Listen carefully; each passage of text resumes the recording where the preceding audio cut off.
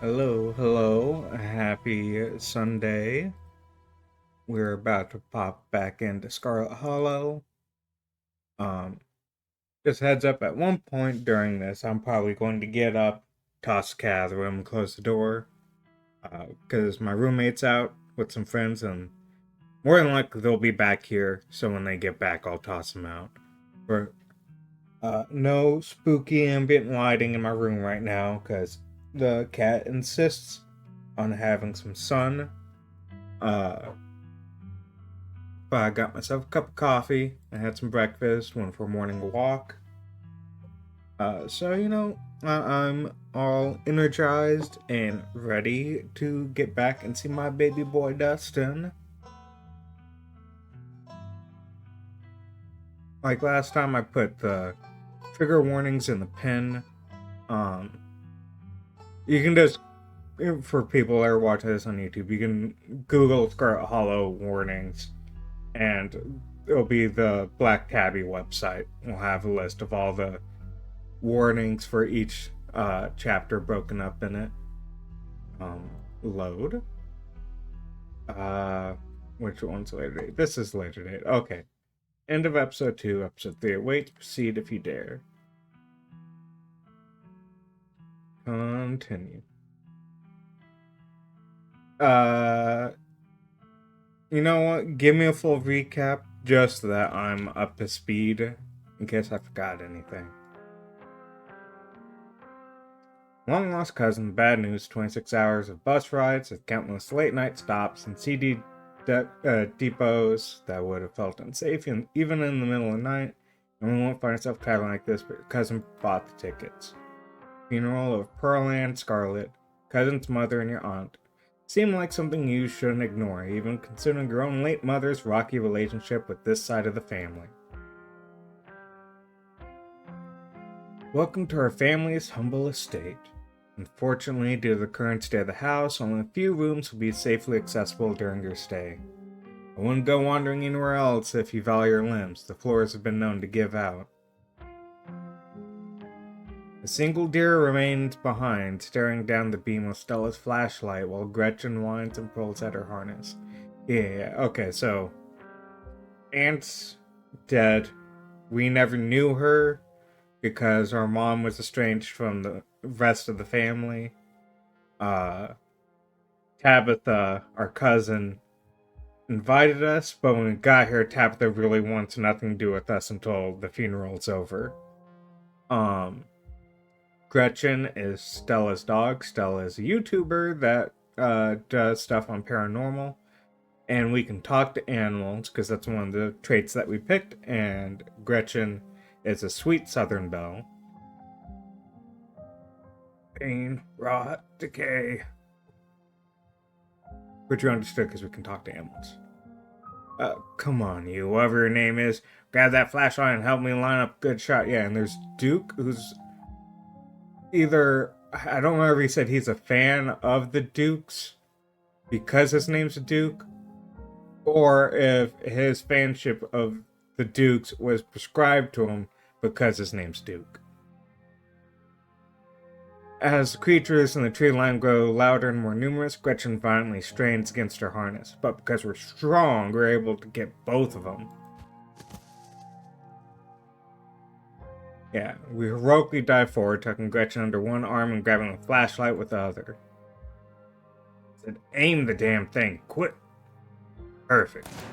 Yeah, and those things, they're ditchlings? Oh yeah, we did punch one, yeah. They're ditchlings, they're omens of bad things are about to happen. Recoil to plant a foot firmly on the ground and throw your body toward the abomination to your right, your fist firmly connecting with the powerful haymaker.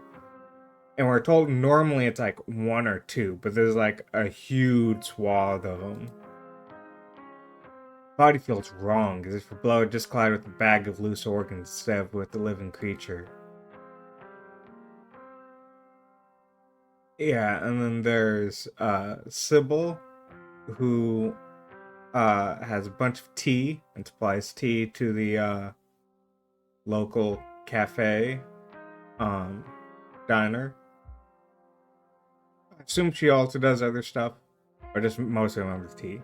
And then her daughter Kanika, I believe. I know.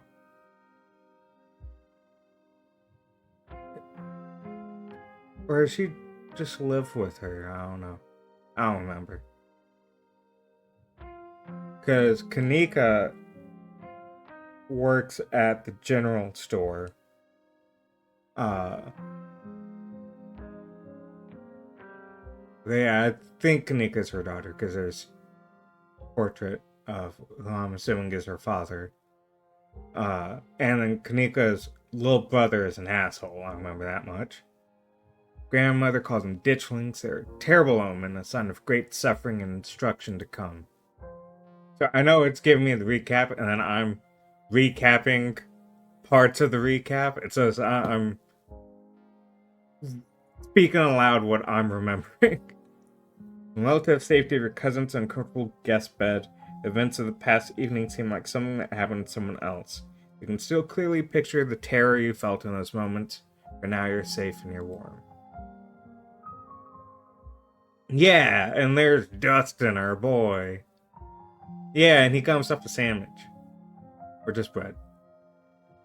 You know, it's crazy. I was looking for a picture of Dustin before stream, and no one had a picture of him swaddled in the clothes. It was always an empty dresser, which meant that they took their clothes away from Dustin. The assholes. But listen, better stay out of trouble today. I want you home by sunset. Yeah, Tabitha was really upset they were out all night with Stella looking for they're looking for Bigfoot, I believe. No, Skunk Ape, the lesser known Bigfoot and the stinkier Bigfoot. But we had worried Tabitha because we're in an area with no cell phone signal. So she had called us, I think it was 6 times, and then texted us 20. And then we called back, she didn't pick up, and then we texted. Then we stopped by Sybil's. Then we went home, and Tabitha was like, I don't fucking care that you finally called and texted. You didn't answer earlier. I don't want to hear complaints, just do what I ask, and we won't have any more problems. Yeah, and there's Frau, the French cat, who doesn't like small talk and attacked me for making small talk. Tabitha takes a few steps towards the door. Sunset. We got home by sunset, by the way. Yeah, we told Avery what happened. Avery's from out of town. He's moved here to live with his aunt. His parents aren't happy that he moved out here. Because I forgot what... Like, they had something that they wanted him to do, and instead he moved out here. But yeah, we told Avery, because he was like, hey, you and Stella look pretty shook up. Because, branded ditchlings. I'm gonna keep my ears open for you. The diner is where everyone comes to gossip, so I hear a lot about what goes on around here. If anyone mentions those monsters or anything else strange or unusual. Yeah, Oscar has a daughter. He runs the local library, which was just like a piece of shit till he took it over and then started putting like actual books and historical artifacts in it and stuff. Also Kanika is apparently a fan of Madoka Magica. And he has a daughter named Rosalina. They left their house because it's haunted, and they've been living at the library since then. We're supposed to be... I believe this is going to be us investigating their house, because we said we'd take a look at it. Oh yeah, we also had scones. Very important. Those scones. Don't want to be a helicopter dad, but she hasn't been answering my texts, and I wanted to make sure she isn't getting into trouble out there. Oh yeah, this is Reese's mom. Reese has apparently been sick and been getting sicker. and she said she'd let us come over for dinner. Whereas now, today, tomorrow at the time of this memory. Hi, Dr. Kelly. We were wondering if it would be okay if Reese could come hang out. Nothing strenuous, I promise. Whatever you two have planned is probably beyond what you can manage right now, anyways.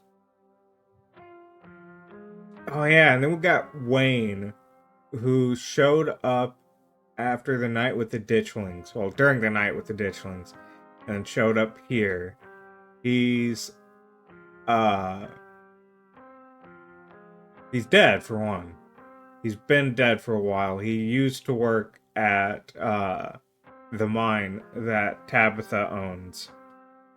Yeah, he wants us to just stay home and wait for the end of the week like Tabitha wants us to.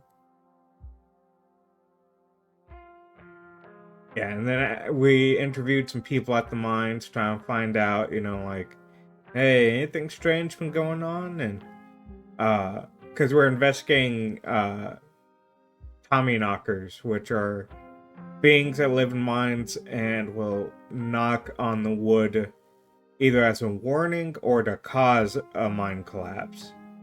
A warning of an impending mine collapse, or they're causing it. And as we were leaving, we saw Rosalina sneak into one of the old abandoned mine shafts. Girl carrying a bundle of snack pops through a hole in the fence and disappears over the crest of a hill. He didn't. Guess the old Maxwell place doesn't cut as a secret hangout spot these days. Yeah, the old Maxwell place was an abandoned house that kids, when Stella and Kanika were kids, would hang out at. But that has since ended because, if everyone knows, the old Maxwell place is where kids would hang out. The Shaw mine? That place was shut down like 100 years ago. After a collapse that killed over 100 people.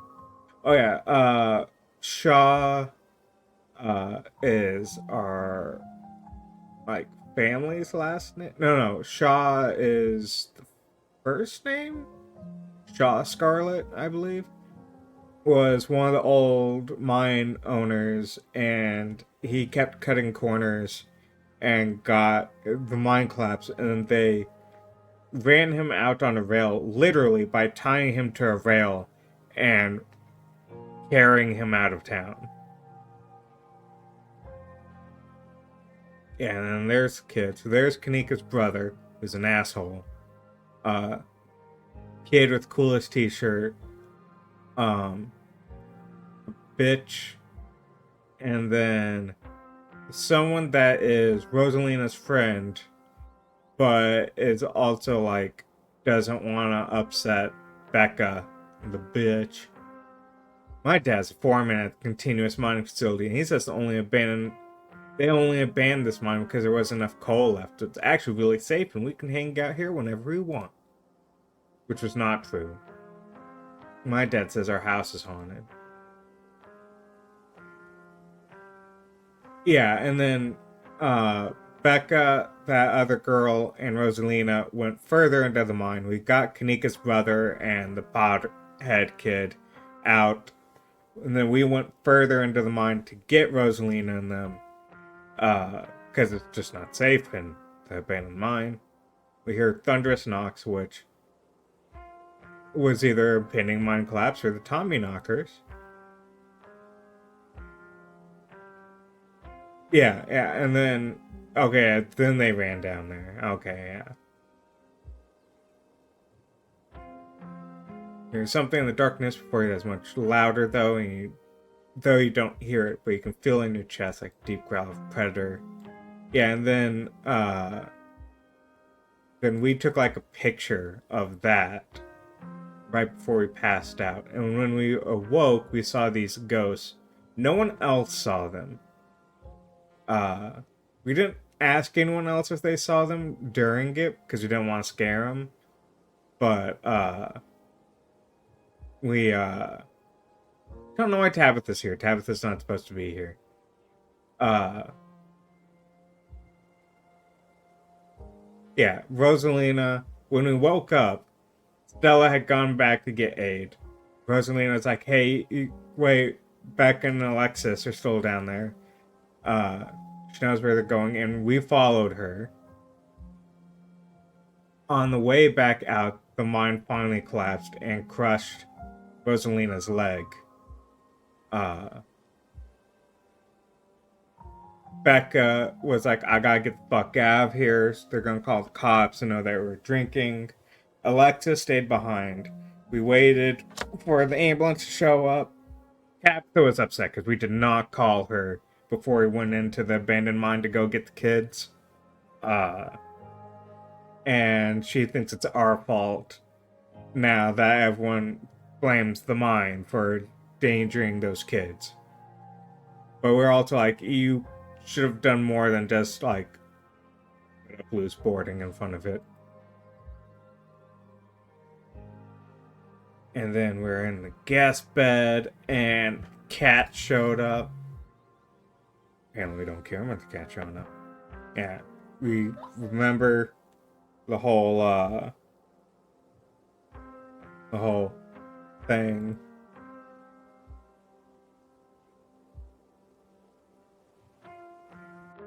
Now we wake up. Sunshine filters in through the dusty windows of the estate as your eyes flit open. You manage to survive a second night in the town of Scarlet Hollow. To pull yourself out of bed, you can feel the soot and grime of the Shaw mine still stuck to your skin. Take a shower. You step into the guest bathroom and into the shower. The water is hot and surprisingly enough clean.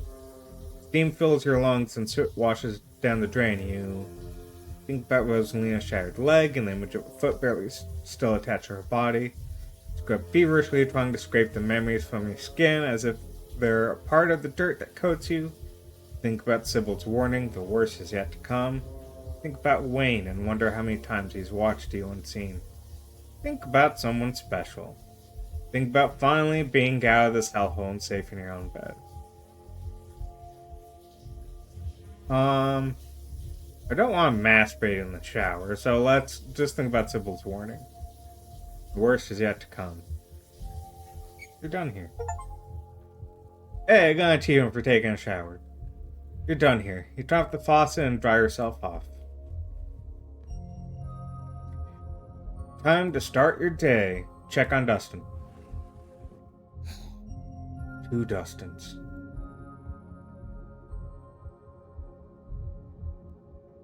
Morning, Dustin. Who's your friend? Your name is Mom. You come to visit. I Dustin, Mom. Gotta stay with Dustin until glass house empty. Thank you, Human, for taking care of my boy. What happened to your glass house? Asshole Squatter moved in, kicked Dustin Mom out. Squatter tried to eat Mom. Squatter evil. Squatter may be asshole, but Squatter not evil. It just tried to survive, just like all creature. Dustin still have much to learn. I had a rough night. Can you console me? Was it because of Cat Monster? Dustin was scared too. If Cat Monster wants to eat Dustin, Cat Monster will have to go through Dustin Mom first. Dustin Mom will kill. Then Dustin Mom eat like kings. This nature. I gotta go, bye. Yay. I love you, Dustin. That's that. Check the closet. Every time you see that doll, your heart skips a beat. It hasn't moved, right?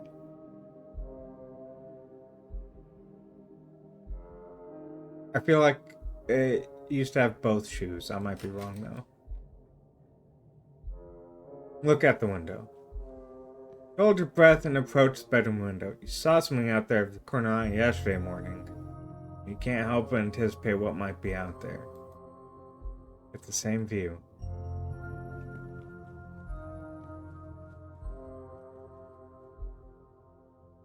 Message the group chat. Put your phone and open up your group chat with Stella and Kanika.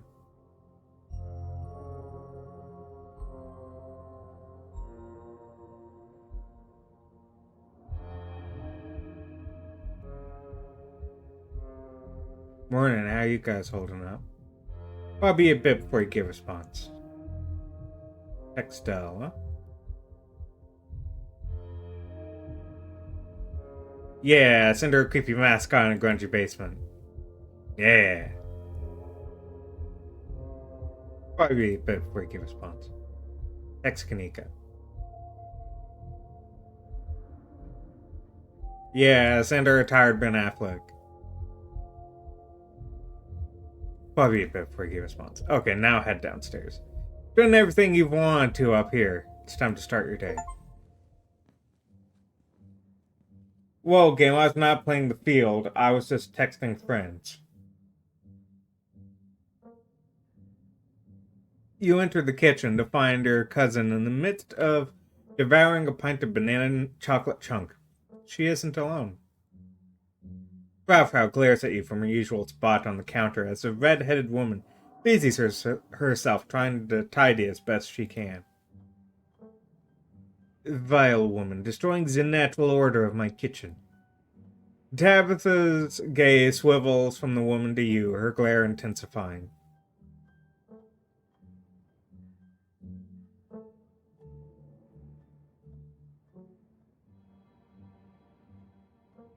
Bonjour, Frau. Bonjour. Sacre bleu. Do not think you can just bonjour me because I slept at the foot of your bed last night. I still despise you.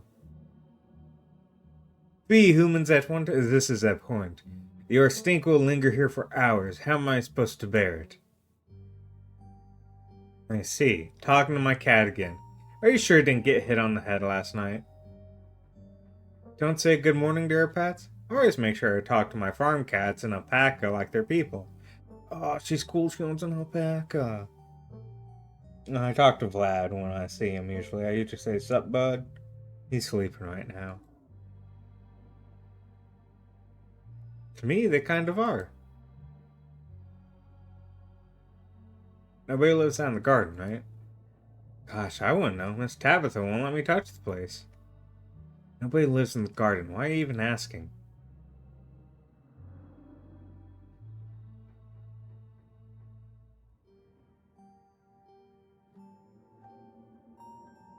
Remain silent.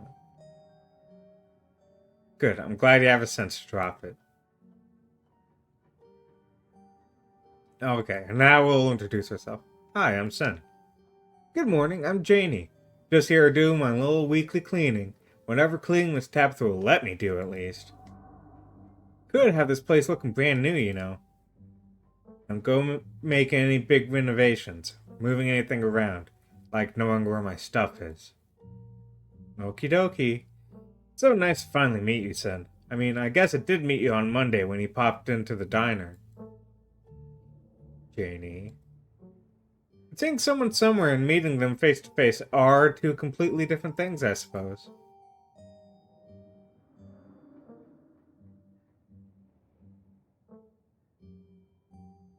I am going to say it's nice to meet you. All I'm trying to say is that it's wonderful to finally actually meet you, and I'm so happy part of the family here is here to keep Miss Tabitha company and what with everything that's Janie. Oh, I'm sorry, Miss Tabitha. Am I being too much again? Tabitha grumbles in acknowledgement.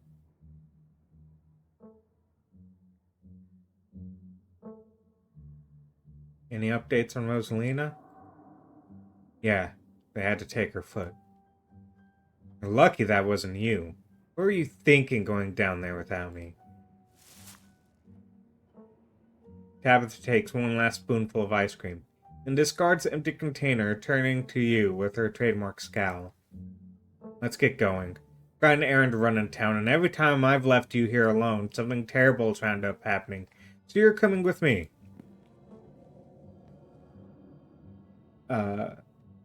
Hold on, you can't just tell me Rosalind lost foot and move on like nothing happened. Take her foot. Jesus, Tabitha, you're not mincing words. Me outside. Hey, got some bonding time. Alright, let's go. Nah, we're gonna talk about this foot. Just because something terrible happened to someone doesn't mean that life doesn't go on. Life has to go on. Let me assure you that what happened to that poor girl weighs heavily on my mind. Now, shall we go, or would you rather keep bombarding me with guilt for something I had nothing to do with? You know what? Yay, cousin bonding time. I. Do you know what the word bonding means? We're not bonding. This is punishment. Janie, lock up when you leave, please. And don't go rearranging anything. I'll know. As you ready to leave, Janie approaches from the far side of the kitchen, taps the remains between the two of you, impatiently tapping her foot. Oh, Sin, before you go, I heard about what happened last night. I heard about it before Miss Tabitha mentioned it just now, and then I heard it again, and I just want to say that I'm so sorry you got caught up in all that. I'll be praying for Oscar and poor little Rosalina. They're such sweethearts. Couldn't have happened to nicer people.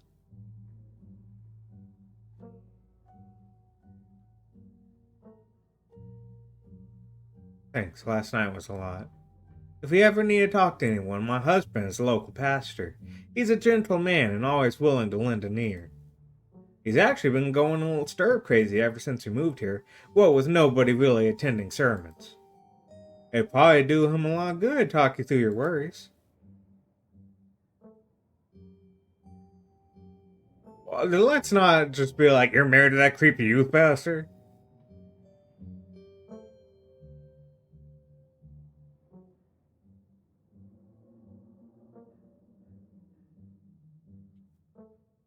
Uh,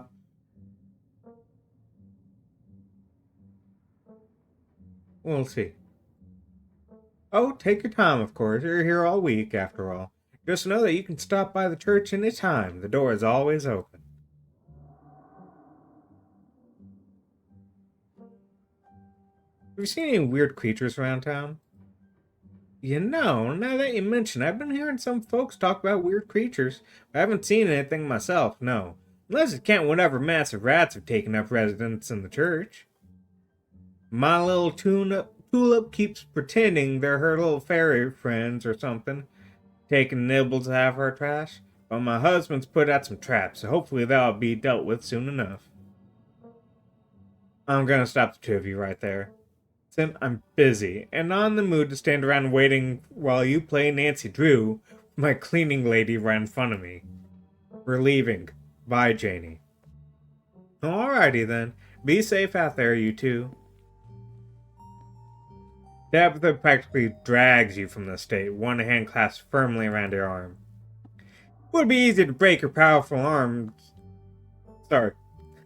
I misread that as it would be easy for her to break your powerful arms. It would be easy to break your powerful arms from her grasp, but doing so might serve to further irritate her.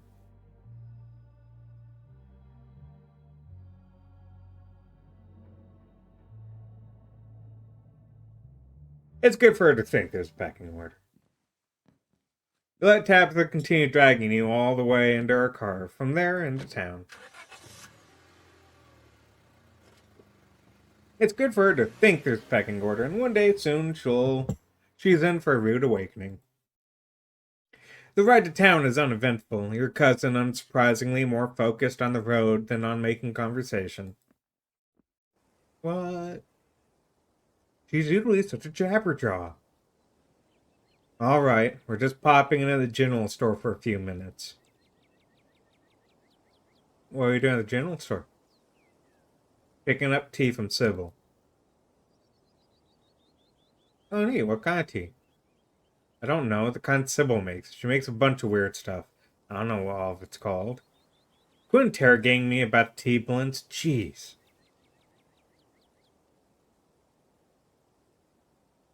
After everything that's happened, it's nice to just go on an errand. Exactly. You and Tabitha turn as the door to the general store bursts open. A flustered Kanika exits, shouting behind her. Fine. Okay. Keep coddling him. Keep letting him get away with stuff you never would have let me do so much as think about. Sick of carrying this family. Kanika storms off, the door slowly drifting shut behind her. Other people and their drama. More people kept things to themselves, they'd be a lot happier.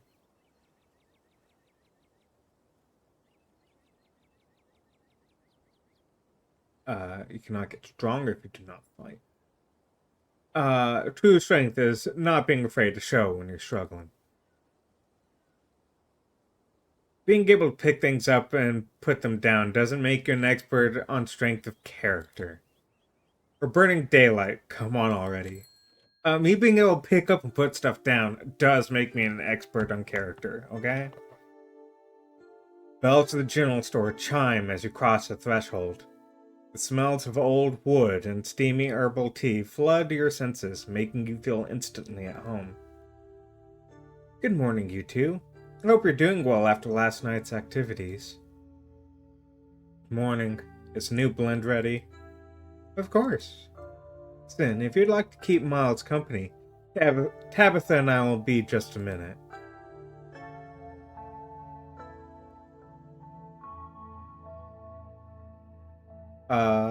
Is Kanika okay? Of course, he just needs time to cool down. Emotions are a little high considering everything that happened yesterday. She'll settle down soon enough. I'm just glad both my little ones made it out okay. Simple motions for Tabitha to follow, both disappear into the tea room, closing the door behind them with a tinkling of bells. Chat with Miles. So Miles, before you can finish your thought, you're halted by the thinking of bells announcing another patron. In this case, another two patrons, Duke and some guy. Well, you've never seen the man beside Duke before. Wherever he is, he's big. If it ain't sin. Bo, this is Miss Scarlett's cousin. He was there with Stella that night in the woods. It's a pleasure to meet you, sir. My name is Bo. I'm Duke's boy. Hope you've been faring better since all that unpleasantness. How's Birdie doing? Oh, she's hanging in there. Too bad there's no vet in town anymore. Not that I'm certain a vet could do her much good. Got her comfortable, at least. Got her set up in a closet with a heat lamp. Been trying to feed her all her favorite foods, scrambled eggs and whatnot. She hasn't been too interested. Try to make her a cannibal. At least she's not out in them woods. Have you been hanging in there? Oh, I can't complain. Now that we know what's been getting at the chickens, then things won't so much step foot on my property. Not with Bo and me watching the perimeter with our shotguns at the ready. We even set the missus up with her pistol. Good thing we was watching. Nearly caught Julius trying to make off with Big Betty. As if he could have carried off a nearly 2,000-pound pumpkin on his own. I'd almost love to see him try. It's not like we'll be taking her to the state fair anyway. Now all she's good for is making the world's largest pumpkin pie. I don't think Mama has a tin big enough for Big Betty-sized pie, Daddy. Who's Julius? Julius Tremaine. Correctly spits the name. Some cousin however many times removed, though I don't claim him as kin. He owns the farm next to ours, except he doesn't seem to have a good grasp on whose property is whose. Thinks he owns half our land, always sneaking around taking vegetables we planted. Of course, the way he tells it, we're the ones stealing from him, saying he's the one putting seeds in the ground. He's a miserable old cuss, he knows it too. Stealing vegetables born of other folks' hard labor is probably the only joy he has in life. Big Betty is a pumpkin? Sure is. Probably would have taken home at least a few ribbons at the state fair this year. Maybe even a world record if we were lucky. Oh well, my hens are more important. We'll just have to grow an even bigger one next year, Daddy. The land's been good to us. We're sure growing big out on the Callaway farm. Those things we saw Monday are called ditchlings, and they're supposed to be a bad omen. Ditchlings? Sounds like some old folk tale. Suppose that suits them. As for being an omen, I believe that too. But I suppose there's not much to be done if they're forewarned in some kind of disaster, besides looking out for me and mine. Still, I appreciate you telling me, son. Have you seen any of them around your farm? Yeah, we saw a few of those critters. They got scared off before I could start shooting. Nasty little buggers. We've all been losing sleep making sure we can keep an eye on things. It's even rubbing off on the hens. None of the little ladies have been laying this week. You know, Daddy, I bet some big mastiff could keep them things away. It seems like just the kind of job for a guard dog. Now don't you start again. We ain't getting a dog.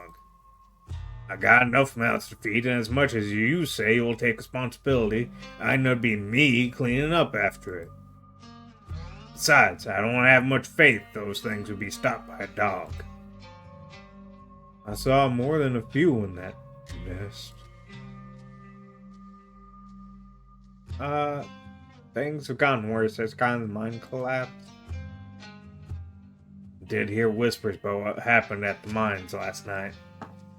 So sorry to hear about poor little Rosalina. Oh, sorry. I still do. Sorry to hear about what happened to poor little Rosalina. Scarlet Hollow ain't so safe this week, it would seem. It's nice seeing you, Duke. It's a pleasure running into you, son. We'd best get on with our shopping. Can't spend too long away from the farm with what those little devils running around. Can't leave Mama all by herself up there for very long. You have a good one. Hope Scarlet Hollow treats you better from now on. It was nice meeting you, son. Please tell Miss Scarlet I'm sorry about her mama.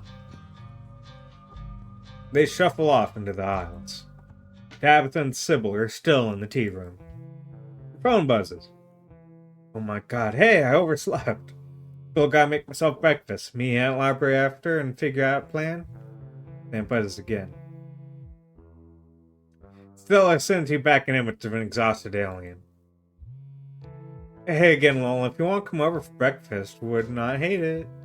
Then buzzes yet again. Somebody was busy this morning. Logging to the DMs, are we? Winky face. If you want to hang out for the library thing, I'm parked in the abandoned lot by the gas station. It's hard to miss. You have plenty of time for dinner at Reese's house.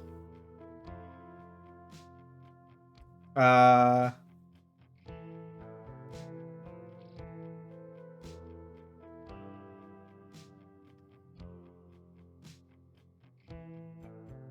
want to say hi to Stella. But I think Tabitha would literally murder us if she came out of that tea room and we weren't there. Your cousin will probably be back any second. It's best to just stay put. You and Miles share an uncomfortably long moment of silence as Duke and Bo continue to shop.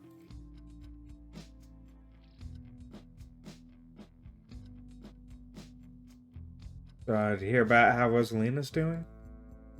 No, Oscar apparently posted on Facebook about it. You seem ancient enough to have a Facebook account. Why don't you check it for yourself? I'm not your little newsboy.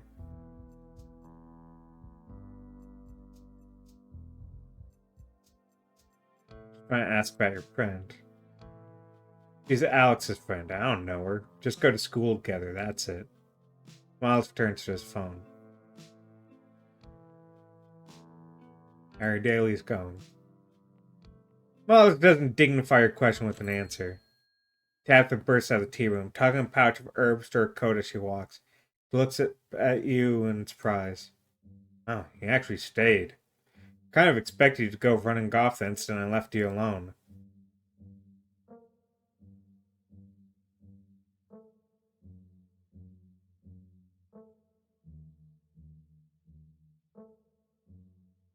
Miss out on cousin bonding time? I'm not calling it that. This is more like babysitting. Got a couple of hours to spare. I'll pick up some sodas and we can get out of here. Don't like lingering where just anyone could walk up and start talking to me. Tabitha leads the story, motioning for you to follow. Follow her. Tabitha stops in front of a small house on a quiet hill just off Main Street. The Scarlets own most of the houses out here. We rent them out to employees. Just more convenient, you know?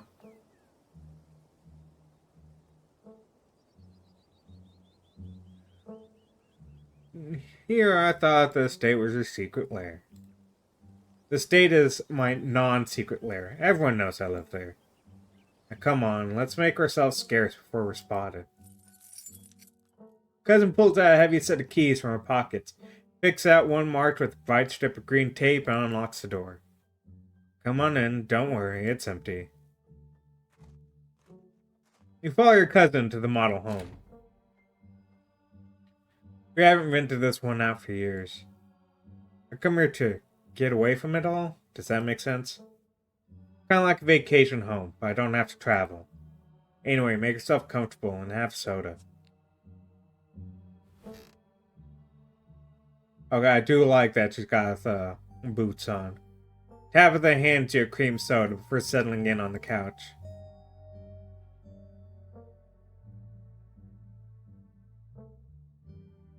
Do you want to come ghost hunting with us tonight? Ghost hunting? I knew you would have some weird plans. I knew it. Pauses, taking a long sip of her soda before responding. Stella will be there. And probably Kanika. Doubt she'd be thrilled to see me again. No point arguing with you. If you're gonna get up to any paranormal stuff, I'd better be there to save your skin if it gets hairy. Count me in. Yes! Yes! Cousin bonding time! Talk about Tabitha. Do you like living here? That's the only thing I know.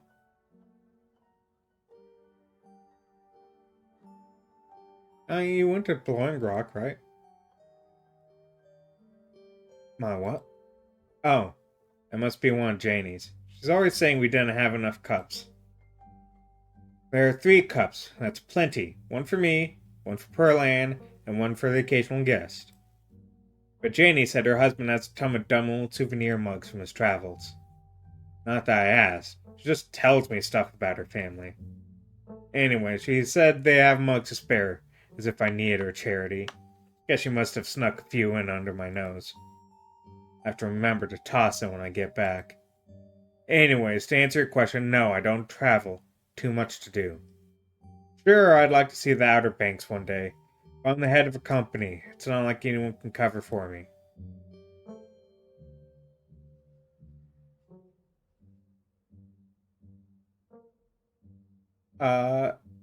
You should be nicer to Janie.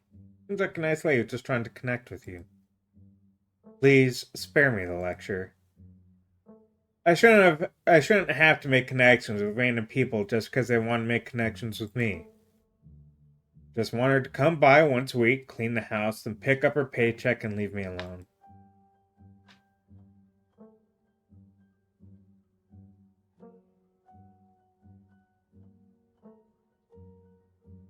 Uh, hmm. Maybe when this week is over, we can go to the beach together. I don't think so.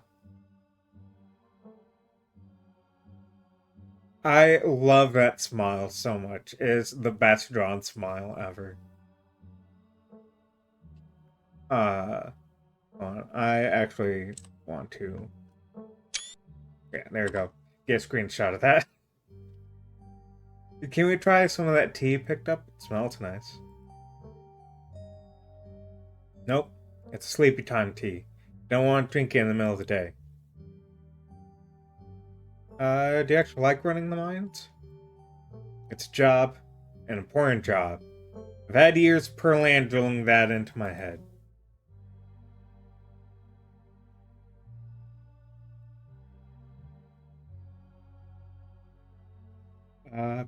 What if I moved here after everything's said and done?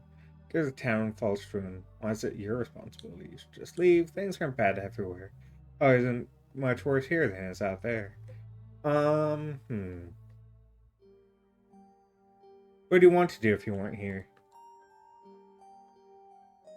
Doesn't matter. I am here. Why do you come here? Like I said, I like getting away from it all. People know they can find me at the estate. They don't know about this place. Nice to escape from being known, at least for a little while. Talk about family. What was Pearl Ann like? Okay, I guess you should know at least some things about the woman whose funeral you'll be attending. I mean, fair. We probably should know at least, like, something besides her name was Pearl Ann. She owns an estate. She used to run the mines. Oh, she was Tabitha's mother. That's another thing that we know. She was her mom's twin sister. Okay, see, that we didn't know. Paternal, they didn't look alike. Same with their personalities. Night and day, from what I've heard. Pearl Ann was a hard ass, but that comes with the territory. I mean, what else do you want to know? Do you two get along? What do you think?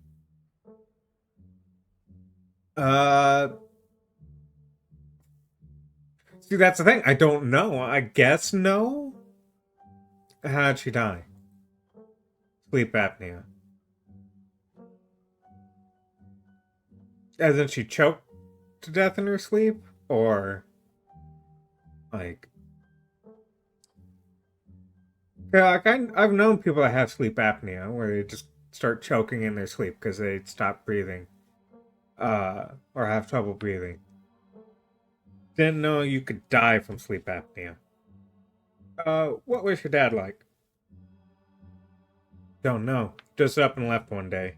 Didn't want anything to do with this anymore, I guess. Never got divorced, just separated. He probably couldn't be bothered to fill out any paperwork, especially considering he would lose any and all claim to the Scarlet Fortune if they divorced.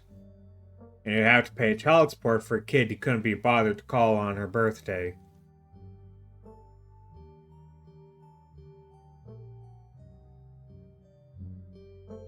I'm sorry, that must have been hard for you. I don't really think about it.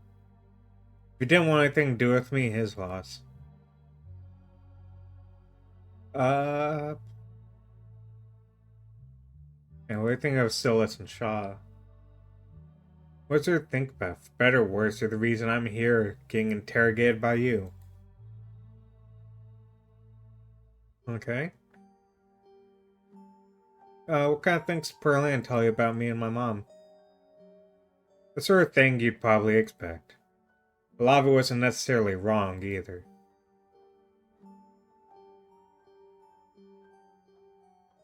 What do you really think of me? Do you really want to know? I don't mince words. Hit me with it. If that's what you want. You push my buttons. It's like you exist to antagonize me. Don't know why I took you here. I can't believe we're actually hanging out. Is that why you came all the way down here from Houston?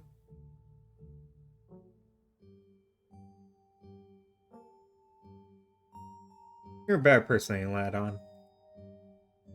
Why would he even say that? You've only been here for 2 days. You don't know me. Ask about people in town. I'm supposed to have dinner at Reese's place. Do you know him? Reese? Oh yeah. The dude that used to hang out with Kanika and Stella. I kinda remember him. Quiet. Smelled kinda weird. Stopped coming to school at one point. Guess got sick or something. I know his mom better than I know him. She's been everybody's doctor for as long as I can remember. She's intimidating. I've always liked her. Guess it's not hereditary, though. Reese always seemed like a bit of a wet blanket to me.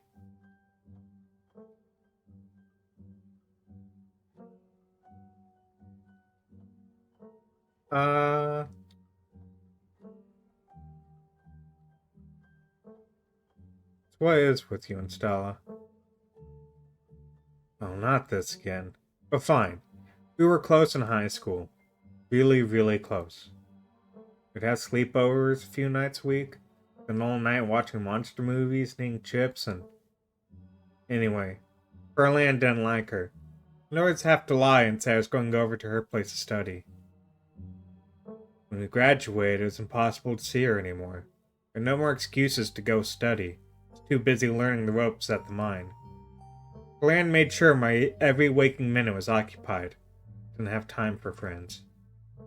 I never needed friends before meeting Stella. It was easy enough to slip back into that mindset and try to move on.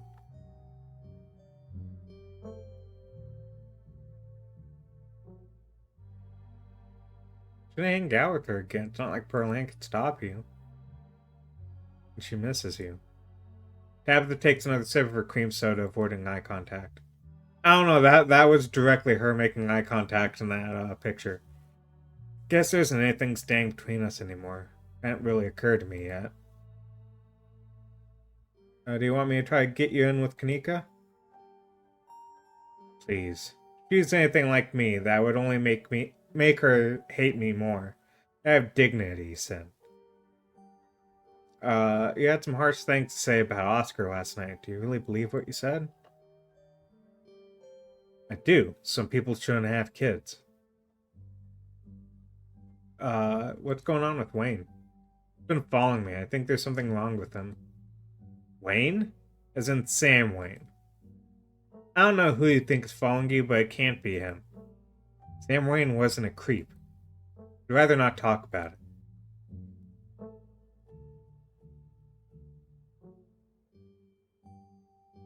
Come on, you can trust me. No, I really can't.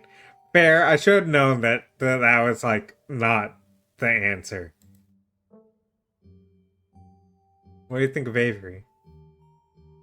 Who? Avery. Works at a diner, his plant shirts. I have no idea who you're talking about.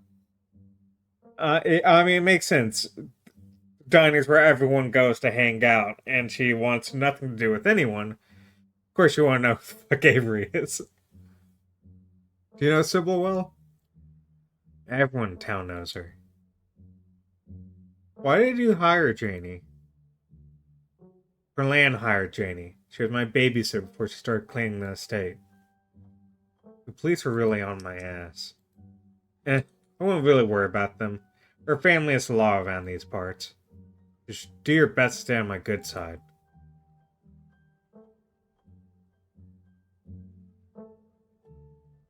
Thanks for taking me out here. Phone buzzes before Tabitha has a chance to respond. Glad no sneeze. Almost forgot. It's Mayor Jimmy Day. Good excuse to head over to the library. We should check in with Oscar. Meet you all there in half an hour. Totally blanked on that. And having a weird foggy morning. Frowny face. Well, they're still doing the Mayor Jimmy thing even after last night.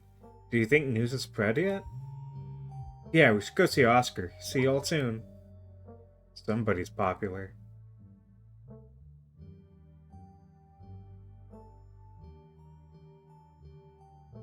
It's Mayor Jimmy Day? What a ridiculous event. You know he's a dog, right? Did they fill you in on that little detail? Well, then we have to meet Mayor Jimmy.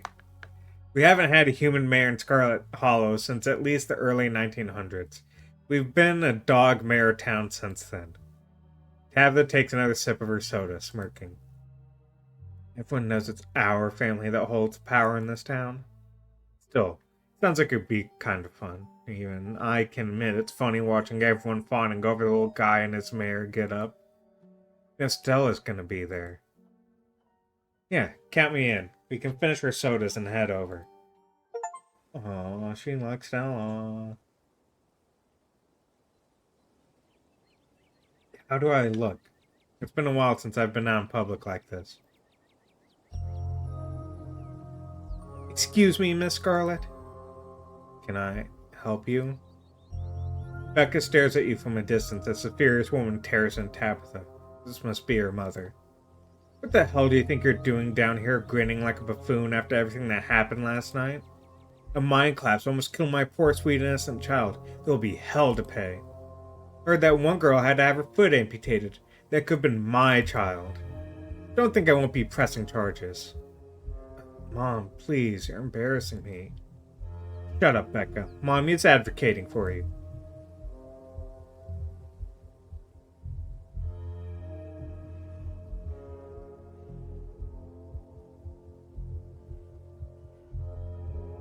Shouldn't talk to your daughter like that. It's bad parenting. Right here. Oh, I've heard about you.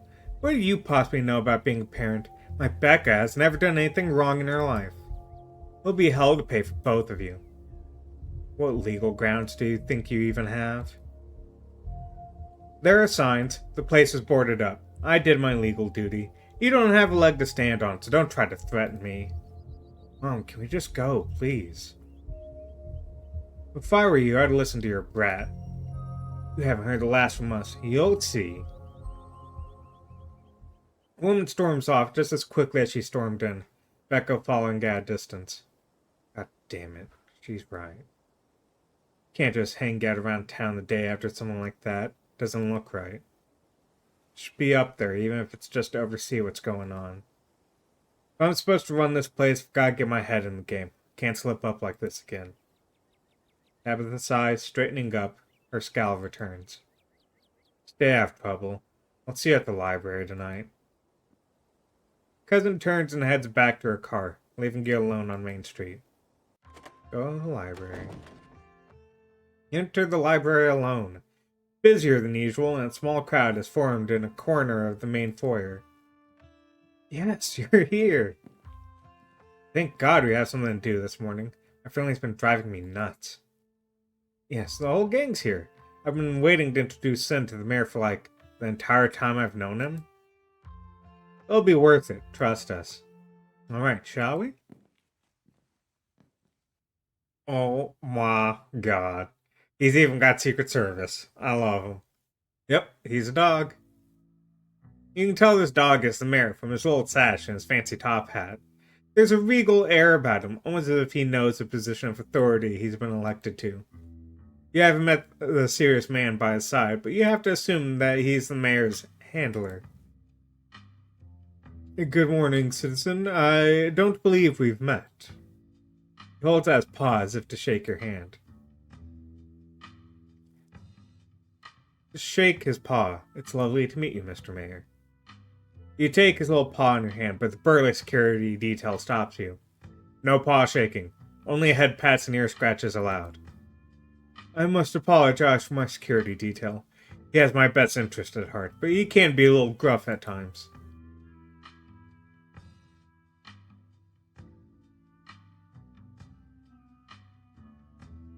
Mr. Mayor, there's something very serious going on in town.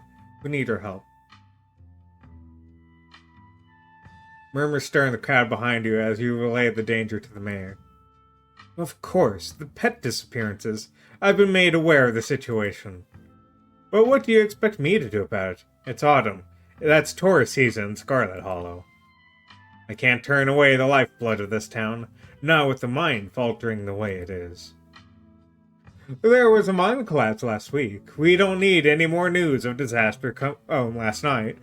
We don't need any more news of disaster coming out of Scarlet Hollow. Do you understand? Of course, you have to project strength. I like how annoyed they get by me talking to the dog. I'm glad we see eye to eye. There's no need to go around starting any panics. I'm sure this will all resolve itself soon enough. Oh, Gretchen. I've just heard about enough from you, Jimmy. Look at you, putting on a show in front of your adoring fans while the dogs of this town are snatched up by monsters in the woods, hoping the humans will clean it all up for you. When are you finally going to do something meaningful for the harrier citizens of Scarlet Hollow? Now, Miss Gretchen, there is no need. Scraps never would have let those things prowl the woods for so long. And yet you sit back, waiting for the humans to notice, letting more innocent dogs suffer. You know I almost lost my life to those things the other night. No, Gretchen, a lot of those were old dogs. It's fair of me to assume they simply went to the big farm upstate. Don't you dare talk to me about old dogs.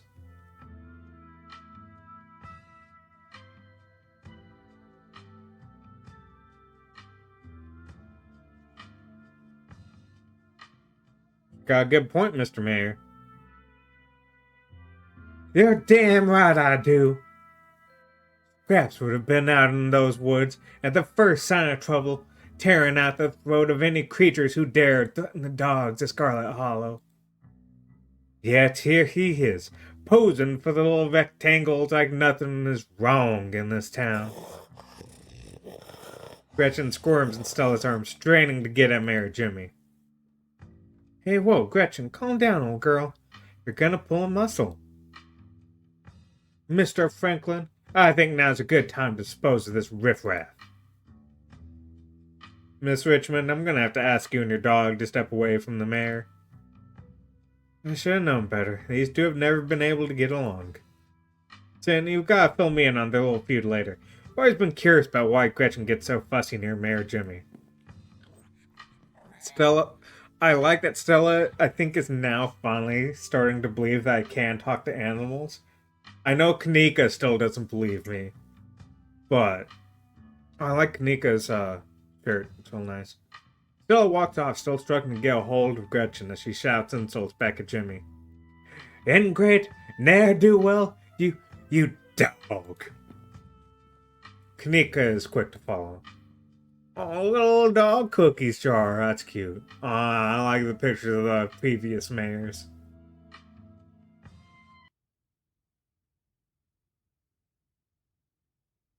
It looks like everyone else is already talking to Oscar in the next room. He is creepy. I don't like him. Before you can catch up with your companions, you're intercepted by a nervous man with a cross around his neck. Sounds like old Gretchen, the mayor, may have some unresolved issues, wouldn't you say? I'm Pastor Daniel. I'll take it your son. Everyone's been buzzing about you. So sorry about your aunt, but I'm sure she's in a better place now.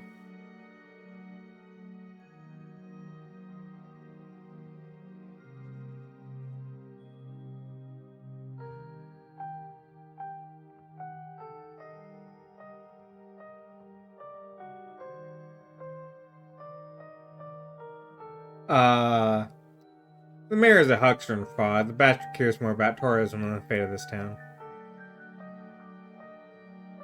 Patrick was quiet for a second. His face suddenly white as a sheet. A smile fades from his face as he stares at you intently, studying your expression. You two? Glances either side before continuing. Thought I was the only one. Please, come visit me at the church soon. Seems like we might have a lot to talk about. He hurries off, suddenly quiet and serious. Nothing to do but catch up with your companions. Go after them.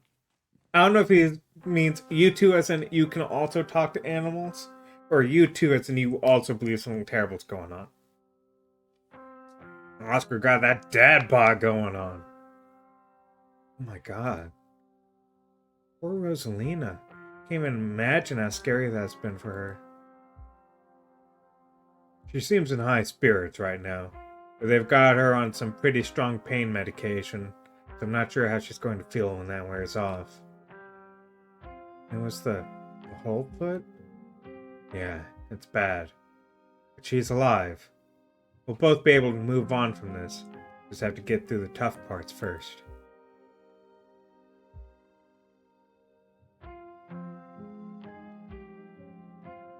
We're here for you. Thank you, all of you. Everything feels like it happened so fast. I know our whole lives have changed, but it's taken my mind a little bit to catch up. I feel like such a mess. I hope it isn't keeping me from being the dad she needs right now. Sorry to cut a conversation short, but I better get going. I was only supposed to come back to pick up a few things, but then the hospital called and said there'd been some big bus accident on the highway and they needed the beds, so I have to come pick her up. Now our house is still haunted, and the only place she can lie down until then is the dirty back room that drove her away in the first place. And Mayor Jimmy Day is happening. Sorry. Just a little overwhelmed. It's okay, Oscar. We're here to help. Yeah, we're gonna get that ghost. We could always go ahead and do a ghost bust or whatever we're calling it while you're out. She'll be able to go right back to her old room as soon as she got back. Probably a good idea, right? If only. It doesn't come out during the day.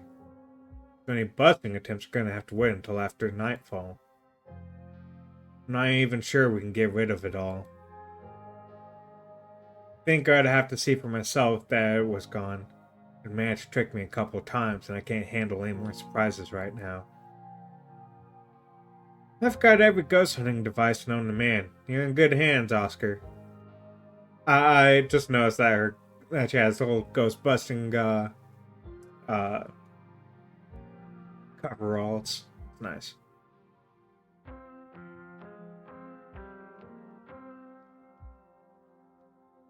Uh we'll fix this.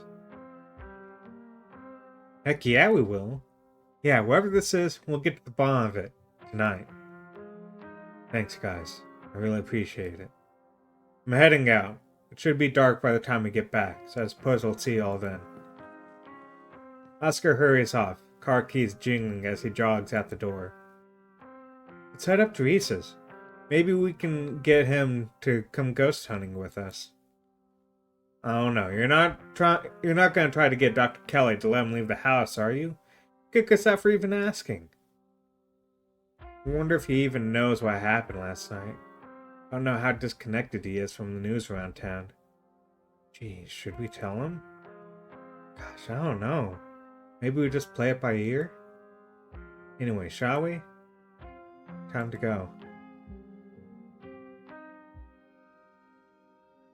So about the mayor.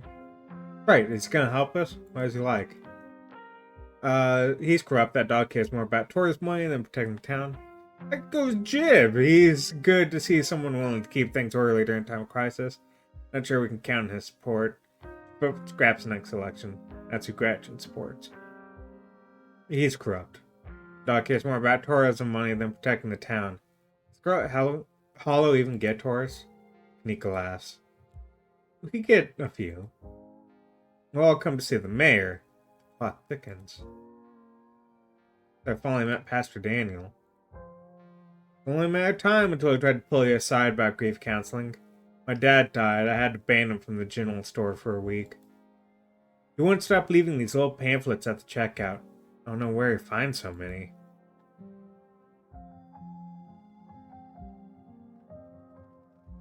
I think it comes off as a little weird because he shares my gift. Everyone should be nice to him. He seems like a good man. His vibes are bad. He and Janie keep trying to make me go to church. Yeah, him and Janie keep trying to make me go to church. Because I don't know that he can talk to animals. He might have just been talking about, oh, you can also tell that something fishy's going on in town. Yeah, it's like I said, not a lot of people go to church around here. It's not like folks in this town aren't Christians, but it's just so creepy. No one wants to sit in the pews in that run-down old church and listen to that guy. Plus, the guy was grinning through the entirety of my dad's funeral. What a ghoul. I don't mean that in a stigmatizing mental illness kind of way. It's just this little siren that goes off every time I see him that tells me to get away from him. That's exactly how I describe it too. The whole town feels the same way now that I think about it. It must be pretty lonely. You can look for friends somewhere else. Oh yeah, I invited Tabitha to come ghost hunting. You invited her? Kanika sighs. It's fine. Guess we'll just see what happens. If we're lucky, she'll be too busy at the mines to even show. Don't say that, Neeks. If we're lucky, she will show, and the two of you will finally get along. What about inviting Avery? Oh yeah, totally. I don't know why I hadn't thought of that. I'm sure they'd get a hoot out of it. Yeah, I can't say I mind having a calming presence with us tonight. We won't be much help to Oscar if we start jumping at our own shadows. Cool, we'll text them on the way over to Reese's. Head to Reese's. Alright, shall we head out? The three of you leave the library for an early dinner at Reese's.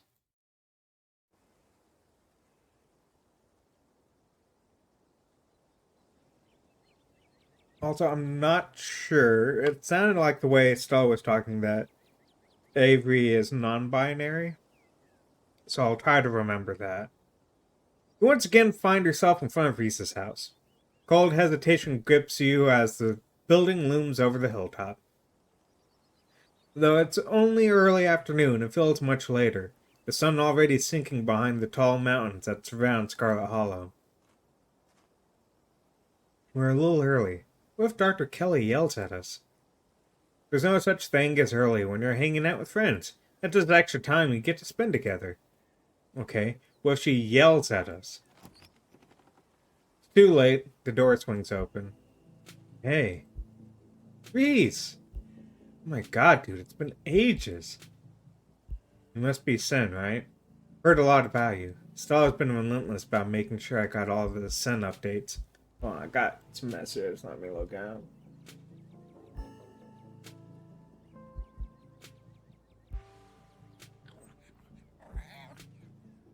My goodness gracious, there's something that smells terribly off about that boy.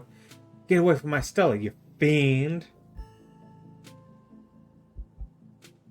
Gretchen starts yelping at Reese, straining against Stella's grip as she tries to get between them.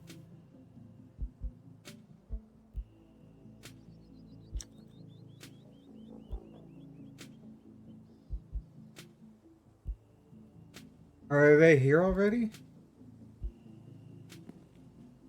I knew you'd show up early, Stella. And you brought the dog. Great. Yeah, I thought you might cheer Reese up. I don't know what's gone into her all of a sudden. The dog stays outside. But it's okay, Stella. We can let her chill in my van for a bit. I'll run the AC and leave some treats. You know, she's always had some of those easy chew dog jerky stashed away. Oh, you know I always have.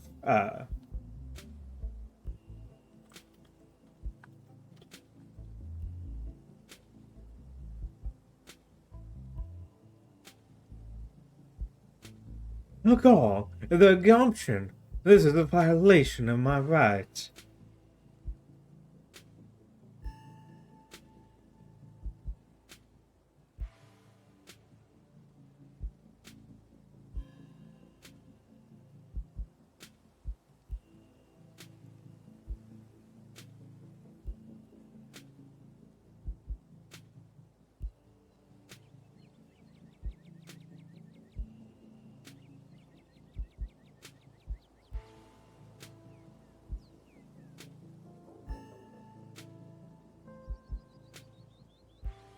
We go everywhere together. Sorry, responding to messages. Do you want to come in or not? Kanika nervously tugs Stella away towards her van. You keep her safe from that monster, Sen, you hear? You don't let a feather of harm fall on my darling Stella. Well, what about you, Sen? Are you coming in?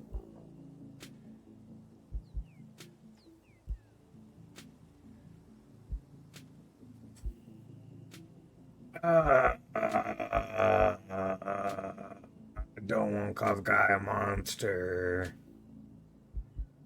I'll wait for Stella and Kanika. Fine. A quiet sets in as you wait for Stella and Kanika to come back from the van. Okay, we're back.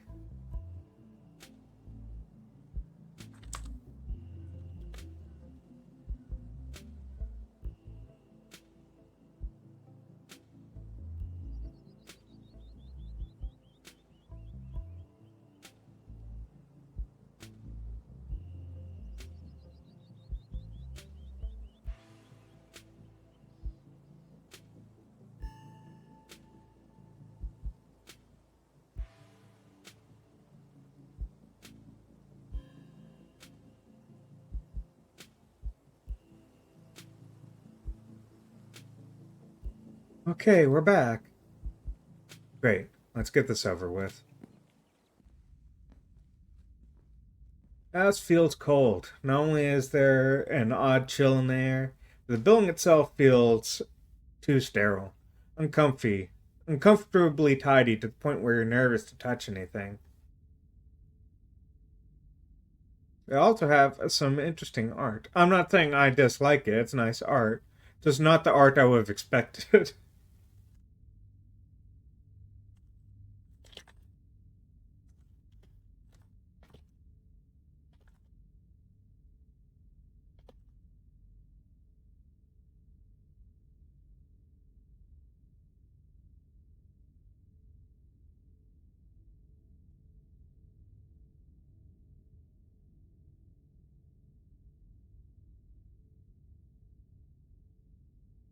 That's real. Oh, yeah. Nervous to touch anything. If it weren't for the aroma of store bought dinner rolls baking in the oven and the unsettling artwork hanging on the walls, you'd be half convinced you had wandered into a real estate showing.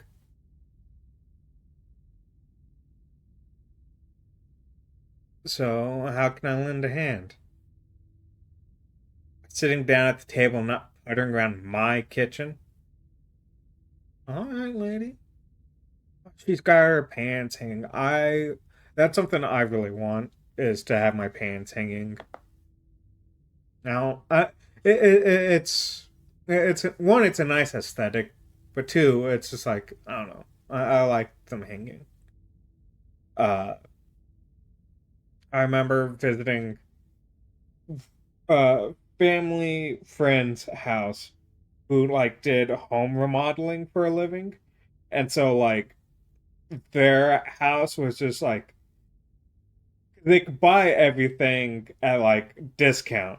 So their house had like all the nicest stuff because they could buy it at discount. And like they had like a full out microwave that could fit a whole turkey inside of it. Like it was just like insane all the different things that they had. But I remember they had over their kitchen island hanging their woks and their skillets and stuff. And I was like, I want that.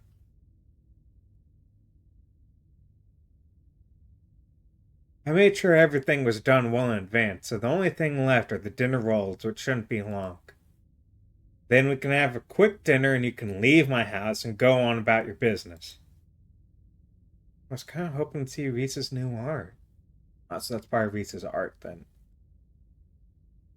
We still have time now, right? You aren't seriously considering subjecting your friends to your disaster of a room, are you? It's not that bad. You can still see the floor. Dr. Kelly raises a single questioning eyebrow. I don't mind a little mess. Yeah, I doubt it could be any worse than the way I keep my room. Yes, okay, fine. As long as you stay out of the kitchen. I don't care what you get up to. Cool, we'll just be downstairs. You won't even know we're here. You make your way towards the basement stairs. Oh, he's got cool art. I like his stuff.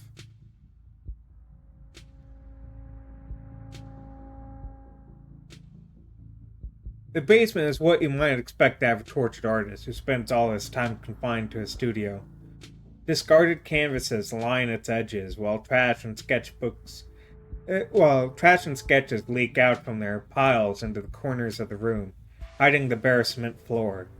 Ghoulish faces coat the walls in paint, sneering out at their creator. Mom is so scary. She can be a little intense, kind of overprotective, which I guess makes sense. Anyway, make yourselves comfortable. We'll have to forgive the mess. I've been distracted lately, haven't been cleaning much.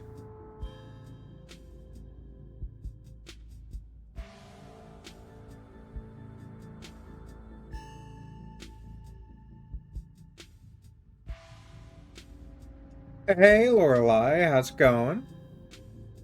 Um, Your whole situation's gotta be rough. Sorry. Thanks, but I've been dealing with this thing for a while, so you don't have to feel sorry for me. Come to terms with the way the rest of my life is going to be. You're so macabre, Reese. You make it sound like you've been sentenced to death. You haven't, right? Not exactly. No one knows what's wrong with me, but it's been getting worse. Having lunch? Ooh, what you having? This is the first I've met Reese. I really like his room. And it's really nice. I can barely keep most food down. My skin always itches like there's worms crawling underneath it. I could live for a long time or a short time. No one's sure. But I'm definitely not going to get better. Every time I have left is going to be miserable. So, I've done my mourning. My best years are behind me. My future is unknowable. But one day I'll wind up in a pine box just like everyone else. I'm okay with that. Dang, Grease. Might be a goth, but that's some real nihilistic shit. Make sure to come by more often from here on out. Friendship heals all wounds, right? Thanks, guys. You really shouldn't worry about me. Have my heart. I'm doing fine. Really. True, I'll join the worms one day. We just gotta make the best of what we got. What's your diagnosis, if you don't mind me asking? I don't mind, though the answer is never very illuminating. It's not one particular thing, but a whole mess of nasty little things that add up to one big diagnosis of bad genes. Guess I pulled a losing card in the DNA lottery. And hey, it isn't all bad. Some of it's just weird, like this. Really long fingernails? Oh, no. Grease pulls on the skin of his arm. It stretches unnaturally. Hyperelasticity. Kinda cool, right? Whoa. Does that not hurt? No, it feels fine. Like I said, it gets itchy under the skin sometimes. But I don't know if that's the elasticity, the medicine, or some other part of my condition.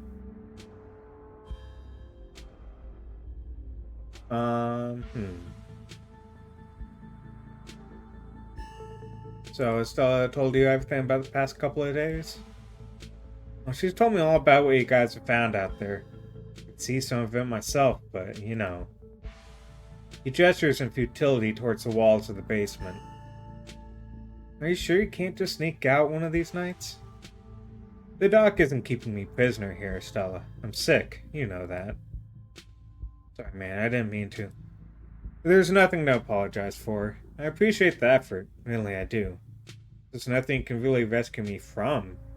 That die has already been cast. We were talking about the past couple of days, weren't we? Do you have any thoughts on the ditchlings we've been seeing?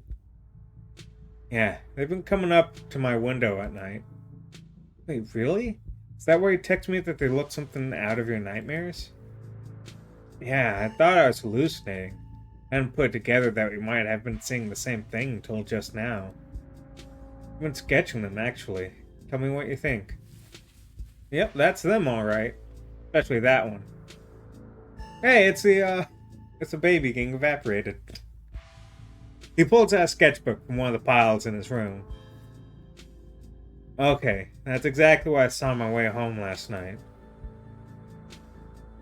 What does it mean that they've been lurking around here, though? I don't know, but I like the company. Kind of beautiful in a sad way, if you ask me. Agree to disagree with you there. Those things are going to be stuck in my nightmares until the day I die. Eggs, tomatoes, and avocado on top of cottage cheese with some chili paste and honey. Not for me, but I hope it's good. Think the town is doomed? What do you think of my cousin? What do you think's going on with Wayne? Who? You know, the guy that's been following Sin around all ominous? Oh yeah, that slasher creep. I appreciate the classic Jason vibe he has going on. He's hoping he doesn't live up to the look, for all our sakes. Now what do you think of my cousin? She's always so distant and mean. You probably would have thought she had it out for me personally if she wasn't like that towards everyone. However, I thought she even knew my name. People change. Maybe she's nicer now. She's still terrible. You guys just never took the chance to get to know her. She's actually really funny and sweet. I'll pass, thanks. Do you think the town is doomed? I think everything is probably doomed at some point, but I guess that's answering a different question. I think the town of Scarlet Hollow is on the brink of collapse? Probably not. But it's not like I have a lot of perspective on what it's like out there. There could be rioting on Main Street, and if Stella or the doc didn't tell me, I just wouldn't know. I would totally tell you if there's a riot. Would Dr. Kelly tell you, though? I mean, yeah, I would hope so. The point I'm trying to make is that other people are my eyes out there.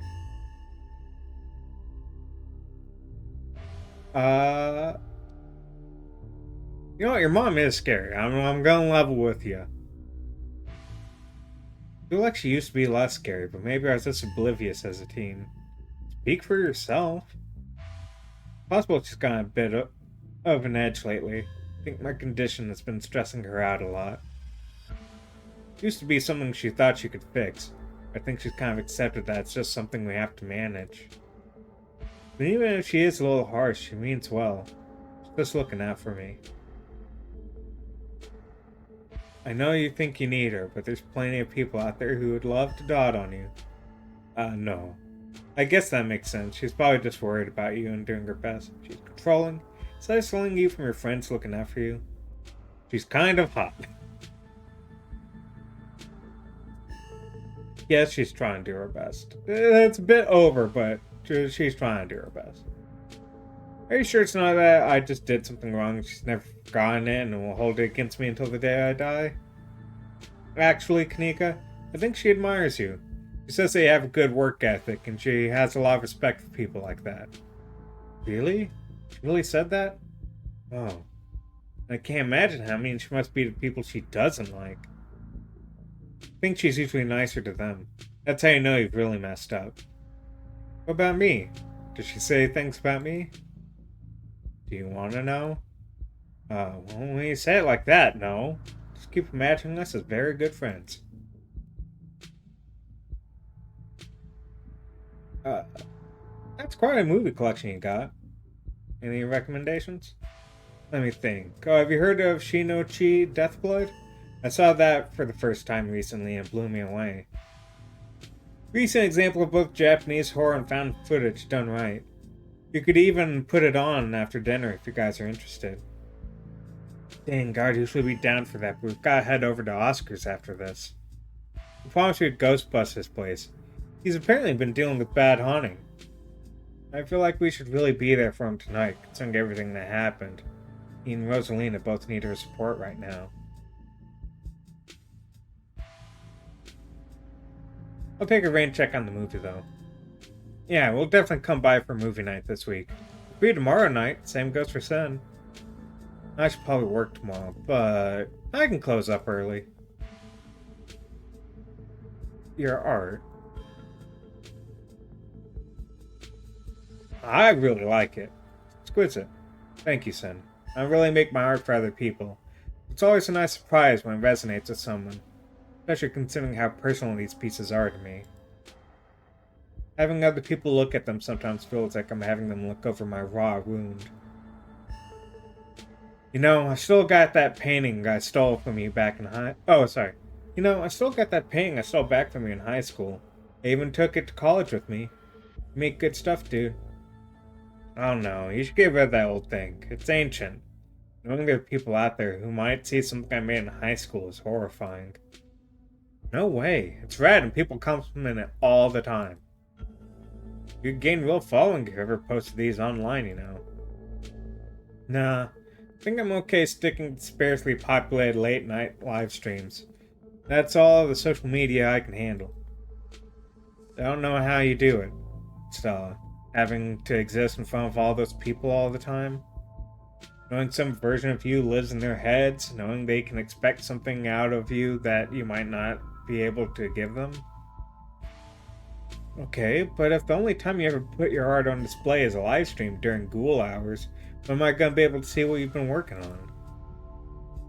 I tell you what, when I die, I'll leave you my paintings. Then you can see them all. And maybe they'll be worth millions since I'll be dead. I'd be able to rest easy knowing someone had retroactively given my life value. So you three go way back, huh? Almost to the womb. The school here is a tiny K-12. K through 12. Not exactly a one-room schoolhouse, but not far from it. We're lucky we all got along as much as we did. Some kids weren't able to make any friends their own age. We just happened to be born around the same time as some real jerks, and we're stuck with them through their whole school career. Poor kids. Not that we were free from dealing with jerks, like certain Scarlet I could name. Okay, she was a little rough around the edges, but she was pretty friendly when you got past that. Maybe to you. The way she used to look at me, you'd think I'd rolled in something foul every morning before school. Same here, though to be fair, the feeling was more mutual between us. She deserved it, though.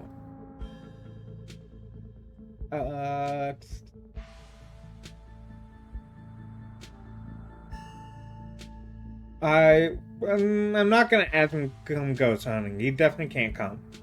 I'm gonna let them talk. Lisa's mom shouts from the kitchen. Dinner's on the table. Guess that's it for catching up. Make sure you wash your hands with soap. Don't want anyone sharing their germs at the dinner table. Sure thing, Doc.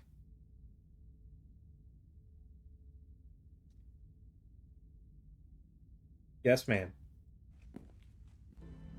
You make your way towards the sink, but are stopped in your tracks by the pull of an odd door at the end of the hallway. Feels out of place, like you've accidentally wandered into a different, older house. More than that, you feel something radiating from behind it, something dark and cold. Something that reminds you of the dusty tunnels you narrowly escaped last night. An oppressive hum just beyond your hearing fills the air, and you feel strange. You're compelled to approach the door, drawn in as if hypnotized. There's a lot of options here. A lot of options. I'm gonna go with this one.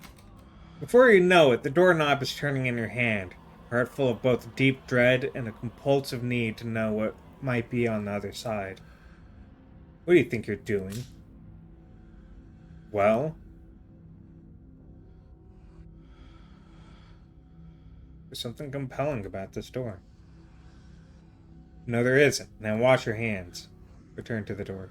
You won't let her interrupt you. You need to know what's behind the door. No, you don't. Come on and wash your hands and sit down. She grabs you by the shoulder, yanking you away. You do as she says, cleaning up under her watchful eyes, allowing yourself to be ushered back to the table and away from the door.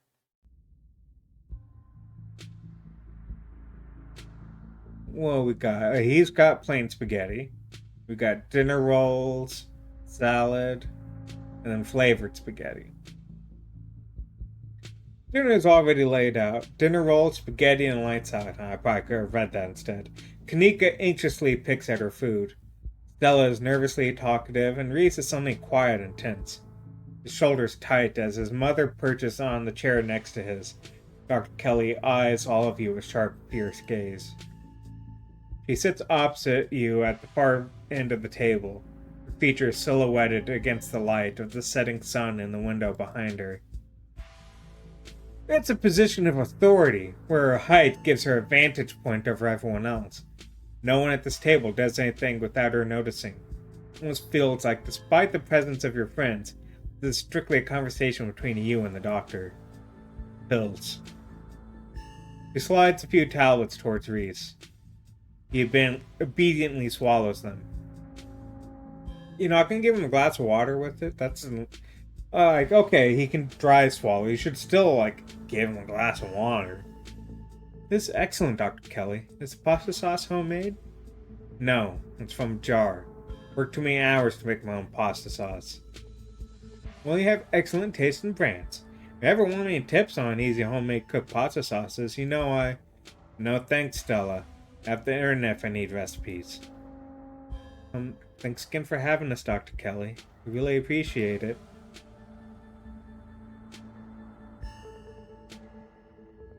Oh, I do have my suspicions about her. Definitely gives the Munchausen's by proxy vibe. But That's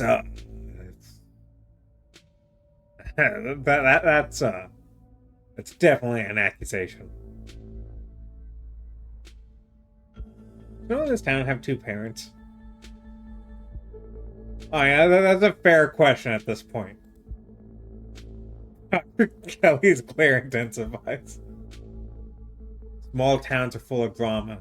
People meet when they're young and reckless, and it doesn't always work out long term. Plus, these hills are dangerous, and the job's even more so. Things happen, and everyone gets some fairy tale ending. You can find happy endings anywhere, though. It doesn't have to be perfect, but people can still be happy even if bad things have happened to them. Guess living in denial is a kind of happiness, sure.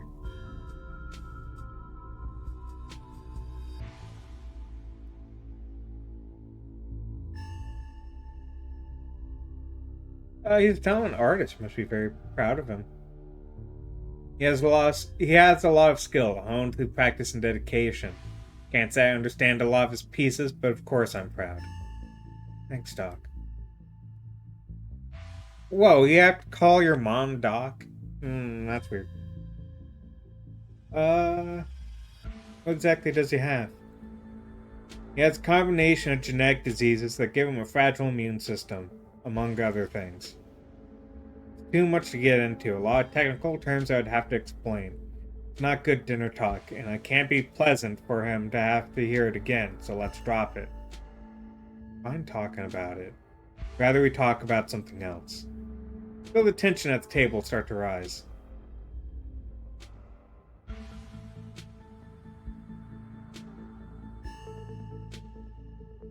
You think Reese might feel better? Got to see people more often? No. I'm his doctor and his mother. You are someone who met him for the first time less than half an hour ago. One of us is a little more qualified to make decisions about his life. No, Doc, I feel pretty okay. I mean, as okay as I usually do, so it's still kind of shitty. I don't think having people over has been rough on my health as you thought it might be. It's been really nice. Hear that? Reese can hang out with friends again. If you're still feeling okay after dinner, maybe you can even come ghost hunting with me. Jeez, Kaneko, what was that for? Don't push it, Stella. Just say the next time instead of kicking me. Your boots are heavy. Sorry, Dr. Kelly. We're fully respectful of Reese's boundaries, even though they might seem a little arbitrary and strict. They're not arbitrary. These rules are in place for good reason. Tell me how great you feel in an hour when the exhaustion catches up to you, Reese. You'll be knocked out all evening and regretting every minute of this, let me assure you.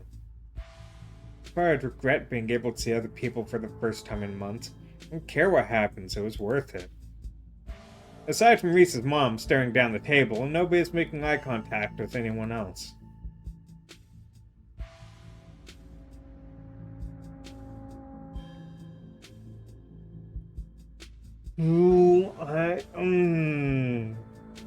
I definitely think there's some Munchausen by proxy going on here. Either that, or Reese is a vampire. Either or, it's a toss-up.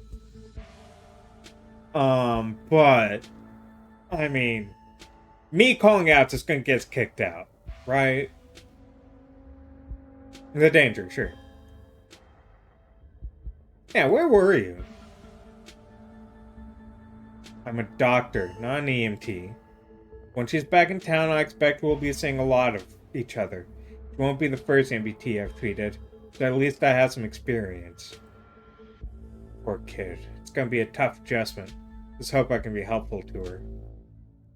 Poor Rosalina. I think she'll be just fine. Oscar said she seemed in high spirits. Pain meds will do that. The more you talk, the less you feel like you're having a conversation. The more you feel like you're treading on eggshells.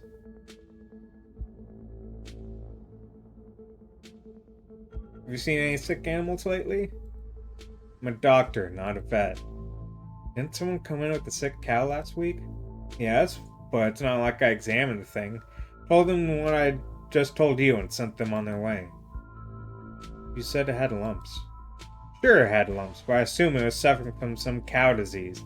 Not something I've done much research on. I don't know how normal it is for a cow to be covered in lumps. Doesn't sound like ditchlings. Are no farm animals safe from their devious clutches? Dr. Kelly, in Stella's footage, it looked like there was something pupating inside one of the Duke's chickens. But those were the lumps on the cow. To really have taken a look, he could have made discoveries previously unknown to the scientific world. Or I could have spread some new horrible disease to my chronically ill son. And leave these discoveries to someone else. The tension at the dinner table reaches a breaking point.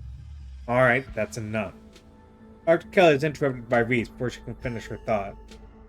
So, we were talking about maybe watching a movie sometime this week, while Sin is still in town? I have to see how you're feeling. I can handle a movie, Doc. Oh, we'll just sit downstairs in the dark. Reese is used to that. I'm sure he'll be okay. Always overestimating how much you're able to do, Reese. That's why you keep getting sick. I get sick, so what? It's not like that's ever going to change. I'm sick every day. I'm not getting better. Don't want to spend the last few miserable years of my life holed up in the basement alone just because seeing my friends has been deemed too strenuous. I'm an adult, for God's sake. Can't believe I have to ask permission from my mom just to have friends. Oh. B stops mid-sentence, wincing in pain and wrapping himself in his arms. Don't say things like that. Doing everything I can to try and fix. Silence as Dr. Kelly's eyes shoot open. Reese? Reese abruptly pulls himself from the table and leaves. Damn it. I knew it. I knew this would be too much. Everyone get out of my house. Please. Just leave us alone. Stop trying to interfere with his life. All it does is hurt him more. We can't just leave him like this. And that's when he needs friends the most. No, that's when he needs me the most. I'm his doctor and his mother. I know you care about him. I know that. He knows it too. But all any of you do is get in the way. Just leave, please.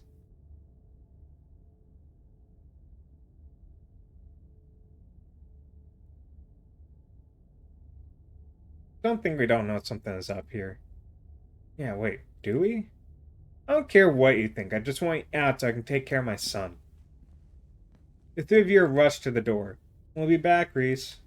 Hope you feel better soon. Dr. Kelly shuts the door in your faces. The click of lock signals end of your dinner at Reese's.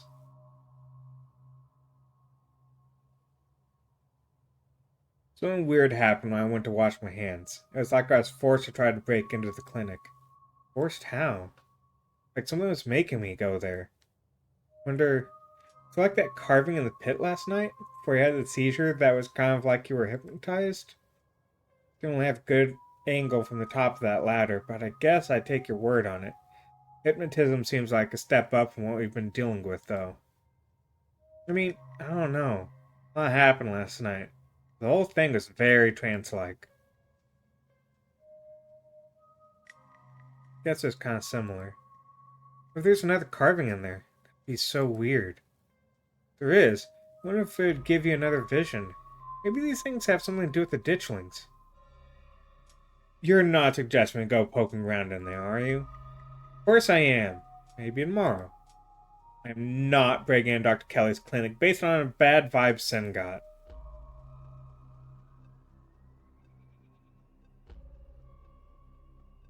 There's seriously something wrong with that dynamic. That's probably the understatement of the week. This whole thing is fishy. I'm starting to feel my fear of Dr. Kelly is a little more justified than I thought. She's just overprotective. I'm sure that's all that's going on. And she has every right to be. I mean, the poor guy took 2 bites of food and got sick immediately. Can't imagine what that's like for both of them to go through. Look, I'm just saying, maybe there's more to their dynamic than him being sick, but it's not like there's much we can do about it right now. We could probably go back and forth on this for a while. Let's grab Gretchen and get going. The sun is setting and we wouldn't want to miss a second ghost action. So true. Ghost action. Stella hurries off down the hill, almost as if to run away from what just happened. You and Kanika follow her down the slowly darkening street.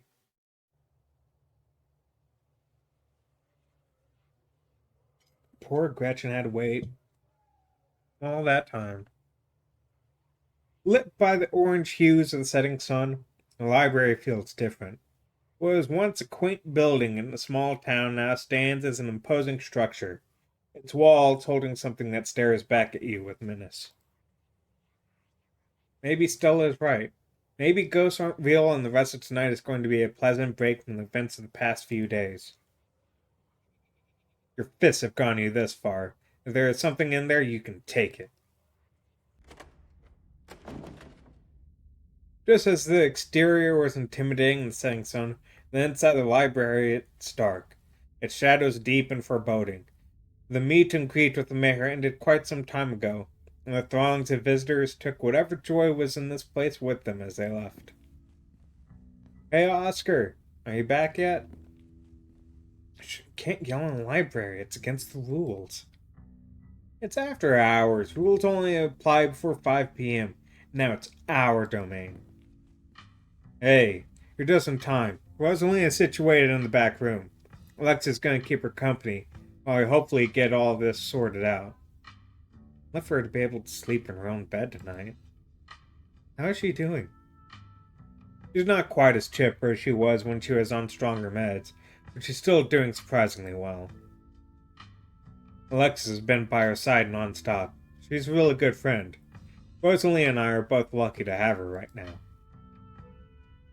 I'm glad she's back home at least. We'll be able to get her back into her real home in no time. Hey, Carp. Are we Dustin? No, Dustin! He's a possum.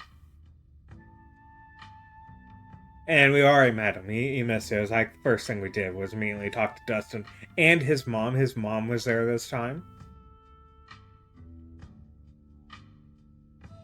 I've come fully loaded. Got my EMF reader, temperature gauge, spirit box, infrared camera, UV light, video camera, salt, flashlights for everybody, in case the ghost messes with the electricity, parabolic microscope, sharpies, and paper for automatic writing, matches, and candles for rituals. And you've got your specter-sniffing compatriot at your side, too. This nose can sniff out any ne'er-do-well we might find, whether spirit or scoundrel. Look, it's not my fault you were late to stream, Carp. You missed the possum. It's like you don't want to see Dustin. You'll have to wait till the start of Act 4. Because I'm assuming Act 4 is also going to end with us being in bed at the estate, and then we can go talk to Dustin in the morning. You know, it's Mother's Day over there, which means it's doubly wrong that you missed meeting Dustin's mom. Oh, and a Ouija board. I know they're toys, but you never know what might come in handy. Wow, there's a lot of ghost hunting stuff for something that's so last minute. You just have the stuff ready to go in a bug-out bag or something? Of course I do. I actually stashed a couple of bags here overnight after I got back from the mines. Excuse me? I wasn't about to carry everything around all day. This way we can go in light and pop out to grab more stuff when things get spooky. I may never have found any compelling evidence of ghosts. That's not for lack of trying. And after last night, I'm more than ready to try again. Hey, I hope I'm not too late. Have I missed any creepy paranormal stuff? Avery, glad you could make it. The more pairs of hands we have, the more equipment we can carry. Sure thing, always happy to offer a hand or two. Glad there'll be someone else with a level head in there tonight. Whoa, is that an EMF reader? I've never seen one in person. Look at all this stuff. Spirit box, parabolic microscope. Well, I've really covered all your bases. Maybe I spoke too soon. You know me, Kanika. I'm as level-headed as they come. Just not ready to rule out weird paranormal stuff. When people tell me they saw a ghost, who am I to say they didn't? I mean, y'all apparently saw some really unexplainable stuff on Monday, and that mine only collapsing again after 100 years while y'all were there? I'm just saying, anything seems possible right now.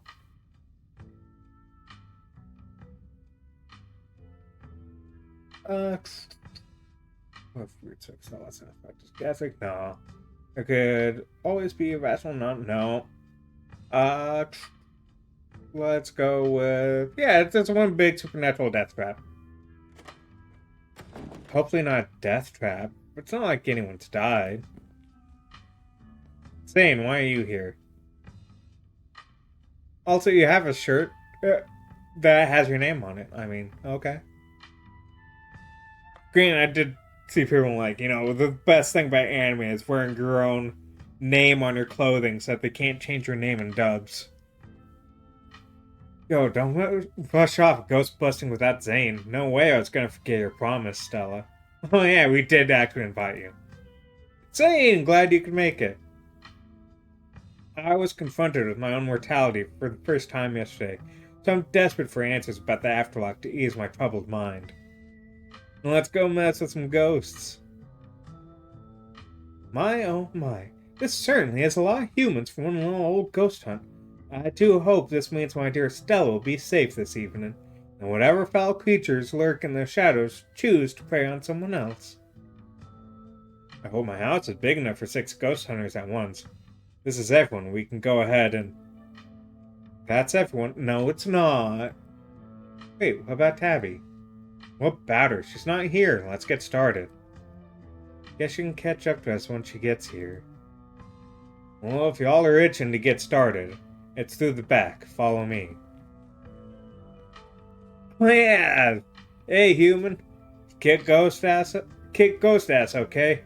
I missed my special tree. Yeah, Pixel, you're awesome. You and your companions grab some equipment from one of Stella's carefully stashed bug-out bags.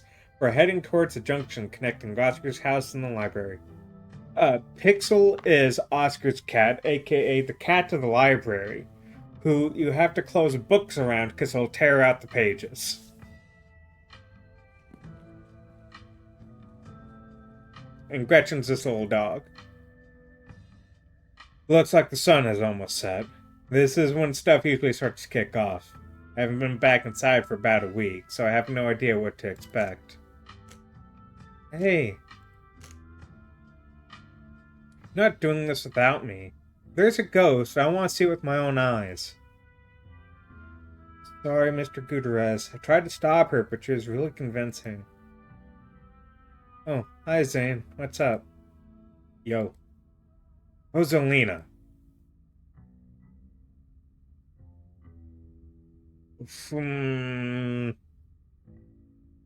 I mean, she literally lost her leg yesterday. She really shouldn't be up and about. Let Oscar handle this. Done enough resting. It's not like hobbling around in the library is any different than hobbling around our house. Miss being there. Miss feeling home. Actually, even moving? Pain meds, Carp. Pain meds.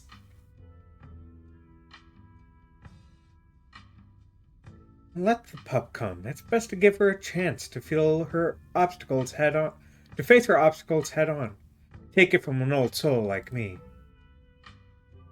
You shouldn't be hobbling around at all. Just take it easy until you're more healed. Gotta learn to walk around eventually. Might as well start while I'm still on pain meds. And it's our house, and our house is one story. It's not like I'm climbing Everest. Oscar sighs. The doctors did say I should encourage you to practice walking. Okay, you can come along. If you get tired or if it starts to hurt, you let me know right away. Thanks, Dad. Let's get our house back. You all cross over the threshold and enter Oscar's living room. Family photos line the walls, and stacks of books sit comfortably on wooden furniture. Okay, looks pretty normal for now. I don't remember that picture being on the floor, but that could be non-supernatural. None of my equipment is picking up anything around the picture. But I'll set up a camera in case of fall skin. Could be important evidence. I guess that's the special tree that Pixel was talking about. You might want to save your cameras for Rosalina's room. That's where I've seen the ghosts manifest. It's just down the hall. Oscar and Kanika startle as the door swings open. Tabitha! Seems I made it just in time. Hey, we got an achievement! Ghost hunting with as many people as possible. Seems I made it just in time. Let's get this show on the road. I don't have all night. Tabby! Great, she's here. Wow, Sin, you really brought the whole gang together today. I have every right to be here, Kanika. My family built this place, you know. That's not as... no, that's... You could have said, I was invited. I was invited to be here. Not... Well, my grandpappy built this land. Yeah, we know. Sorry, yeah, I know. We all know. Sin, what made you think inviting her was a good idea?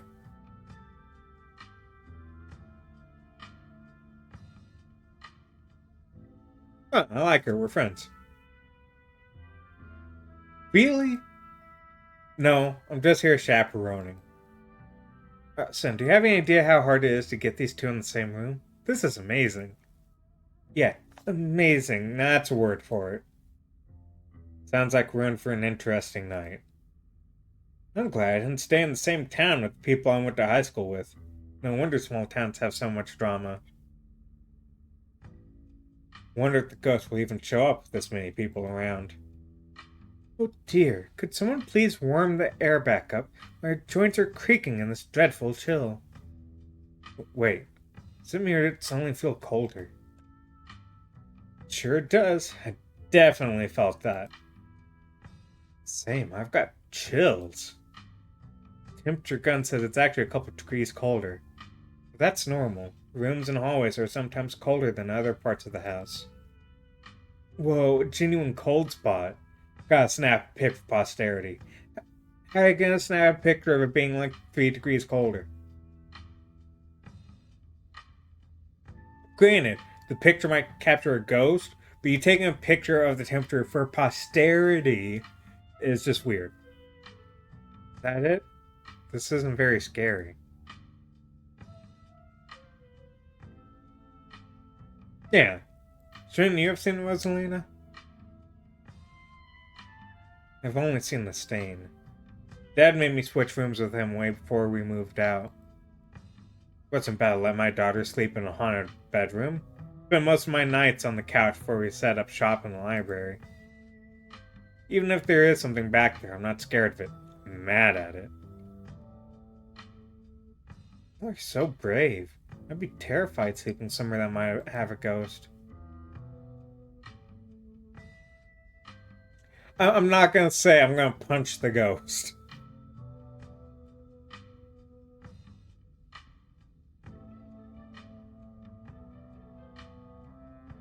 Yeah, they said the ghost is in Rosalina's room. Look, if the ghost shows up, I might punch it. I'm not gonna threaten the ghost to make it show up. Yeah, but we don't have to rush there. I'm sure we can deal with it from out here, right? What? Are you actually scared or something? You're an adult with a child. Grow up.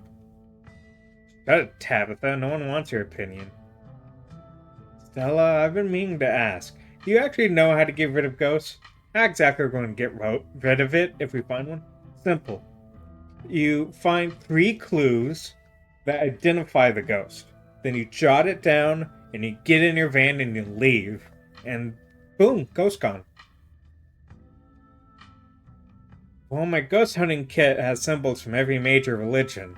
Assorted holy books, a bunch of salt, and some jars. For ectoplasm. And if worse comes to worse, we can always use the Ouija board and politely ask it to leave. Aren't Ouija boards super cursed? Are you sure that wouldn't make it mad or invite a demon into the house or something? You just gotta make sure you say goodbye at the end. Ouija boards are toys. The only power they have is scaring kids at slumber parties. That sounds like fun to me. Might as well try it, right? What's the worst that could happen? Make the ghost mad and it gives us more evidence? Sounds like a win-win. I mean, he raises a good point. We're trying to find evidence of the ghost. It just gives us more evidence. I think I'd rather not take the chance. One ghost is enough to deal with. How much like the thought of opening a door for something worse. Oh, you've never been this superstitious, Dad. This ghost really has you freaked out. Okay. Oscar takes a deep breath before continuing. Let's head to Rosalina's room. Follow me. Ah, there's the stain. Okay. She likes anime. She might be a furry. Got a bat plushie, which is really cute. That feeling again. Like the mines. Like the door in the clinic. This dusty, suffocating, dizzying feeling.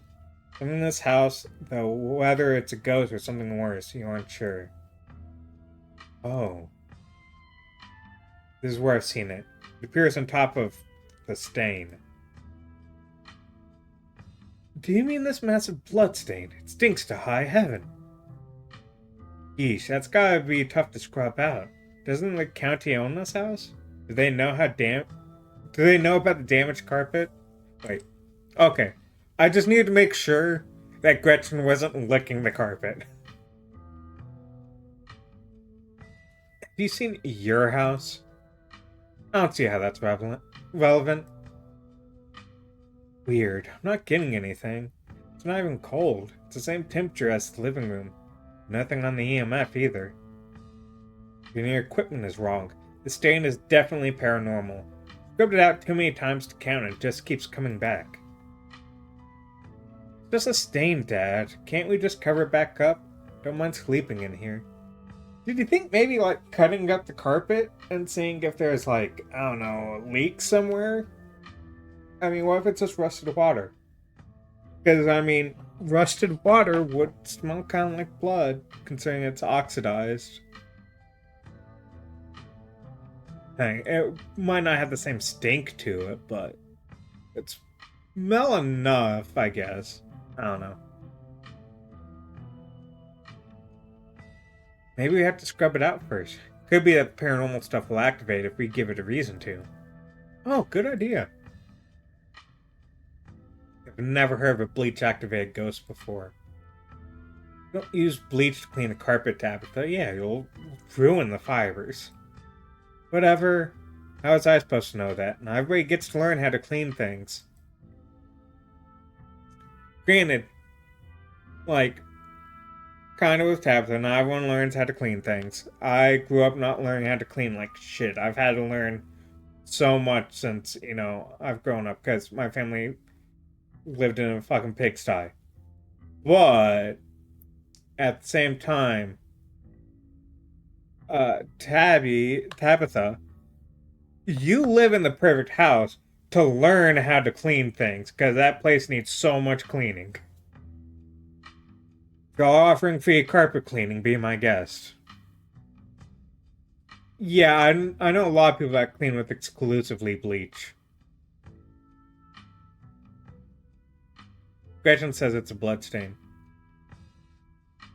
Ghost blood. Or it's just a rusty pipe leaking all over your floor. I think that'd be a bigger problem than what Sin and Stella are suggesting. But Gretchen is also suggesting it, Kanika. Yeah, no, I'm not a huge fan of bleach either. But that's because So, when I was dating someone in high school, they cleaned everything with bleach.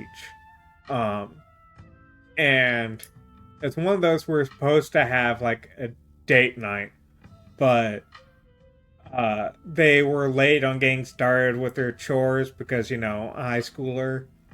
And her parents were like, well, you ain't going on the date till you finish your chores. So I was helping her clean. And they had both, like, her mom and her had used bleach as cleaning product since they were kids, basically. And it was my first time using bleach. I did not know you were supposed to wear fucking gloves using it. It was watered down bleach, luckily. But yeah, it tore the fuck out of my hands. And my hands hurt the rest of the night and for like a week after. So I am not a fan of bleach just for that. I don't know. Ghost blood sounds pretty intense. Y'all tried ripping up the carpet to see what's causing the stain? See, Kanika, same brain here, to try ripping up the carpet? Government owns this house. There's no way I'm leaving a big red stain in their carpet. Made sure it's pristine every morning. Besides, I also kind of assumed it was ghost blood, which it is. Don't worry, I'm sure they'll just take you to court for neglect instead. It did not occur to you that there could be a leaky pipe under the floor. What if there's something written under there? Only one way to be sure. Rip up the carpet and then just nail it back down later. Yeah. Her mom and their hands were like that. They didn't use gloves, but they didn't think about the fact that I had never used bleach before. And then when her mom was like, "Oh yeah, you don't clean with bleach normally like this," and yeah, it just tore the shit out of my hands. Only one way to be sure, and rip. Still, Sally starts tugging at the corner of the carpet. Are we digging? Let me help. This is my area of expertise, after all. Oh dear. You're doing the government a favor, really. We'll cover for you. You don't have to sweat it. Wow. That's a bit more. Stella pulls back the carpet, revealing a hatch. The floor around it is stained reddish-brown. What if there isn't a ghost after all? If somebody lives down there? Okay, but that would mean that they would rip up the carpet, put it back down, and then stand above it and scare Oscar. Like, the fact, and it would not... They definitely won't notice that the carpet had been ripped up, because it's really hard to get carpet to look flat again after it's been ripped up off of something. Unless you, really hammer it in. Which, again, Oscar would notice that this person's one, would notice that someone's hammering it. Two, how would they hammer it from underneath it? You're wrong, Alexis. It's a ghost. Okay, maybe I don't want to sleep in here. We're going down there, right? Of course we are. This is even better than finding a message. But there's no basement in this house. At least, we weren't told about a basement. And look, all the red stuff is coming from underneath. Oh yeah, this is super haunted, alright. Got a basement chock full of ghosts. I can just feel it. Hope the ghost is hot. You know what, Carp? I hope for your sake it's the hottest ghost around. The whole Blight experience. But ghostly. Still no readings, though. None of the equipment has made a sound. Of course not. Y'all know last month was super rainy. It's clearly been a long time since anyone stepped foot in the basement or crawl space or whatever it is underneath the hatch. It must be a leak that flooded the whole area under the house. The water dissolved the caulk around the edges and leaked through the carpet, and it's red because North Carolina has red-ass dirt. It's simple as that. I'm not bullying you, Carp. I legit hope it is the ghost of your dreams.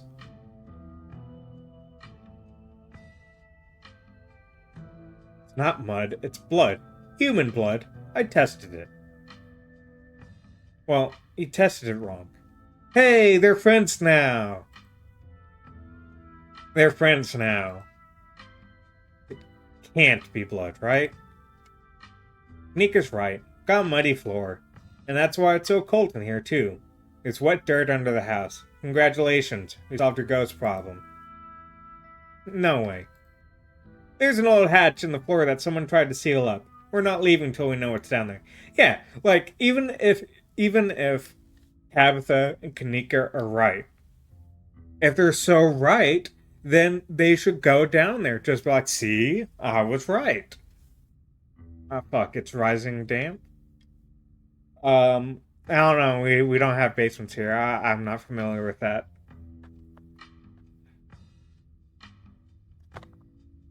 Yeah, I mean, free room? That's fucking amazing. Hey, Nightbug, don't worry.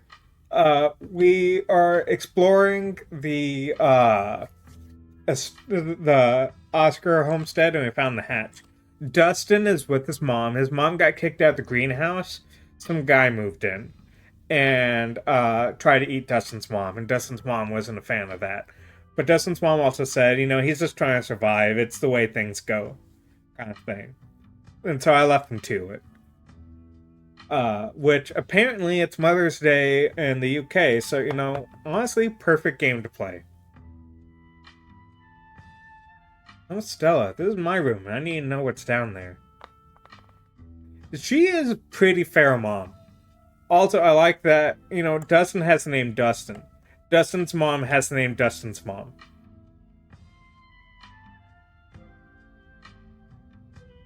Have you considered that they may have tried sealing it up because it's unsafe? Oh, do you think the flooding could have made the house unstable? Oh, whoops, accidentally clicked. I'm all in on ghost hunting, but I don't know if I could crawl into another dangerous crevasse. Rising damage is just moisture that comes up from the bottom of your walls because it hasn't been properly waterproofed. Oh yeah, that sounds like Black Mold, alright. Blossom stopped the name of the children because they know the children are our future.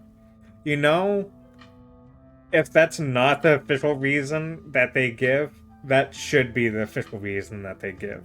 They need to change whatever publicity statements they've made about why Dustin's mom is called Dustin's mom and change it to that. Yeah, you know what? Fair. I think maybe Rosalina, Alexis, and Zane should be immune from going down into the basement. I'm going for it.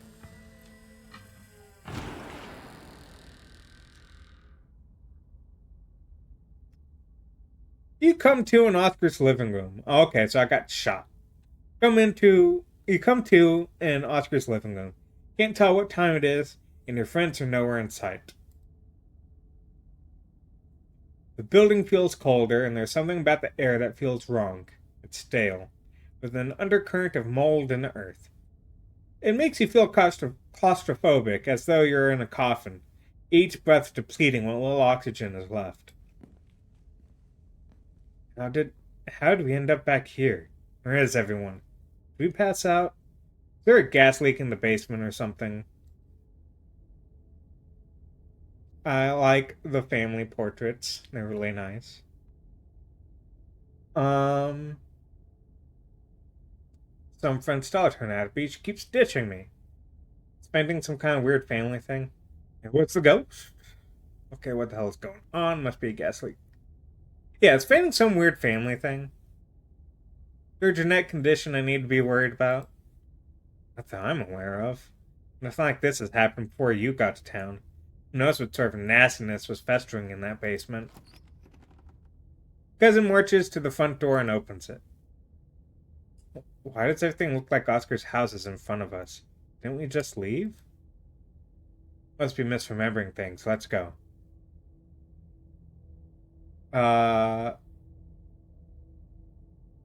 Damn, what? Yeah, well, people passed out. I know you like to play hero, but you getting those kids out of the mine last night was dumb luck, and you shouldn't have done it. Very least, we shouldn't push our luck here. Going back for them won't do them any good. If they're not outside or in the library, we'll call the cops and let them take care of it. Don't want to wind up passing out again. We're no use to anyone like that. Two of you cross the hallway and open the door. Okay, I really like this. I really like this. This is cool. I like this art style. Look, a little scringly guy with his mouth open and his hands outstretched. Something isn't right. That's putting it mildly. Feels like a late summer afternoon. The air is warm and wet, and the scent of flowers drifts on the breeze. This. Uh.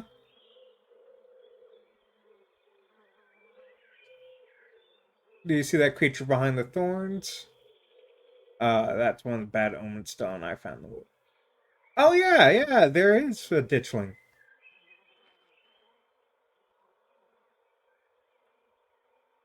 You. Do you see the scratchy shadow in the distance? Yeah, this does look like a glass house, greenhouse. That could be the person that moved in with Dustin's mom.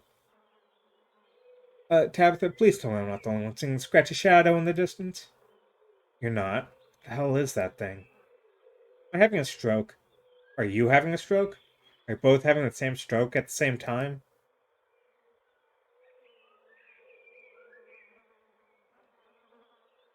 Damn, Tabitha, what's in that cream soda? Excuse me? It was just a normal cream soda. You had it hours ago. There's nothing to do with me.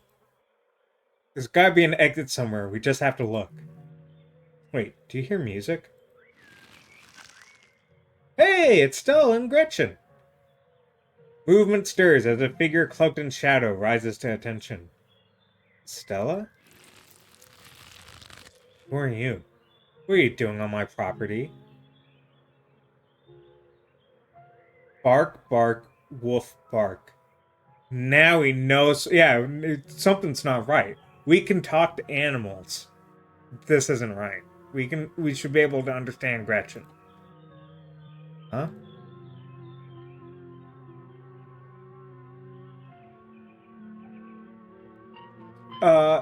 There should be a line where I call out that Gretchen ain't right.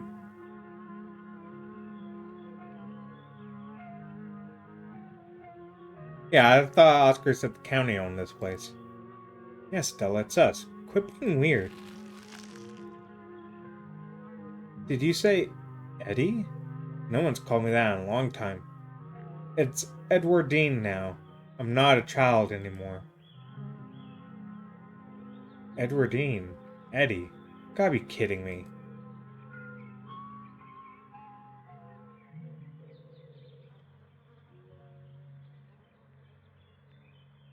Snap her out of it.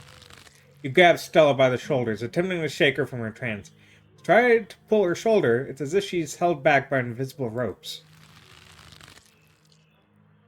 Wish I could say the same. Should have stayed gone. You actually shouldn't have shown up here of all places. If you're caught, I don't think you understand what father might do.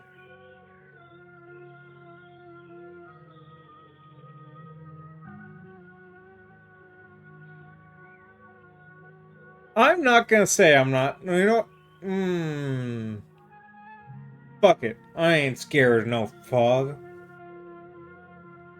Okay, what is this? Some kind of scene? Wow, great job. You got me. You can stop now. Arf, arf. I can't. It's not that easy for me. My brothers were sent to Normandy, and now I'm the only Scarlet left besides father. I have responsibilities, Charlie. Shut up. Shut up.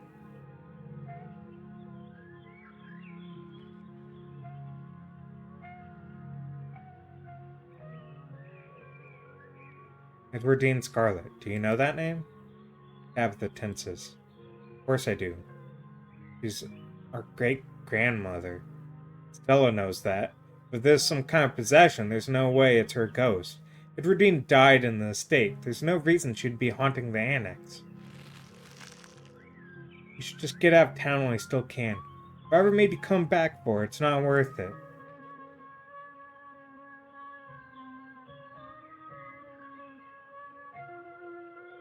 Yeah, unless she was murdered in the annex.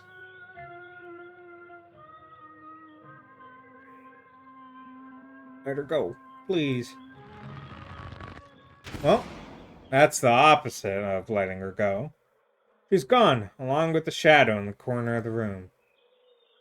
Come on, we must have taken the wrong door out of the annex. Getting out of here before anything else happens.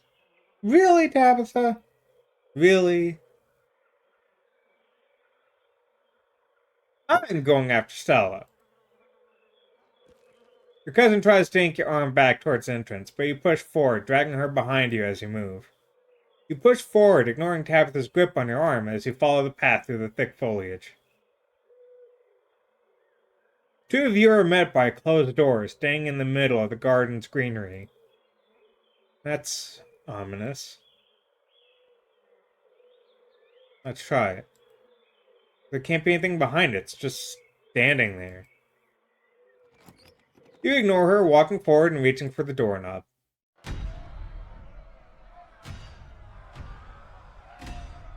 Okay, this must have been right after the mine collapse. Bells ring as a cacophony rages outside. The door in front of you pulsates as figures unseen bang against it. The shadowed figure from the garden sits in the corner, ever so slightly more defined. You kidding me? This is messed up. We need help. God, please let this call go through. Tabitha anxiously taps her foot as she waits for her phone to connect. Hey, it's... What? No, it's Tabitha. Didn't you see the caller ID? Stop interrupting me. Can't you hear what I'm... Cousin's cut off by the dial tone of a disconnected call. Great, she couldn't hear a word I said. Looks like we're on our own.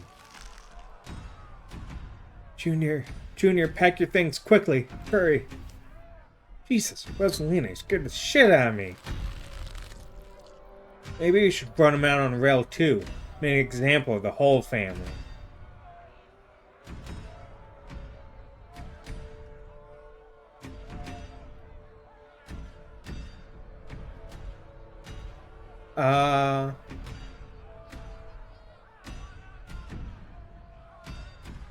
Charlie and now Junior. Her guess as good as mine. Maybe they're the same person? Please, he's only a child. We'll leave peacefully. Just give us a little time. They were only children too. My boy was in there. Why should I give Junior here all the time in the world to gather his little toys and fancy clothes? My boy didn't have that kind of luxury. Oh.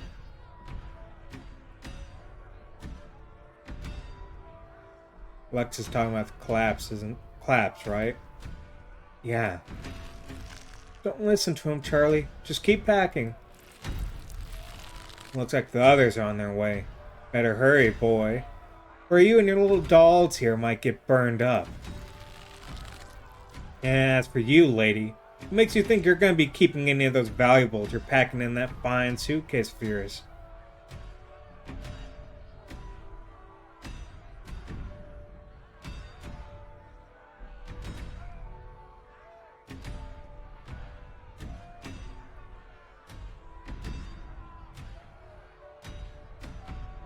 You maintain your focus back to the scene in front of you. Trust me, boy. The coppers ain't coming here tonight. What makes you think you can talk to an adult like that? Maybe they should have had you working in the mines too, instead of lazing around in the big house. Dustin is back at home. We're in Oscar's house, but like, not. We're also being harassed by ghosts currently. We're reliving the mine collapse, the riot right after the mine collapsed, and it's being told to us through these people. Alright, have fun at your Lego thing. Trust me, boy, the coppers ain't coming here tonight. Makes you think you can talk to an adult like that. Maybe they should have had you working in the mines too, instead of lazing around this big house. Maybe you would have learned a thing or two about respecting your elders. Talk to my son like that. Don't talk to me like that, woman. I call the shots. Now get out, unless you want to go up in flames with all your precious jewels and expensive dresses. And look, I'm even letting you leave.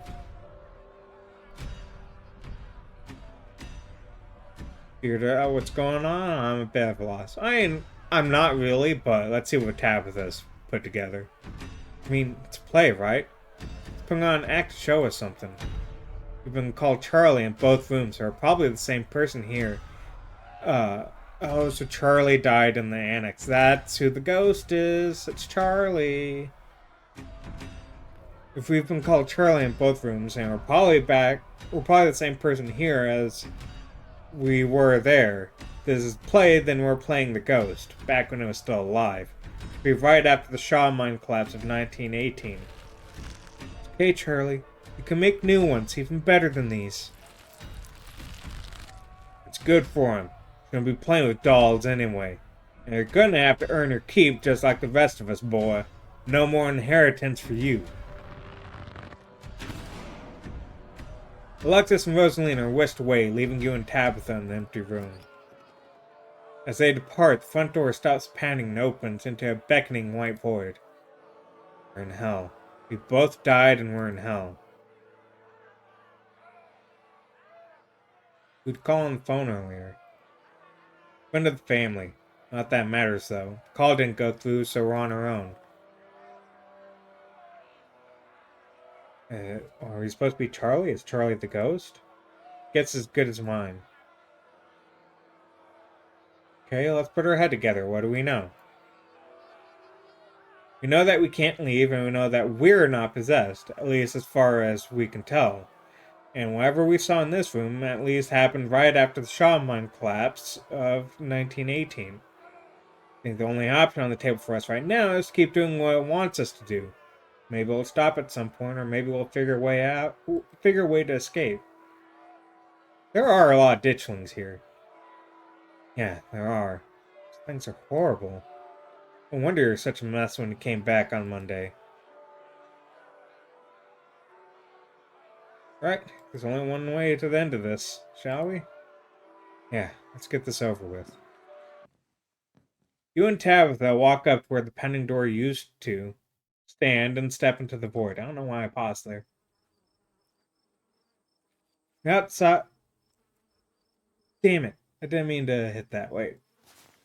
Oh. No, I thought that was a log, maybe. This? Okay, you're outside and it's night. False moon looming massive in the painted sky. Okay. I really want to point out how cute that ditchling is. The night feels thick and warm. The insects lively.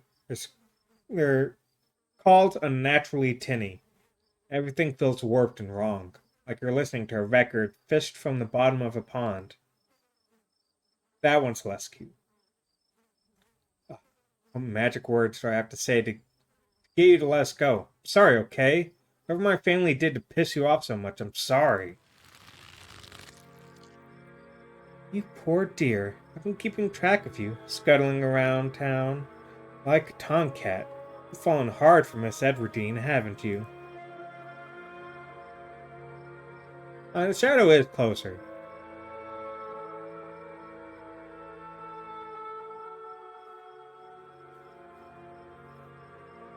But the shadow keep getting closer. Not just you. There's no need to be embarrassed. Your secret is safe with me. You know, I never did approve of what the Scarlets did to your family. What it did to the two of you youngins. Childhood sweethearts. Just think how lovely it would be if you could be happy together. It's what you want, isn't it?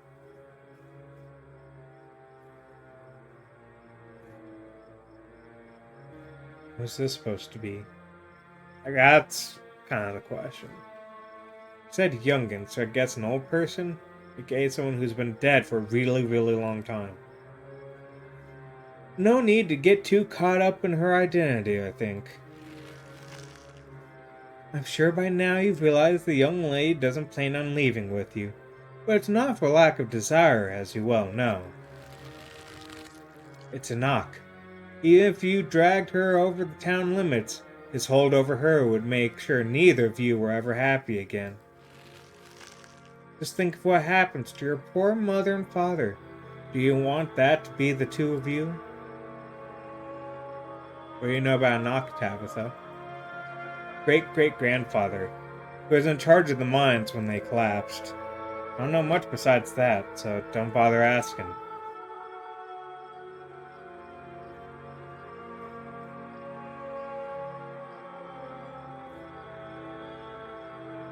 Why wouldn't I want to be like my parents? Think you know why. The powers at work here are stronger than ever, than even your love could withstand. You need to break the bonds holding her here. Then you can both go free. No more misfortune. Not for you. Not for anyone else bold enough to step foot outside the hall. Nika Mom's handing you something though her hand is empty. Everything you need to know is on that map. Thoughts? What was that misinformation? Was that about misfortune stepping foot outside the holler? Town cursed? What an item to quest for when we get out of here. Breaking of bonds, acquiring a map, something quest. Town cursed? That's where you'll find them. You need her there. Then read what I've written down. Be careful. Good luck to the both of you. I hope you get your happiness. And she's gone. Tabitha sighs. Okay, let's find the way out. Unless you have any ideas, I don't think anything else we can do. I don't think there's anything else we can do until we get to the end. Until we die. Whichever. For the two of you can leave, a smell hits you. Sweating, suffocated flesh. With a tinge of the saccharine and stomach-churning scent of decay. Hey! It's Wayne. There you are. Would have found you sooner, but the resident clearly doesn't want me here. You don't gotta bully the ditchling. Doesn't seem I have the same issue with these miserable little parasites. Oh, I liked that one. Bottom feeders always manage to slip through the cracks, don't they?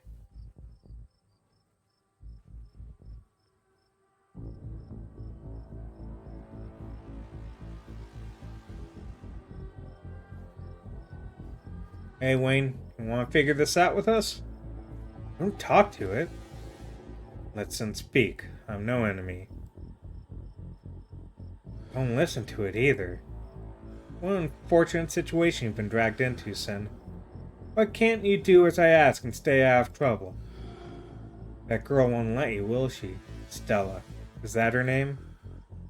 Perhaps I should pay her a visit soon. She makes it out of here alive. Tabitha bolts for the underbrush, desperately pulling you along. Stella.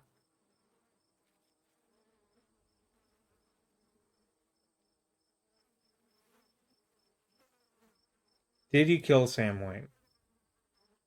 Absolutely not. I'm telling you the truth. Please stop asking. See that thing again, just ignore it, or yet run away. Come on. If I got in here, there must be a way out.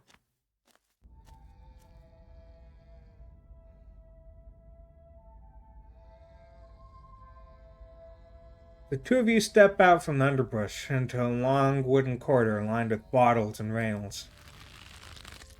Figure rises to attention, blocking your way. I'm afraid he doesn't have long. If there's anything you need to say to him, I'd say it now. As Zane is swept away, the room pulls itself to you. Find yourself looming over a deathbed. Oscar lies in its center, looking pitifully small. I'm sorry, boy. Sorry I let my troubles drive your mama away. And sorry those troubles mean I'm leaving you all alone now.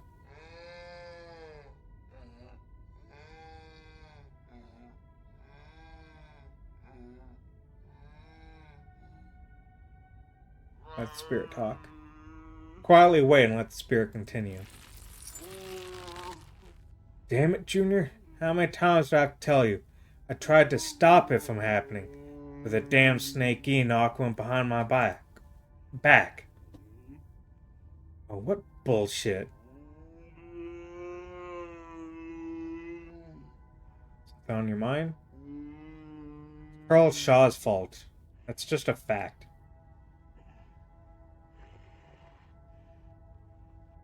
Is that a fact or just something you've been told? From the history books, it's fact. You're right. I've been using that excuse for too many years. At a certain point, a man has to accept when he's dug his own grave. They may have run me out, but they didn't put the bottle in my hand. Still, they destroyed our legacy, boy. Both our names are cursed with that history. I'll be dead and gone soon, but I won't be able to rest. Not until our name is cleared. Not until you can pass on this name with pride. This is my only request, Charlie. Go back there. Tell people the truth. Try to find proof. I don't know what you'll have to do, but please. No, I ain't been the best father. I'm no murderer.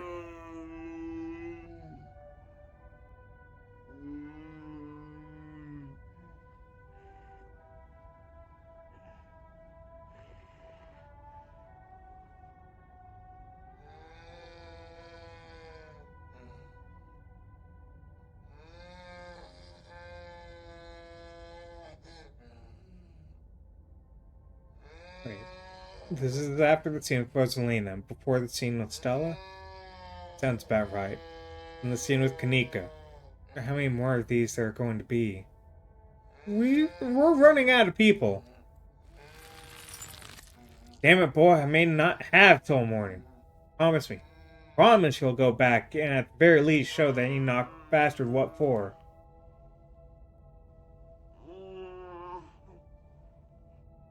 I promise. You watch as Oscar's body seizes and falls through the sheets, taking the rattling pile of bottles with him. The ghost is so full of it.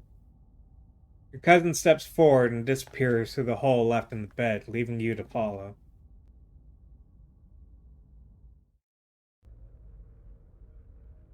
Find yourself pressed uncomfortably against a trellis. A small castle sits off to one side of the wall, and the bars of a prison loom over both of it and all of you. Climbing up the trellis again. A very Romeo and Juliet of you. No need to run off. I won't tell the old man, though you've gotten sloppy. Try to be more careful if you don't want him putting you in an early grave.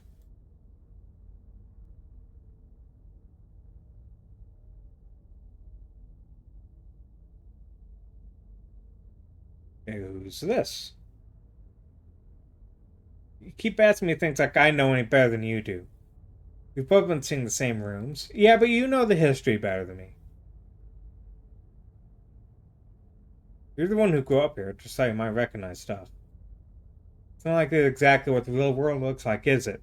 How am I supposed to recognize anything when it's all messed up like this? For all we know, none of this even happened.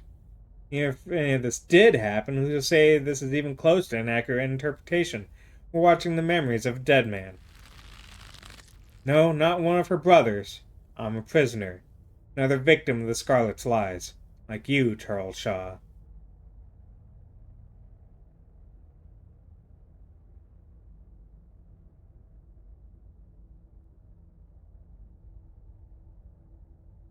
Is this what's in the Forbidden Wing? Forbidden Wing is a bunch of old rooms that are dangerously run down. Don't have much perspective on what they were like in their heyday. But going off what they're like today, they'd be a terrible place to keep a prisoner.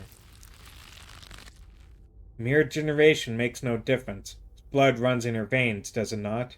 Now, it runs in hers. Yes, it seems your little tryst bore fruit. Oh, will you ever be in trouble when the old man... Oh, and will you ever be in trouble when the old man finds out? Tabitha's eyes go wide.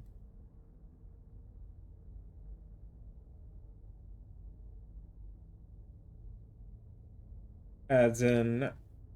our aunt.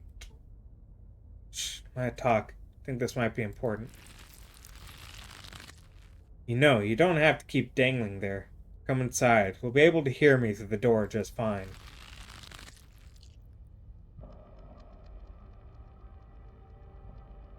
The world around you swirls, and you and Tabitha find yourself pulled to the other side of the wall.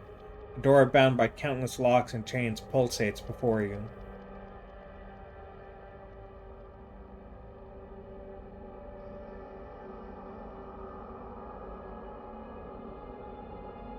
Remain silent. That's not what I invited you in for. I couldn't escape even with your help. I merely wanted to offer a warning. Leave town now.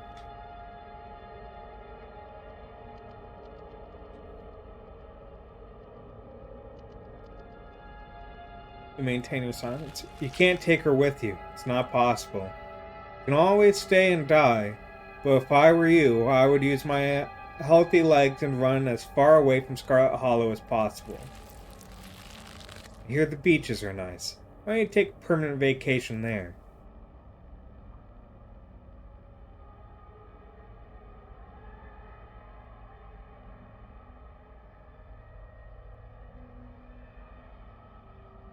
Maintain your silence. Ah, you've been talking with the witch then. Very interesting. Charlie, get away from the door. Don't listen to it. Stella.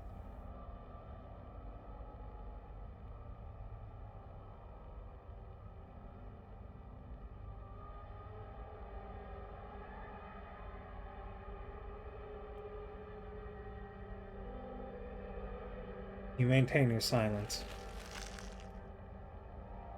How does it know that?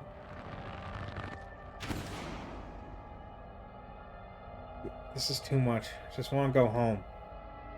You feel sick? You feel sick.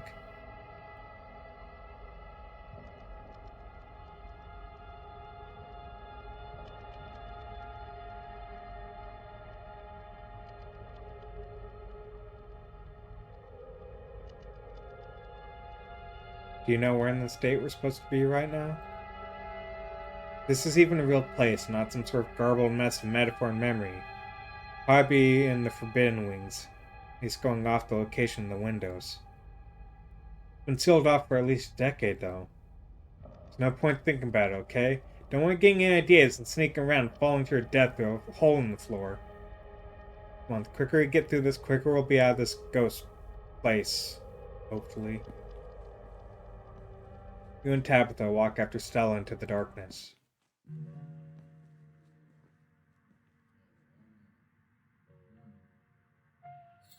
You and your cousin find yourselves crouched under a large table. Stella stares through you as indecipherable murmurs and shuffling feet echo from the ends of the table. Don't know how. It's built so much worse than the last room. Yap, yap, yap. They're so lovely. Are you sure I can keep one? You must have worked very hard on them. Also, it makes sense that we can't understand the dog if we're supposed to be Charlie right now.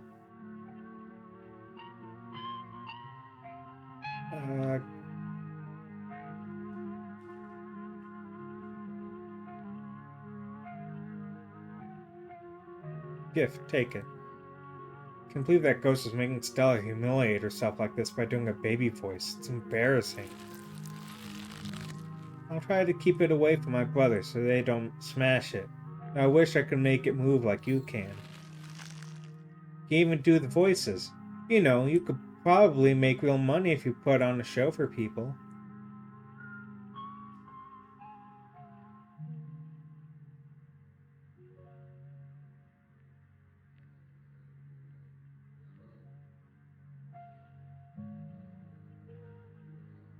That's the plan. Maybe you can come with me. We can both avoid the horrible things that are going to happen in this town. Traveling show?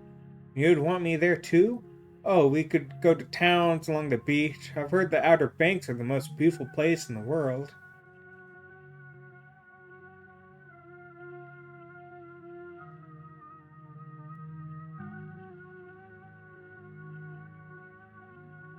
You quietly let the scene finish playing out. Thank you, Charlie. I've always wanted to see the ocean.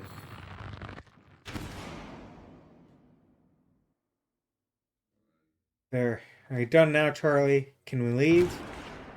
The thing crashes to thunderous black before you or Tabitha can get another word.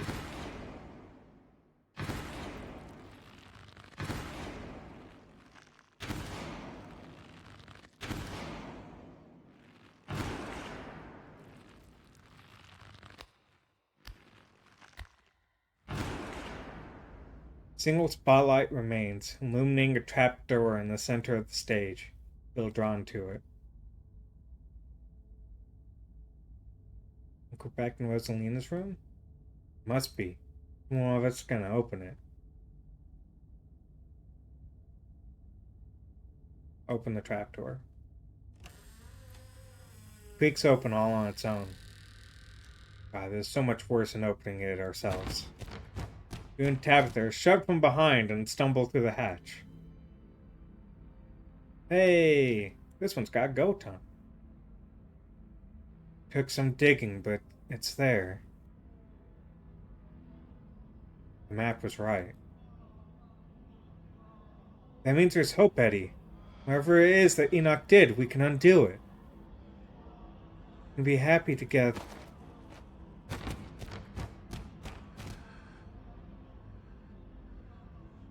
Eddie?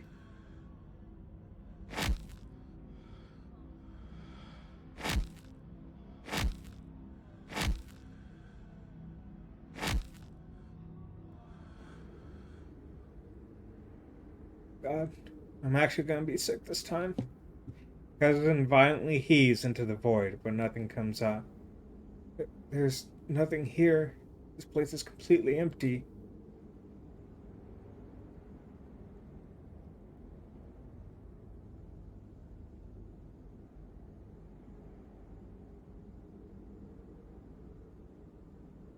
So Edwardine was a murderer.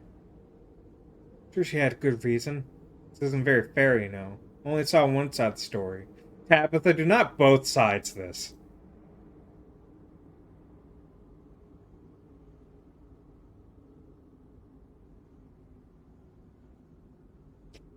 True, maybe Charlie just sucked. I mean, look at him now. Dead.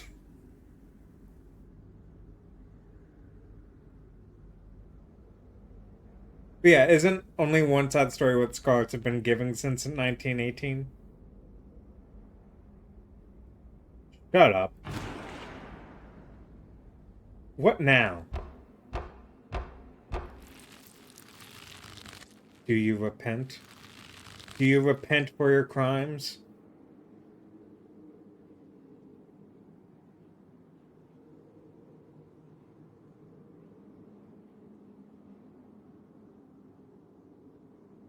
I want to fix things. What? Don't answer it. You must answer for the crimes committed by your scarlet blood. Are you kidding me? I hate it here. I hate it here so much. Really do. I cannot die. I want to die. Please, I've been alone in the dark for so long. All I ask is for some of your years. To pay for the years that are taken from me. What are you saying? My life was stolen from me. I want some of yours. It's only fair. No, it's absolutely not fair. You gotta be kidding me. Neither of us had anything to do with what happened to you. The sins of the father are to be laid upon the children. One of you must forfeit. Doesn't matter which. Bullshit.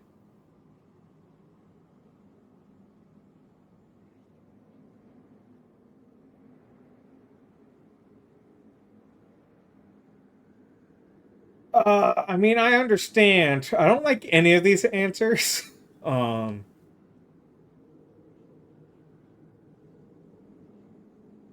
it continue. The sentence has been handed down. Make your choice. I hope I didn't come too late. Mom? All of you better get out of here before the spirit regains its composure. This is certainly a strong one, isn't it? Don't worry about the others, they're safe. I got your call, Tabitha, but it was definitely not easy getting down here. Get us out of this pit, Sybil. Tabitha, I don't think it's wise to leave something like this where anyone could stumble across it. Why is that my problem? It wants something, doesn't it? I think you know which of you should volunteer. You must be joking. You're the eldest cousin. You're the one who actually lives in this town. It's only right. Absolutely not. We should just leave. I'm not giving in to the demands of some dead guy.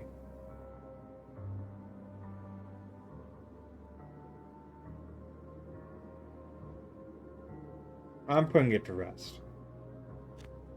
Take a step towards the spotlight. As you move forward, Phil taps his hand on your shoulder. What are you doing?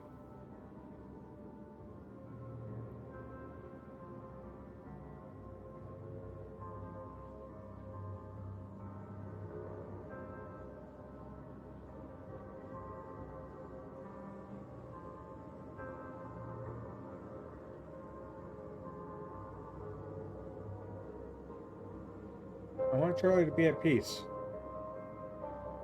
Everything he's done to us, after everything he's done to Stella? Sybil is right here. Please don't do this. You wordlessly step into the spotlight.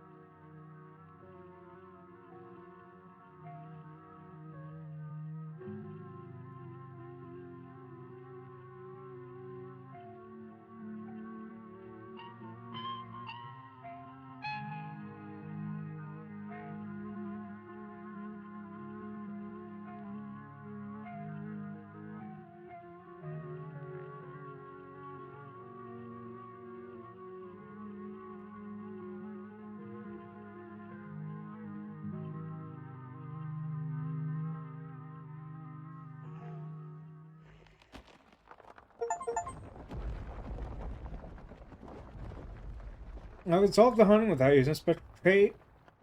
Okay. For the first time, what feels like hours, the earth around you feels solid, real, also soft. But pressing on all sides, cold, and growing tighter by the second as the soil settles. Claw your way out. Your arms tear at the earth until they break through into the air. Look back behind you. As you gasp for breath, you take a look at the pit behind you. Charlie's mummified remains stare up at you, sad and broken, at the bottom of the pit. You are only able to maintain your gaze for a moment before exhaustion overwhelms you. The last of your strength, you hoist yourself up from the pit, collapse on the floor. Feel like death. No, son, what happened to you? You look awful.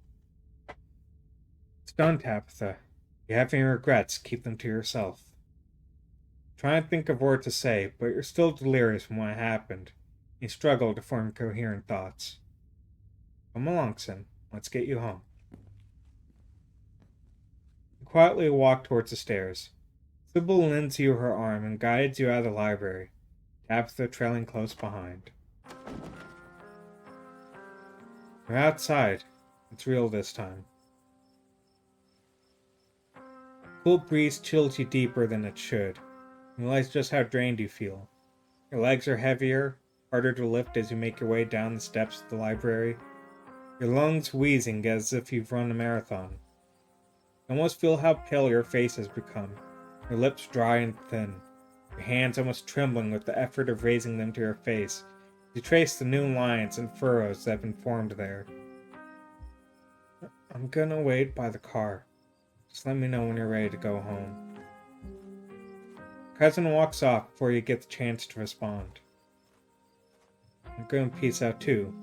Back-to-back encounters with my own mortality. Got a lot to ponder. See you, Rosalina. See you, Alexis. Zane walks off down the road. So sorry I wasn't there for you earlier in the night. I had no idea what y'all were planning to do. How are you supposed to know it'd be like that? Things have been strange around town, sweetie. Now's not the time to be poking around in the supernatural. Thought you learned that lesson yesterday. Magic isn't real. I mean, it's not supposed to be. God, that hurt. Everything is so... Kanika stops mid-sentence as she realizes what's happened to you. Oh my god. Sin. Poor thing. Bones aren't meant to bend like that. I'm gonna be hurting for a few days at least. Poor Rosalina. Make sure to bring them both some tea later. It could have just the thing. There's no time for tea. Jesus. Girl lost a leg. She needs real medication. Real medication comes from natural ingredients, doesn't it? What I have to offer is no different than what Dr. Kelly would prescribe. Besides, after all you've seen, are you really sure you haven't... Are you really so sure that you have that much of a grasp on the real and unreal? Did you...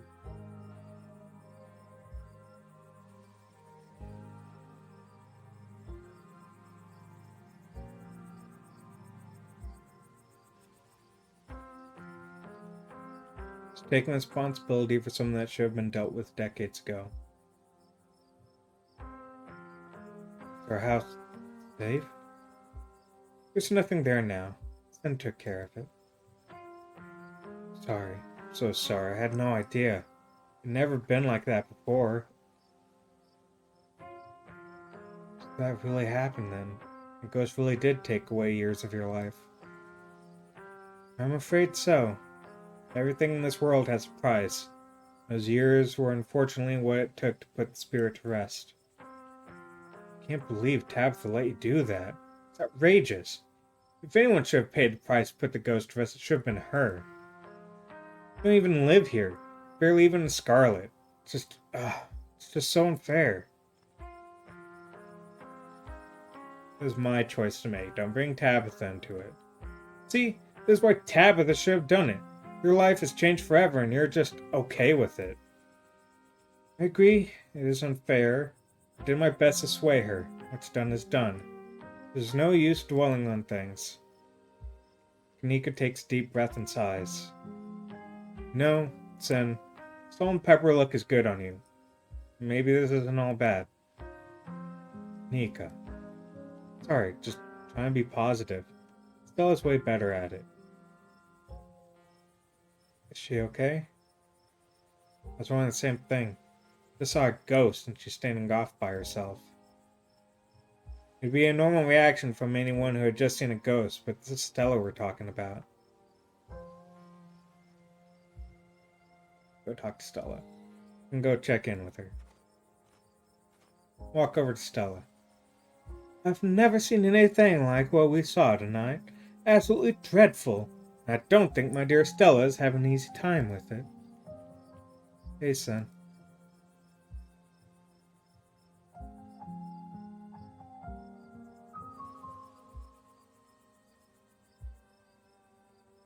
I couldn't get you out of there sooner. Sorry, I can't talk right now. See you later. Hurries off down the road.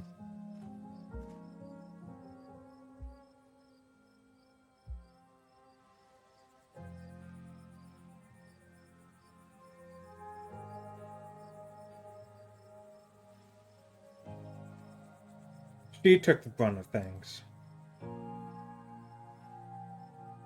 Should go after her? She just needs some time to herself.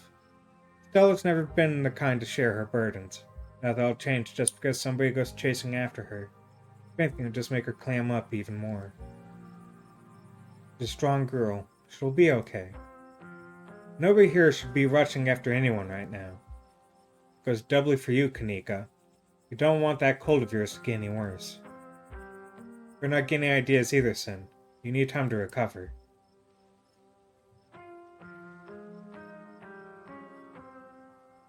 Ran into Wayne in one of those rooms. He vaguely threatened Stella if I keep poking around. Wait, are you serious? Should we be worried about her? Walter clutched a ditchling with his bare hands. It's pretty scary. I mean, they're kind of soft, right? Probably won't be that hard to crush. Maybe. There's someone else in there? That's my house. Rosalina and I live there. Say anything else to you? Don't need a troubled Sin for any details. Don't pay any mind to that man. He's just a drifter. He'll be gone soon enough. In the meantime, steer clear and you won't make trouble. Can't believe I let Rosalina go in there. I've been so careless. Everything she went through in the last day, how could I have let this happen?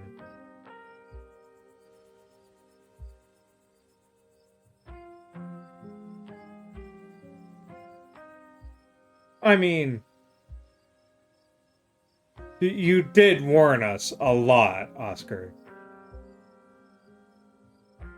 Well, I should have done a better job warning you. Should have known how bad it could have gone in there. Shouldn't have let Rosalina come with us. Dad, what'd I tell you? Stop blaming yourself. You couldn't have stopped me. You tried, we were just gonna sneak in after you.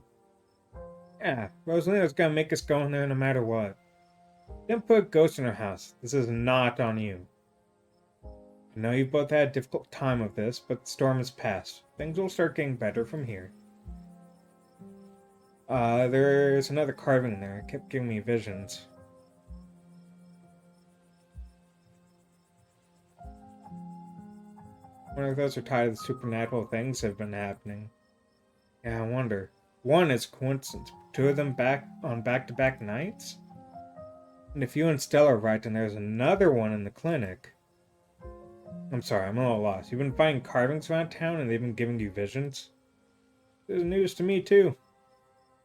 I'm sure everyone here could stand around theorizing about this and that all night long. Plenty of time for that tomorrow. Then, if you have the time, I'd love to discuss these visions over tea, after you've had a chance to get some rest. Are you all conscious the whole time? Everyone glances at each other. None of them give any of their ears away. You can see how exhausted they are, how unsettled. Yeah. It's awful. Kinda fun too, but mostly awful. Pretty sure I remember everything. At least up until Sybil showed up and snapped us out of it. Do any of you know who you're supposed to be? No idea. Words just came out. There's no context. Nothing. But there was a weird feeling. Like an overwhelming guilt. I was so angry. I was mostly just scared. I didn't feel any of those things. I don't know how to describe it. I felt powerful. I was just cold. What was it like being puppeted? I'll glance away. It hurt. Why didn't I make the kids stay behind? I can't believe I let that happen to them. Yeah, this might be the overwhelming pain and exhaustion talking, but shut up. I love you. Didn't do anything wrong, okay? I had no idea what I was going to say until the words were already spilling out. Like I had no control over myself. I remember each and everything I said. Like it was burned into my memory. You poor souls. I can't begin to imagine what you've all been through. Should probably get going. It's starting to get chilly out. There's still work to do to get Rosalina set up for the night. Don't be a stranger. Let us know if you need anything, Oscar. I will. Thank you. All of you. Again. I believe it's time for me to get my daughter home as well. But, Kanika, dear, you haven't been feeling well. You need to get some rest.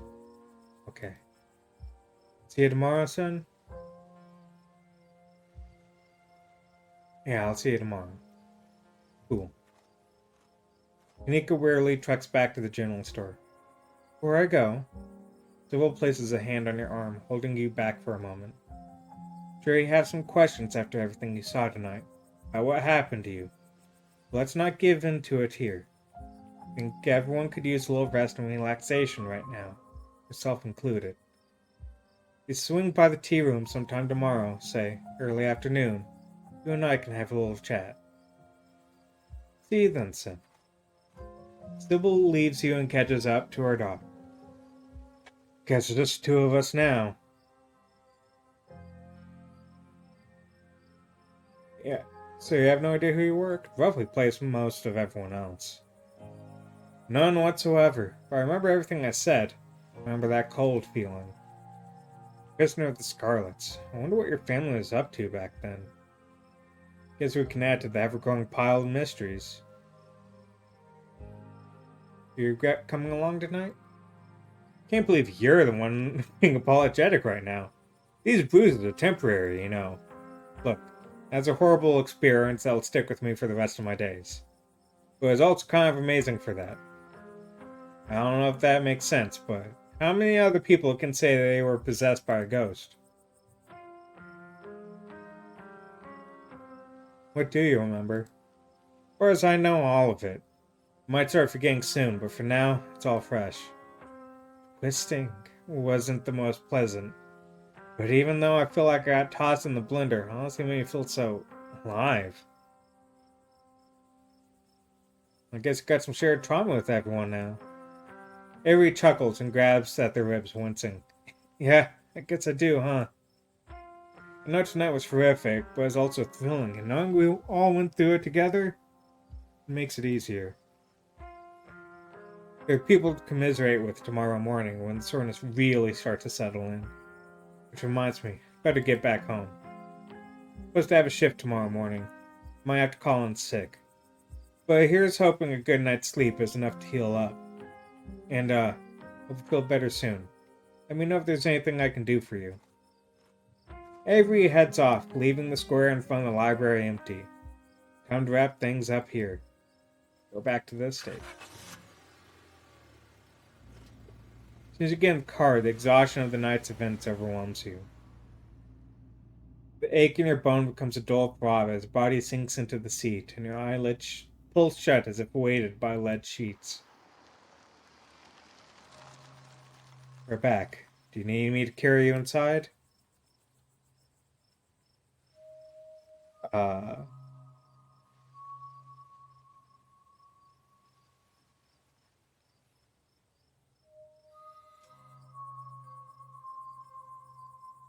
Dang, I was asleep for the whole ride? You were. Come on, let's get you to bed. You're back inside. The chill of the night breeze is a little better here, but your legs are numb with exhaustion. Well, we're back. I have to imagine you want to get to bed. I want to talk about Wayne. Really talk. Do you really have the energy to keep talking? Do you think he's actually going to hurt Stella? No, he's a creep, but I don't think he has it in him to hurt her. I don't know if you've noticed, but Stella is irritatingly resourceful. She'll be fine. Why is he following me? He's a creep, stalking his ex-cousin. All the more reason to not talk to him. He's a different man now. Stay away from him. Wait. His ex's cousin. Oh, okay, so you dated him. That's something big.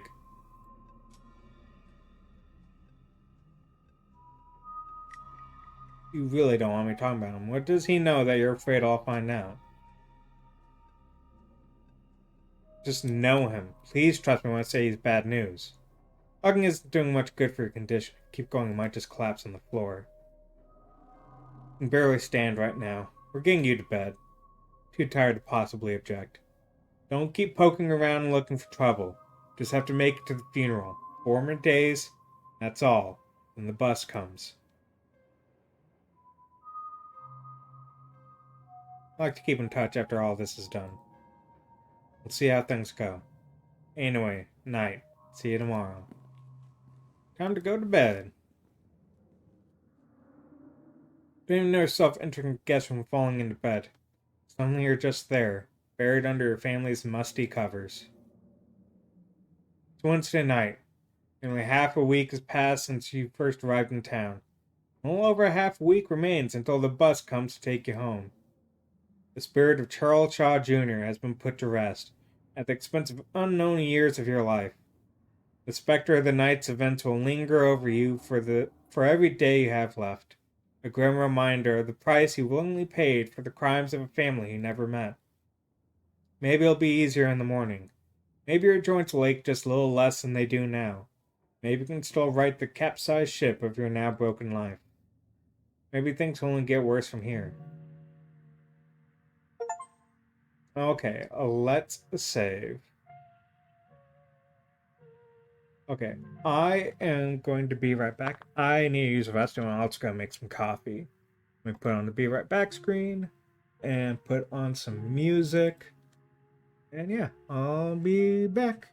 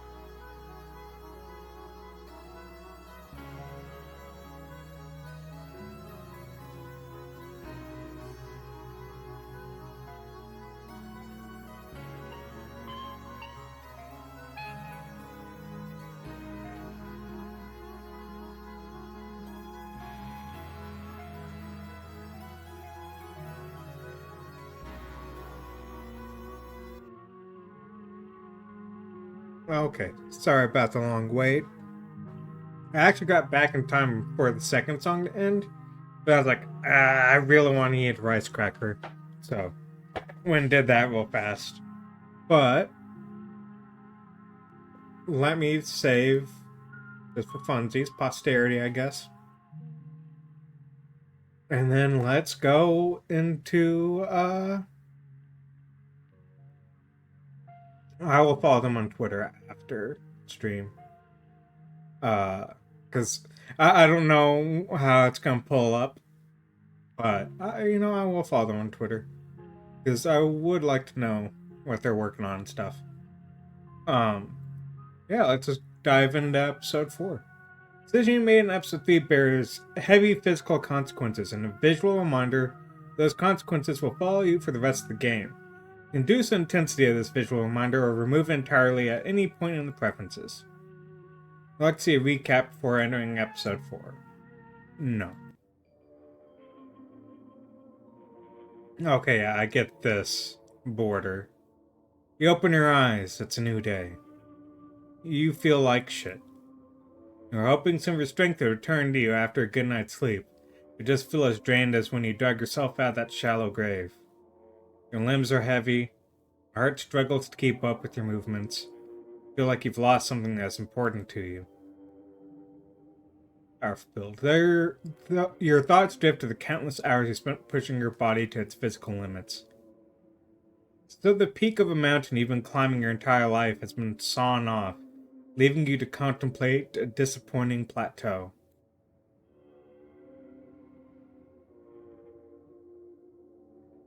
I don't care what happens to me, I made the right decision. Yes, you did what had to be done. Who knows what would have happened had you left that ghost behind to fester? An involuntary shudder runs down her spine. Your thoughts are interrupted by the buzz of your phone on the nightstand. Hey, just want to check in. Hope you're doing okay. Less than 3, but broken. I like their font, except for this instance where it breaks up the heart like that. Also wanted to ask if you've heard from Stella. Check her messages, but nothing from Stella. Called Stella. You dialed Stella. Hey, what's up? Just kidding, I'm not able to come to the phone right now. It's actually a recording of my voice. It isn't really me. Technology, huh? Anyway, leave a message, or don't. Never check this thing. The mailbox is full and can't accept messages at this time. Text Stella.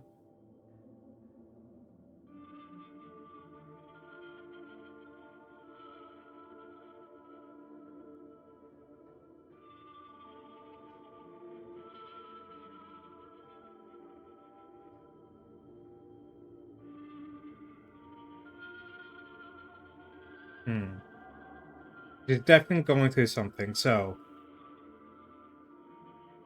Although, uh.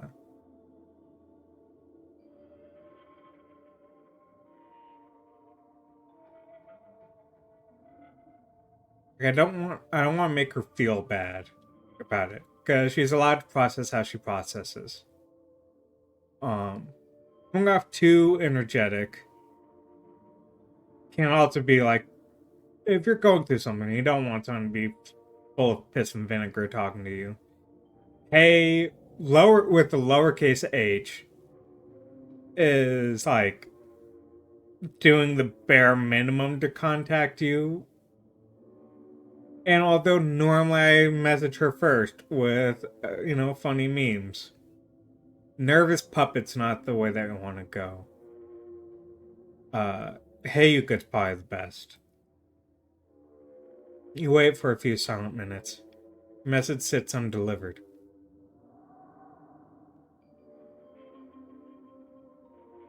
I haven't heard from her either. That's not good. You can just try looking for her. Let's meet up in town. Looks like you have your morning plans in order. Check the closet. It did move. It's moved. I definitely know that wasn't the position it was in last time. No denying it. The doll moved at some point since your most recent visit. But your long dead relative's creepy doll isn't the only thing that's different. Someone was in here. Someone mull over for the rest of the day. It's Dustin. Oh, there's Mom Dustin. I love them so much. They both have bread now. I'm sorry, I need a picture of this. Yeah, I love them. Human is back. Smell old now. Maybe changed mind about eating us. Could be the end of Dustin and Dustin, Mom. I would never eat you. I love you. Dustin, Mom, know better than to trust. When push comes to shove, survival more important than friendship. Dustin and Mom spend too much time outside. It's different inside.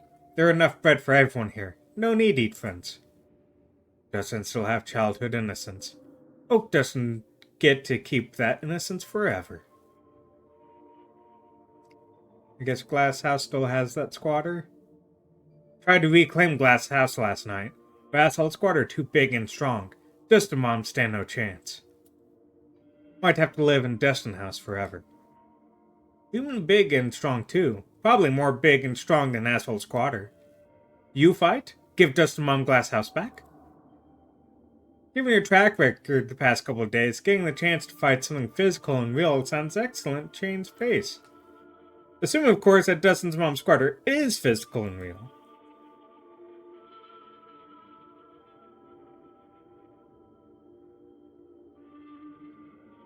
Anything for you, Dustin. Squatter have sharp thing on head.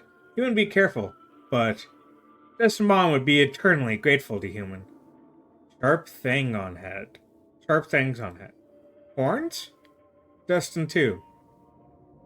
I should get going. Yay. I love him. That's that. Take a shower. You step into the guest bathroom and into the shower. Hot water soothes your aching joints. Despite the state of the bathroom, the shower is a good place. As it rinses your body clean, you think about the door in the clinic, still drawn to it even now. You're going back there today, you're sure of it. Thinking about the specter of an early death. Thinking about the afterlife. It's undeniably real at this point, and what you've seen is terrifying. Thinking about Stella running off last night. Thinking about Rosalie a shattered leg, and the image of her foot still barely touched her body. Thinking about Sybil's warning, the worst is yet to come. Thinking about Wayne. Thinking about someone special. Think about someone special. Specifically, think about Stella, your interpreted cryptid hunting companion. Everything the two of you have been through since you got to town. Hopefully she's okay. Kanika, resident goth and one of the most level-headed and fashionable people out there. Avery, and their thrill-seeking attitude towards the supernatural. Maybe they're less chill than you initially thought. And maybe they're even more chill. Oscar, the shy and handsome town librarian. Reese, the chronically ill artist living in the clinic. Dr. Kelly, and the way her commanding presence dominated yesterday's dinner. Wayne, and the way he effortlessly crushed that ditchling. Someone's gotta have a thing for Wayne. Think about Stella, your intrepid cryptid hunting companion. Everything the two of you have been through since you got to town. Hopefully she's okay. And Kanika's just being overprotective. Oh, my nose is all stopped up for some reason now. You're done here. Turn off the faucet and dry yourself off. Head downstairs. It's time to face your cousin. You know what? It might have been my position the way I was sitting. Since I had scooted out to go get coffee, I hadn't scooted the chair back in. Might have just been my positioning was fucking up with sinuses. You find her in the kitchen, her shoulders hunched in a tight ball of anxiety. They're striking. This week, of all weeks, if I didn't have enough on my plate already.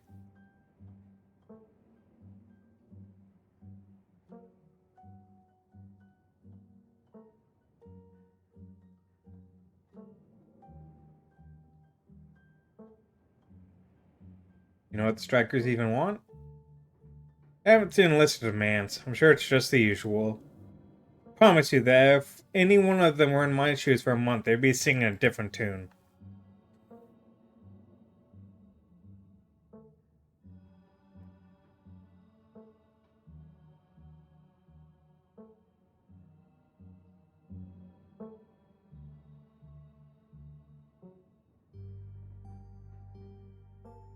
You're in a really difficult spot right now. Gee, I hadn't noticed. Hopefully it'll all be over soon.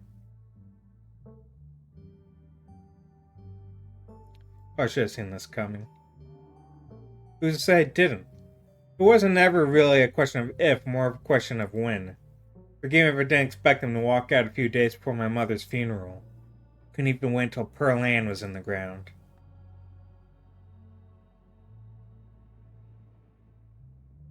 Have you heard anything from Stella? I can't get a hold of her. No, but that's not exactly newsworthy. Sure, she's just processing what happened last night.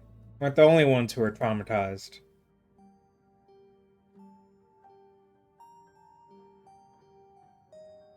Let's talk about last night.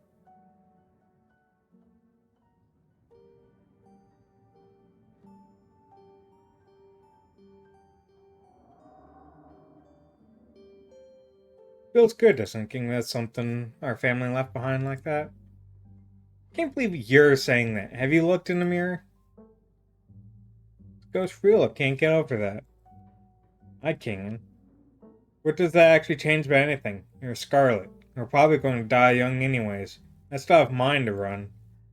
I still have a mine to run. Yeah, if the mine's in trouble, you should just sell it and sell the estate. Like fucking ditch. Dab the bristles. You really are Vivian's kid, aren't you? Trying to bow out just when things get difficult. Just when they get difficult? From the sounds of it, it's been difficult for decades. I'm not giving up like that. This is the Scarlet Mine. Let's go and cash out on our family's legacy. Bringing the mine back to life, one way or another. Technically, from my understanding, it's not our mine.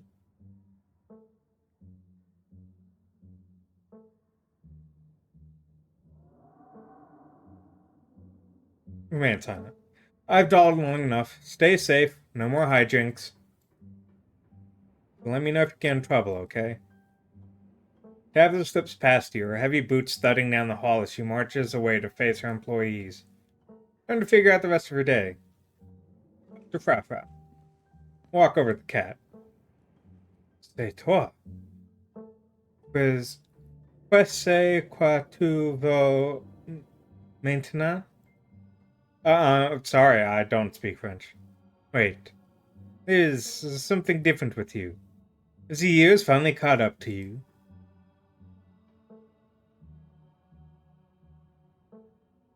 Made deal with ghosts, so I'm old now. Every day that we open our eyes, we are making a deal with life. All of us are stones on the shore, weathered a little more each day by the relentless tides of time. We will all be ground to dust by an uncaring universe, but that is the beauty of life. I missed you last night, Frau Frau. That makes one of us. Will you ever let me pet you? And coat my fur in your disgusting human oils? None. You know anything about the stone carvings scattered around town? I am not here to be your commanditon, pion detective, de soir un chete. I am here to watch you flail about in the darkness. I am not here to provide answers to whatever mysteries confound your feeble American mind.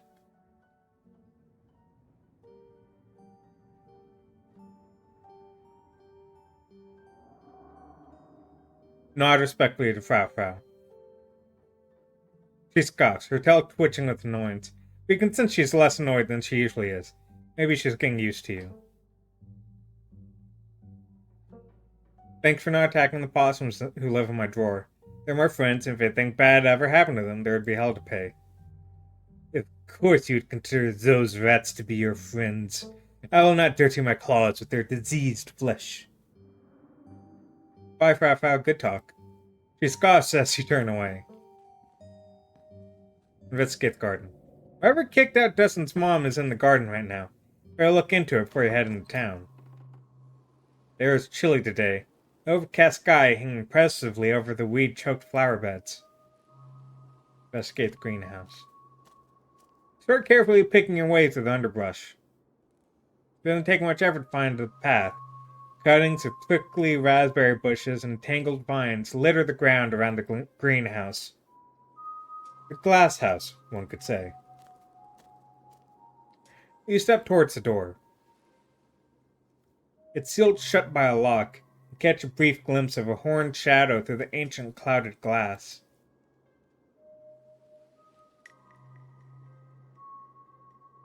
I try to talk to whoever's behind the door. It's a goat.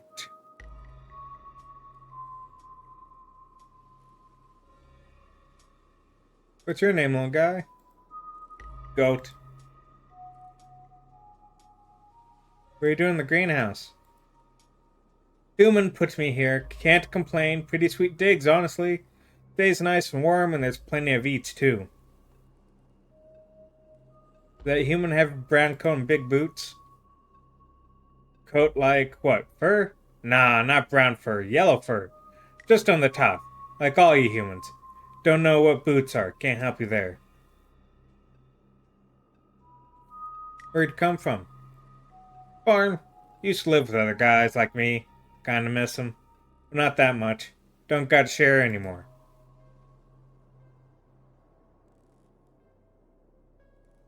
Well, there must be a reason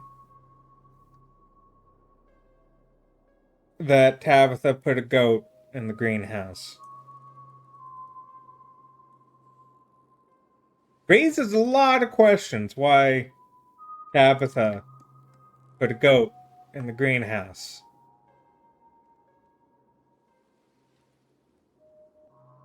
Guess we'll leave it to you then. See ya. Or not. It's a wild world out there. You've investigated the garden. Stella missing, it's best not to keep Kanika waiting for much longer. Yeah, I don't wanna, head to town. I don't wanna, as much as I'd love to give Dustin mom her place back, Tabitha probably has a goat locked up for a reason. Maybe a satanic reason, but a reason. You head to the front door and begin your trek to the town below. The birds sound different today, muffled, like your ears are full of cotton. The dull sun shines down on the surrounding wilderness, seeming to wash the colors from the world. But you're adjusting. Already your body is starting to accept the change that has come over it, to accept that this is how things will be from here on out. Can't help but feel countless eyes watching you from the tree line, feeling that reminds you of your time in the woods with Stella. Ditchling shouldn't be out in the middle of the day, though. They're getting bolder. I am surprised. You're surprised you find a familiar face making its way up the path towards you. Hey, Avery.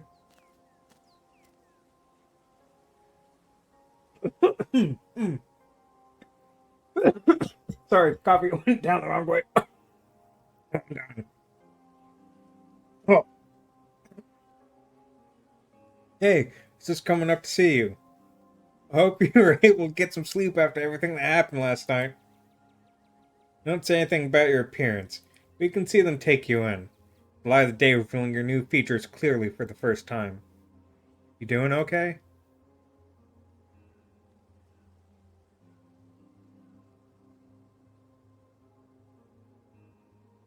I'd do it again in a heartbeat. I'm here for a good time, not a long time. Glad to hear you're coping well. And don't go throwing yourself at too many life-stealing entities from the beyond. Just start getting to know each other.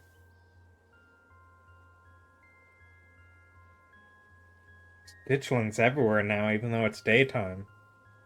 Avery turns to survey the tree line. I noticed a few on my way up. They're kind of funny now that I'm getting a good look at them. They're scrunched up little Sharpay faces. So, should I be worried about these things? Another bad omen or something, but, like, are they dangerous? They're not going to eat me if I take a wrong turn, right?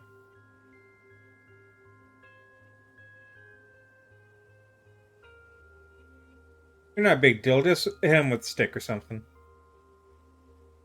Punched one and left an imprint of my fist in its face. When it stepped in on one and exploded, they're not very threatening. Maybe they're not threatening to you. You're kinda ripped. And that Wayne guy, I mean, he's not human, right? Still, if you're not worried, I won't worry either. I'll just be sure to keep my eyes out for Stick, I guess. Have you heard anything from Stella? I haven't heard from her. Though we don't text much, I haven't checked in with Winnie to see if she came in for an early breakfast or anything. If you haven't heard from her, that doesn't sound great. Seeing her like that last night was awful. She's usually so unflappable. How are you doing today? I'm great. With something like possession, I kind of feel like there are more upsides than downsides. And a lot of people out there who could say they've been through something like that. Pretty cool badge of honor as far as I'm concerned.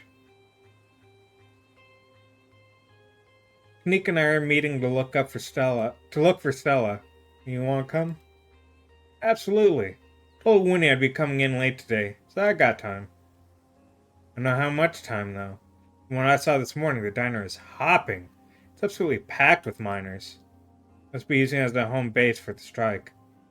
Oh, by the way, there's a strike going on. Sure, I already know that though. I have to imagine Tabitha would have told you this morning. Let's head out of town.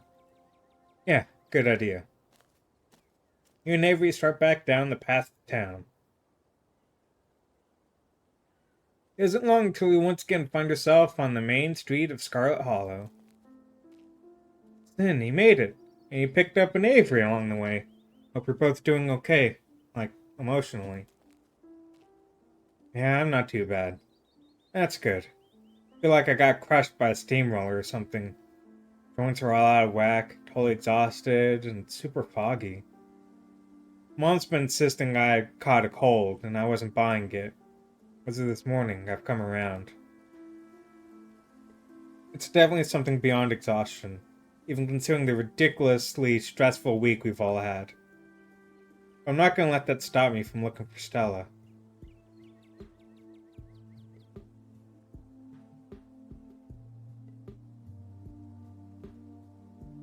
Supposed to meet your mom at some point today. Maybe she'll finally shed some light on things.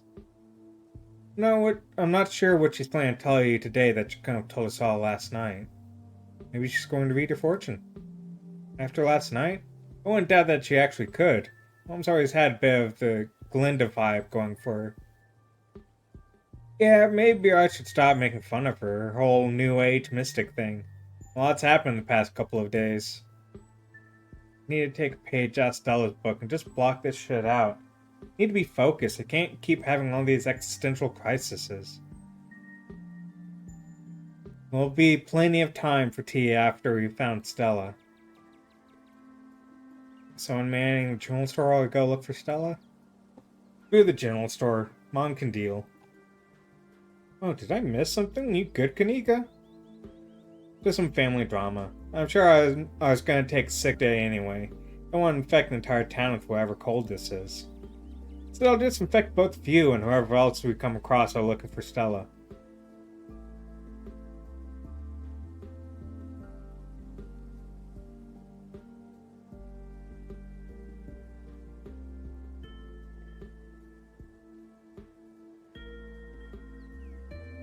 Yeah, let's go look for Stella. Agreed. Let's get to work. Where to first?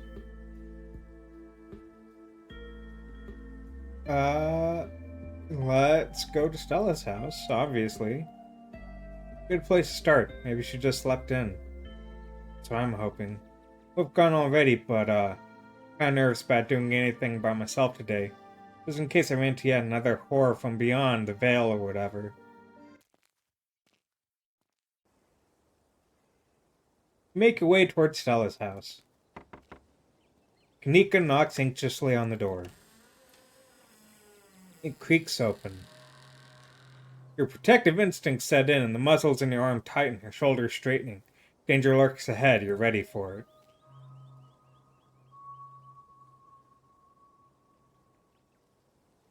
Enter Stella's house. We're not even going to comment on it, let's just go. You step past the threshold and into Stella's house.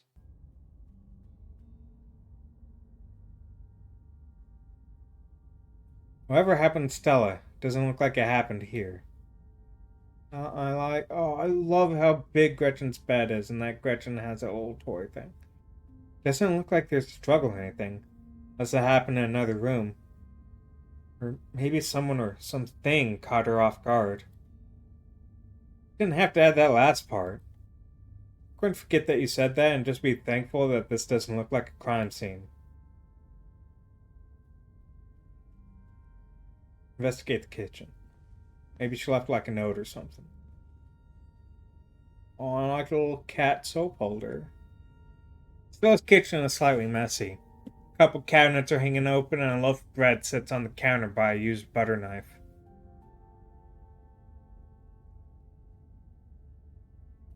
Looks normal to me. I don't know, it's a little messy. This is a little messy, I don't want to know what you'd call my room. I wasn't judging, there's nothing wrong with a little mess. Or a lot of mess. We're getting off track. Stella's house has always felt a little sterile to me. Feels a little too lived in, if that makes sense. Maybe that's just because I've only ever been over when she's already expecting me. Maybe there's just a rare peek behind the curtain of the real Stella. Real Stella should call her friends and let them know she's okay.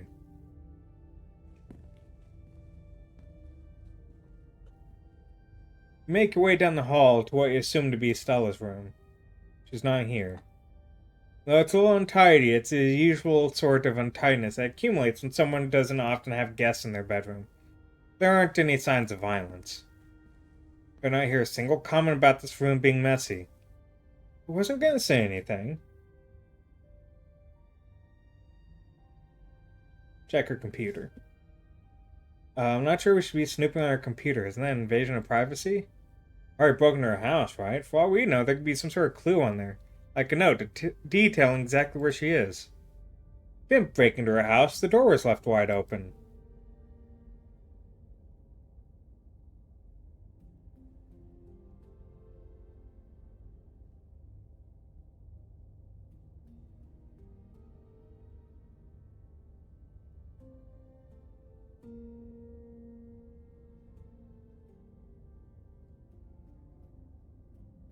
No, Kanika's right. Fair enough, it's probably not good use of her time. Thank you.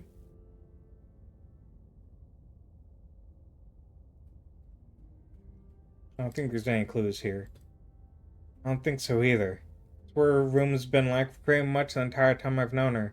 The only thing that's changed is the computer getting a lot fancier. It could use a few more house plants. I'll put together some trimmings after we found her. Aw, she still does have those corkboard string things.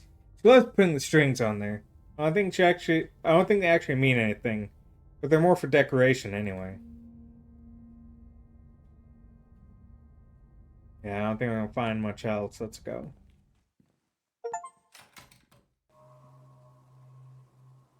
Okay, so maybe she came home last night. Maybe she didn't, but she's definitely missing. I thought I was overreacting this morning. She would just be sleeping in. I can't believe she's actually missing. We'll find her. Where to next?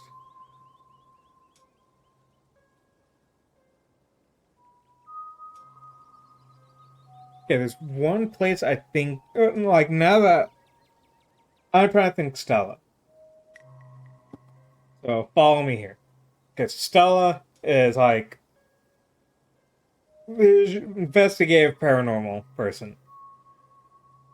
Presumably, she also knows about the slab that was in the basement of Oscar's. She knows of the slab that's at the mines. I would think she would then want to go check out Reese's mom's clinic. Saying I had the same pull towards it that I've had to all the other locations. That she would then want to go check that out. That's where I think she went. We should go to the mines. That's like second closest to this place. Guess there's a decent chance Stella went to find her cousin. No, that's not why I think she went to the mines. Can't say I get it, but it's definitely something she would do. Don't see it? Oh, come on. The two of them have such a dynamic, you know? Classic dog and cat situation. Come on, I'll drive us.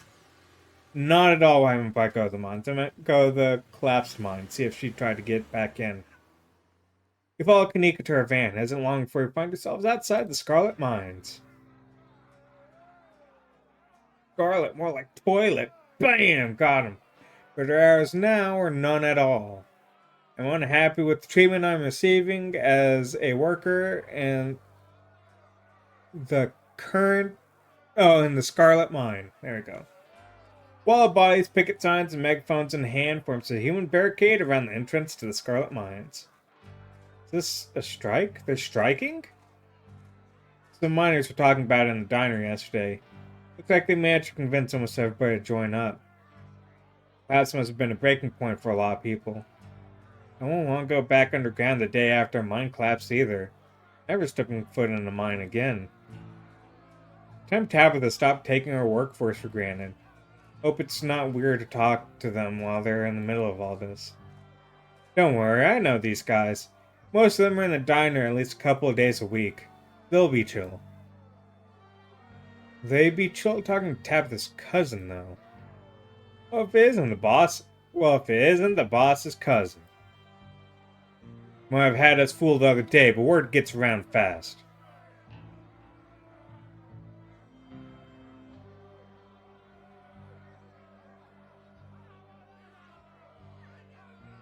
Have you seen Stella? She's missing. The YouTuber? She's the one on all of the banned from property posters, right? We haven't seen her. We've been out here all day, so we'd know if she could come by. Make sure to keep an eye out. Can't say we'll be much help, though. We'll just be staying around here for the foreseeable future.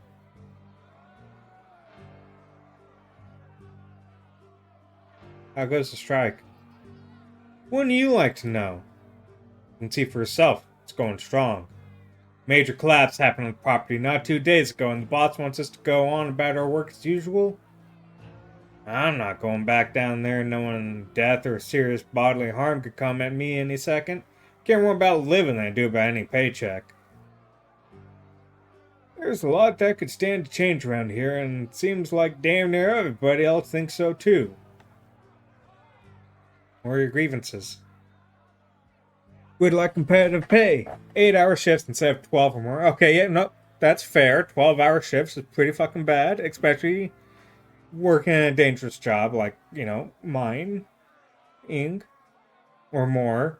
Improvements to the sick day and vacation policies. And a thorough safety inspection before any of us step foot underground again. That collapse was way too close to the active mine for me to feel safe down there until I know for sure I won't wind up buried under 2 tons of rock. This place is supported by the labor of folks who are too desperate for work to care about the conditions they work under. It runs them ragged, then spits them out when they're too broken to keep going. Seen time and time again.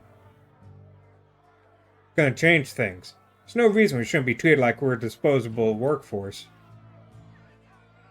If we're the ones making her money, we should be making money too, not just scraping by.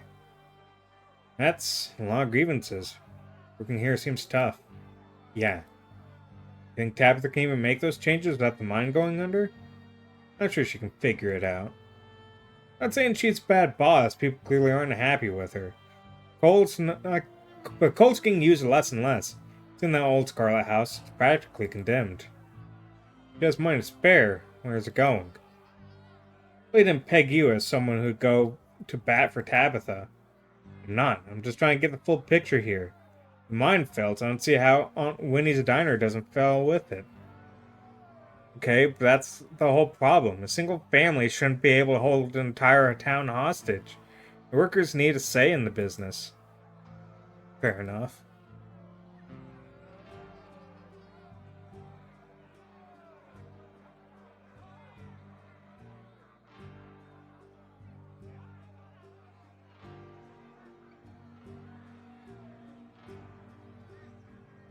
Leave it at that.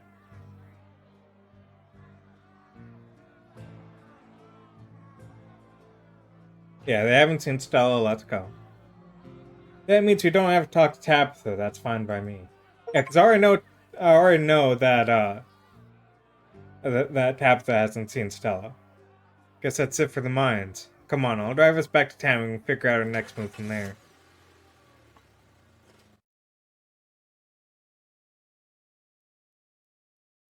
Where to next? Uh, let's go to Oscar. Maybe he'll know what to do. Nope, nothing else happened after we went home last night. Oh, I hope nothing else happened after we went home last night. So brave for sleeping in that house after everything we went through. I'd rather sleep in the woods with the ditchlands than some place that was that haunted. Your mom said it was safe, and I'm inclined to believe her. Why would she lie? How would she know that? Magic, probably. There's only one way to find out. Let's go. Morning light streams in through the library's large windows. In the bright daylight, it's once again a place of comfort.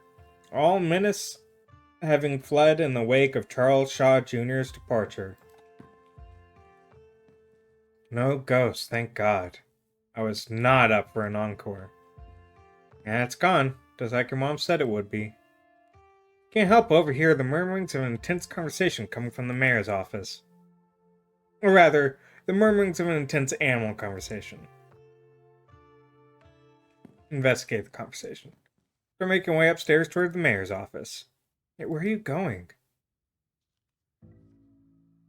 Small gang of dogs hold court in the mayor's office. Most of the dogs quietly watch from the sidelines, but two of them, a sheepdog with a basset hound, are in a heated conversation with Mayor Jimmy. The tags read Scraps and Daisy. I'm assuming that's Daisy. So then that would make you Scraps? It sounds like you've all sorted this out. I don't see what you need me to do about any of it. Sorted? Things ain't sorted until the town is safe. Now we may have got the beginnings of a militia together. There are plenty of pets out there who are still uninformed about those things crawling out in the woods. You're the mayor. He'll listen to you. Just tell him to stay inside until it's handled. Listen, Scraps, buddy, I hear you. The last thing we need right now is anarchy in the streets. It's no use. I told you he'd be bullheaded. He's always bullheaded. Always a sore loser, aren't we, Daisy? Things are fine. Nobody has to worry about a thing. The mayor pulled himself away from the conversation to acknowledge you. Oh ho ho, I remember you. You're the out-of-towner from yesterday. The speaker. The other dogs murmur amongst themselves for a moment, then turn to face you. I'm sorry you had to see this little display.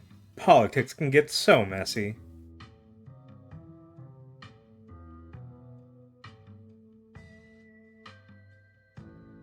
Have any of you seen or smelled Gretchen? She and her person are missing.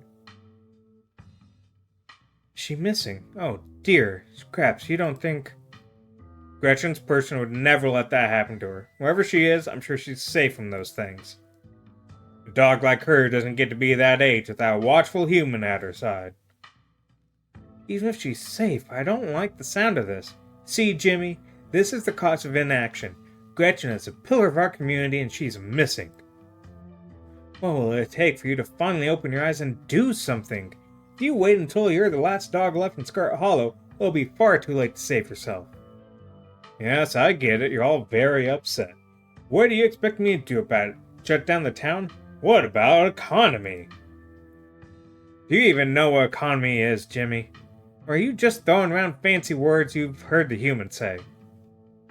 Of course I know what economy is. I know all about economyism. Oh, good. Because I never understood the look of it when the humans were talking about economy. I just figured it was made up word they yell at each other when they wanted to stop talking. So please, enlighten us. I'm not going to debase myself by playing a game of trivia. Not in front of the speaker. I thought so. To answer your question, we did catch a whiff right around here, and another near her house, and picked up anything around town since then. Let's hope those creatures haven't already gotten to her.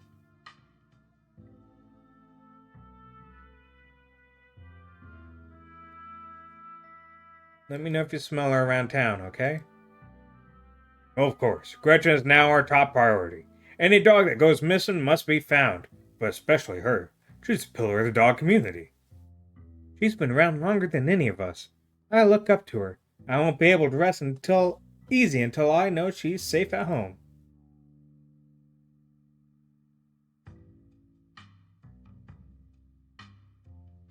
Gretchen really admires you, Scraps. Oh, she flatters me so. I'm nothing special, just another dog. All the more reason to go after her before it's too late. Don't be so modest, Scraps. You're the kind of dog other dogs listen to. It's a damn shame the humans are so charmed by that charlatan. I'm right here, Daisy. I'm well aware. You think you're so high and mighty, don't you? Just because you can sit and stay the best. As if obedience is the best quality in a leader.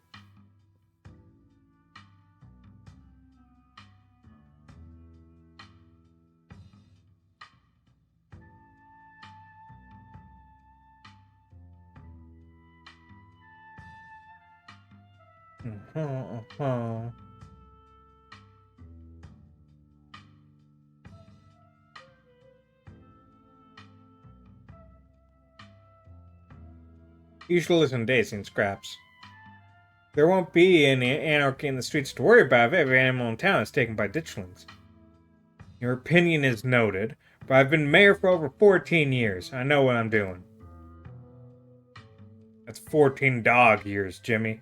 If you're not going to help, the least you could do is not blow smoke up the speaker's ass. Suppose you were right, Daisy. This is just a waste of time. I needed to hear it with my own ears before I could really believe it. I'll save the I told you so for later. Let's go rally the others. This town won't save itself. You and the dogs exit the mayor's office and close the door behind you. They quickly turn a corner and vanish from your line of sight. Find Kanika and Avery waiting for you in the lobby. Took a peek in there. You just had a full-on conversation with those dogs. It's so weird when you do that. This sort of thing happen a lot with Sin. Yeah, it takes some getting used to. Okay, so Kanika's finally coming along to the fact that I can talk to dogs. After last night, it'd take a whole lot more than sitting having a conversation with a gang of dogs to faze me. Guess Oscar must be in the back. No, that's where I'd be if I finally managed to haunt my house. I've always been surprised at how unsupervised this place is. Sometimes it feels like anyone could just walk in and do whatever they wanted. Like what? Steal books? I mean, they could, right? I'm not saying anyone would. I'm just saying that people in this town trust each other. A lot. It's nice. Let's go find Oscar.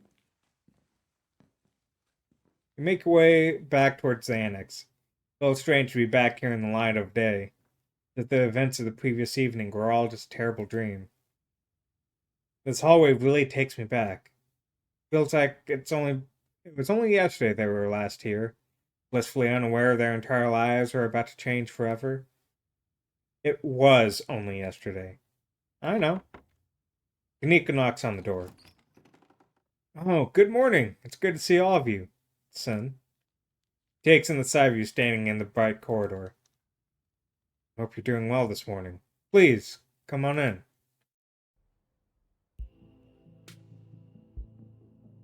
Doing really well, Rosalina. Not a lot of kids your age can take shots that well. You're being so brave. You don't have to talk to me like I'm 5. But you are brave. You really are, Rosalina. You're like so badass. Alexis is right.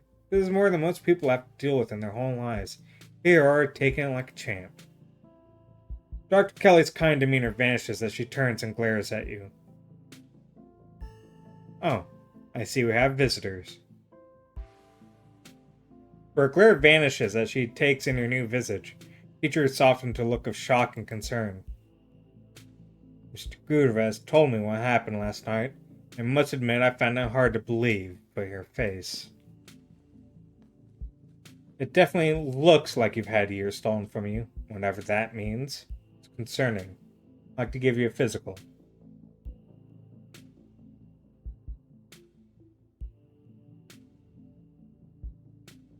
I like that I can flirt with her right now. Like, ma'am. Wait, so you just believe a ghost stole years from my life? Sure, there's plenty of evidence that something happened to you right in front of me. You're going to get your physical?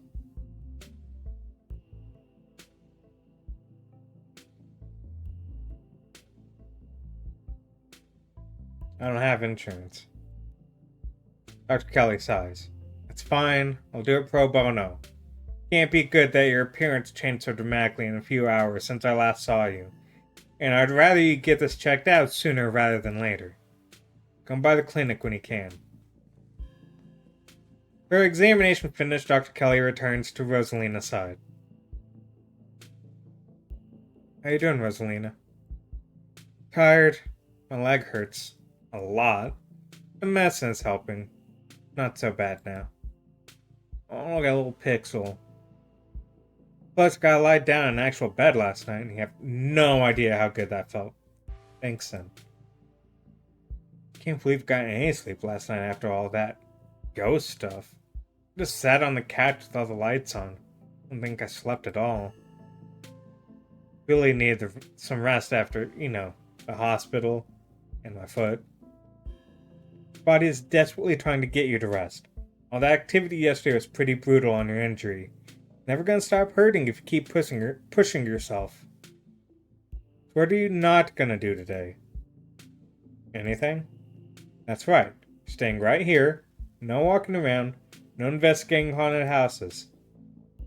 Sorry, Dr. Kelly. Should have been better at stopping her.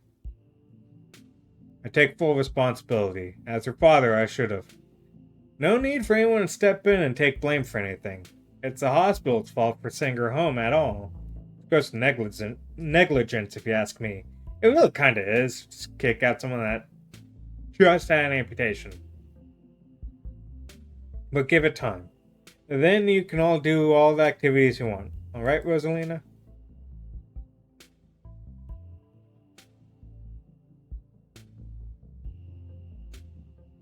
Have any of you seen Stella since last night? Not since dinner. Hasn't got in touch with any of you? I'm starting to freak out a little. Okay, Sin, we're going to find her. That's not good. I haven't seen her since she ran off last night. Well, terrible. This is my fault, isn't it? We've done a better job warning her, Oh my god, Oscar, stop taking the blame for everything. Still was practically banging down your door trying to get evidence of ghosts. I don't think you're gonna be able to stop her. There's no way you could have known how she would react when she found it. I don't even think she knew how she would react. And besides, you didn't know how bad it was gonna get. You can't blame yourself for everything, man. I know you probably feel like it's your responsibility to make sure everyone around you is okay, but sometimes it's just not gonna be possible. You're only one guy. That's what Rosalina's always saying. Suppose I do apologize more than I should. Yeah, you do. You really do. I'm guessing Charlie didn't come back for an encore? As far as I know. Slept in Rosalina's room. I made sure to put some heavy objects on top of the hatch, just to give myself a little extra peace of mind. Thanks to you, I didn't see or hear anything all night. I think we're in the clear. I didn't see anything either. But even if something did happen, I wouldn't know. I was asleep as soon as my head hit the pillow. I'm too tired to worry about ghosts anymore, to be honest. Losing a limb will do that, especially if you decide to tromp around the next day like nothing happened. I would have been fine if it weren't for Charlie. Good thing he's gone then. Let's hope he stays gone.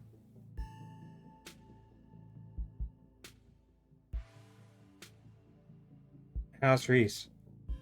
He's fine. Had a rough night, but he'll recover. He's just this sort of thing. Just needs a couple days to get back on his feet. It means no more excitement, not even a movie. Sorry to hear that, Dr. Kelly.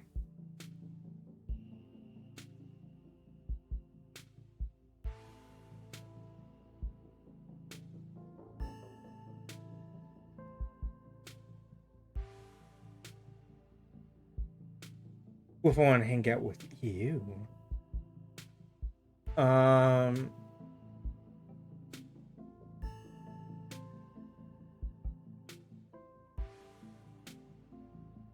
about him like he's a child. When you're a parent, it doesn't matter how old your kid is. They're always a child to you. Especially when they need to be taken care of. We found something in Oscar's house last night. Stone carving that gave me and Tabitha a vision about what had happened here. There's one in the mines the other night, too. Both of them had a sort of pull on me. Whoever they are, there's something like them in your clinic. Felt it last night.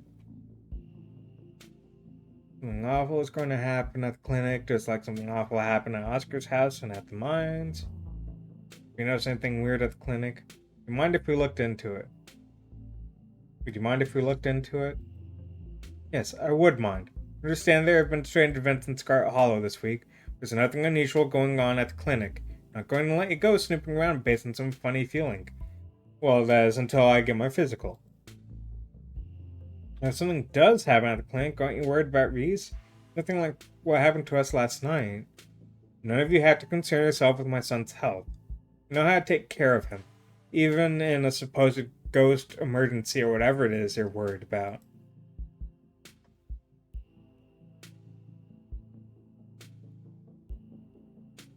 Okay, that's from inside. So, you've got your meds, you've got your nest of pillows, a helpful friend by your side, and a cat to keep you company. When she said helpful friend by your side, I thought she was talking about Pixel. Not gonna lie, I did not think she was talking about Alexis. Seems like you're all set. Make sure you do a whole lot of nothing today. I will. Bye, Dr. Kelly. Yes, thanks again for coming down to see us, Joan. Not a problem. I'd much rather she stay put than have to get in and out of cars. I'll call later today to see how things are going. The rest of the week is less eventful for the both of you. Goodbye, Rosalina. Make sure you stay put and keep Pixel company, okay? Don't worry, Doc. I'll keep her warm. I'm helping. Dr. Kelly turns towards you again, her usual glare absent. And I hope you won't take me up on my offer, son. I'm concerned about you. Then she pushes past you to leave Oscar's house. We'll let you kids have some space. Alexis, why don't you figure out a restful activity for you and Rosalina? Will do, Mr. Gutierrez. I brought some video games and puzzles from my house. Some movies, too. Whatever you want to do, Rosalina. Oscar ushers you down back to the library. What's up? Is everything okay? Yes, everything's fine, or at least much better than yesterday. Can't thank you enough, son. I'd like to be as helpful as I can from here on out. Now there are little situations dealt with, I'll have time to dig into the town archives. The house was haunted because someone was murdered there. The mine collapse the other night was at the side of a mass grave. With enough research, maybe I'll be able to get a step ahead of the next crisis. Maybe we can actually preempt it. As, assuming there's going to be a next crisis, something tells me we aren't in the clear yet. Is it the ditchlings coming out of the woods? We should compare notes. Not that I have any to start with, but if you know anything that might narrow down my research, it could save me a lot of time.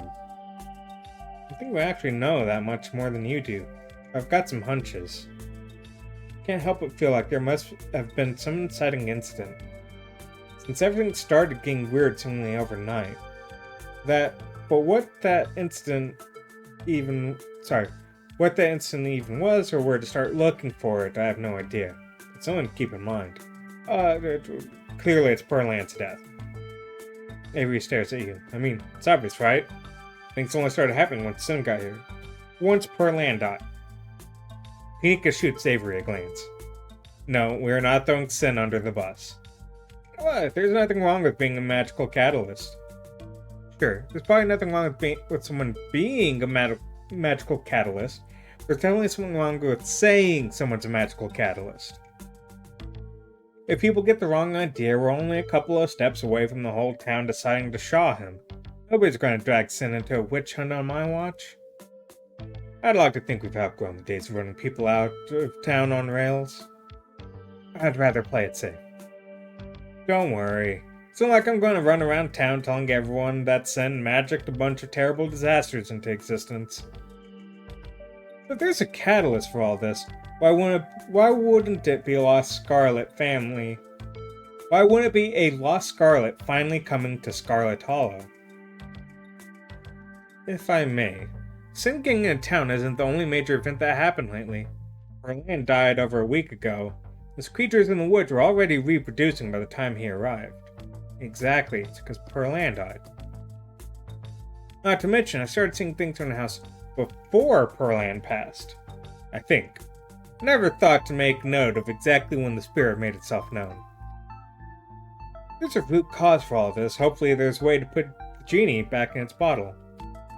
I'm going to do my best to find out if there have ever been any similar events, and whether there's anything special about Scarlet Hollow that might explain what's going on. Those carvings I warned Dr. Kelly about are important. I think there is something like that under my house all this time. I think someone must have put it there. But who? There's one in the mines, and if you're right, there's one in the clinic.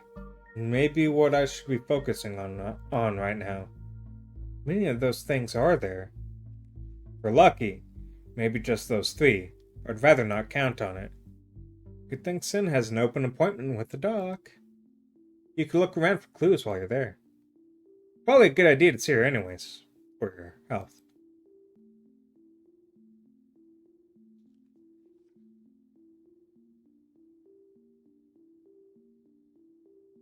It's a shame she preemptively shot down her movie night. It would have been the perfect cover. What are you talking about? You already have an open invitation to visit at this point. You don't need to use a movie night as cover.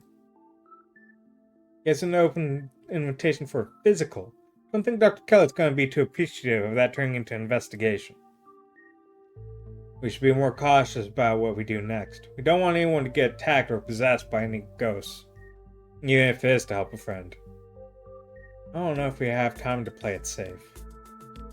Just give me a day or two to do some research before we do anything rash, okay?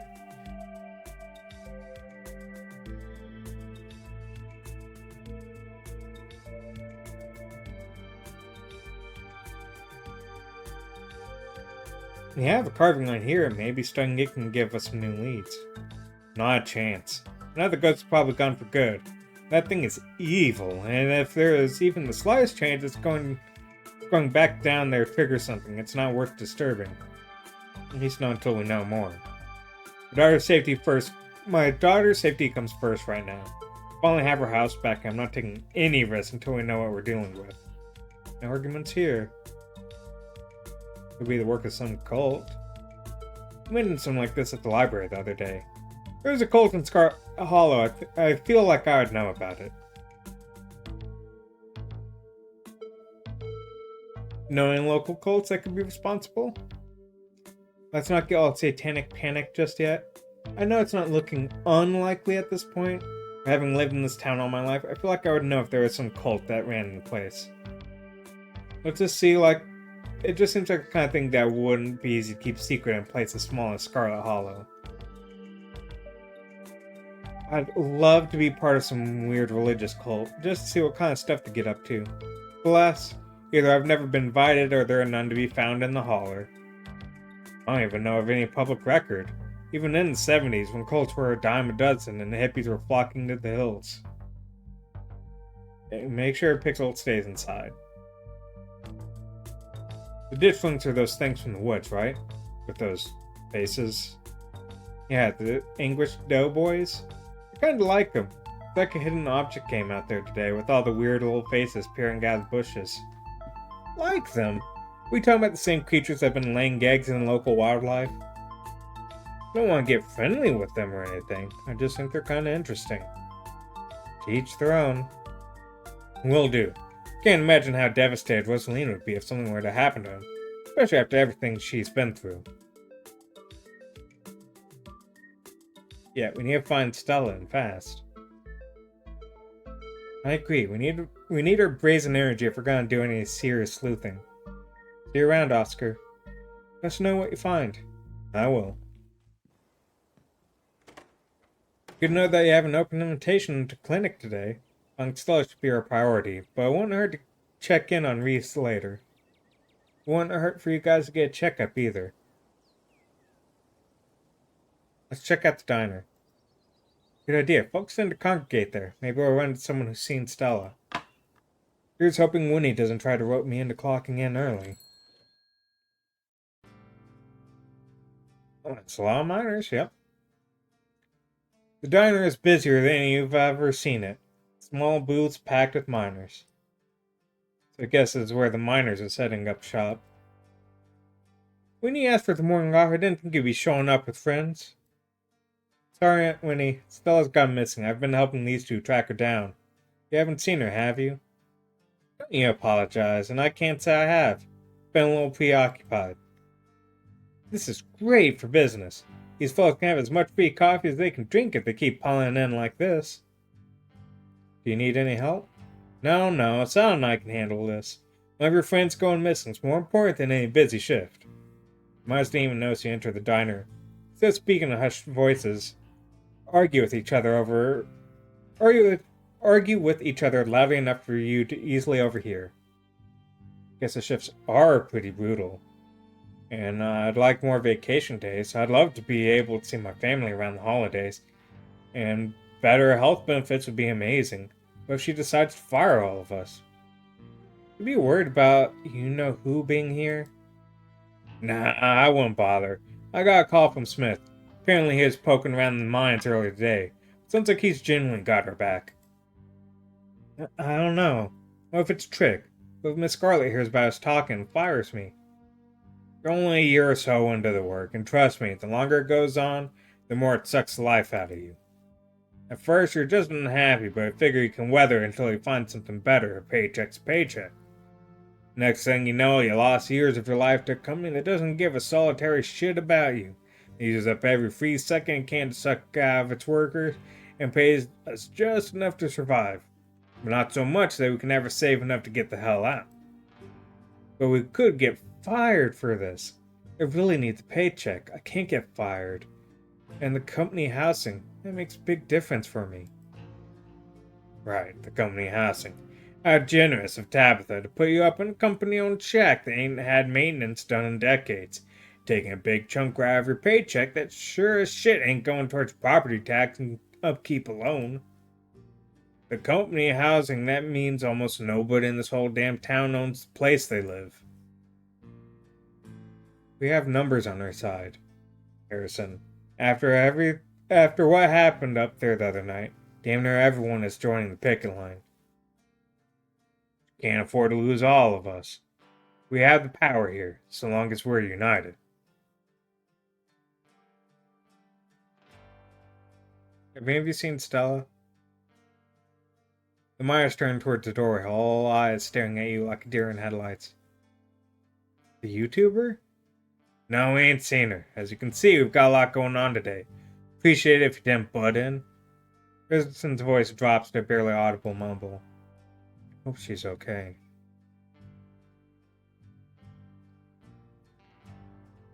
Guess we should get going.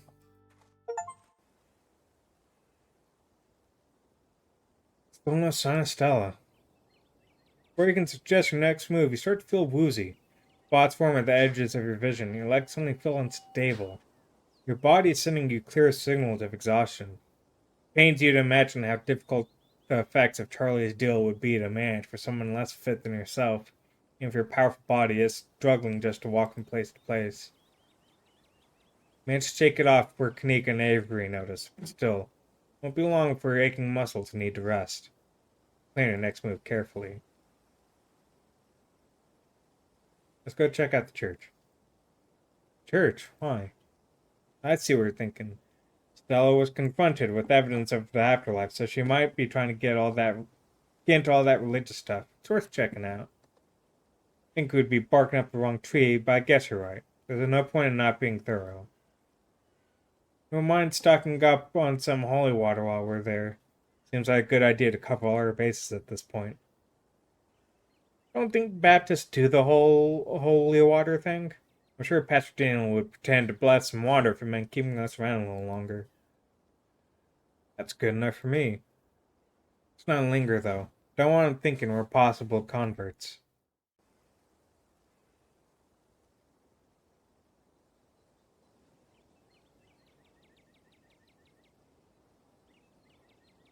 Kanika leads the way, taking up the gradual slope towards the church.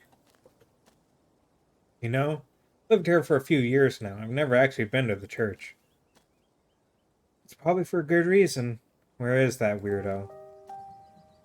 My, 4 visitors at once on a Thursday. This is unprecedented. So Stella is here.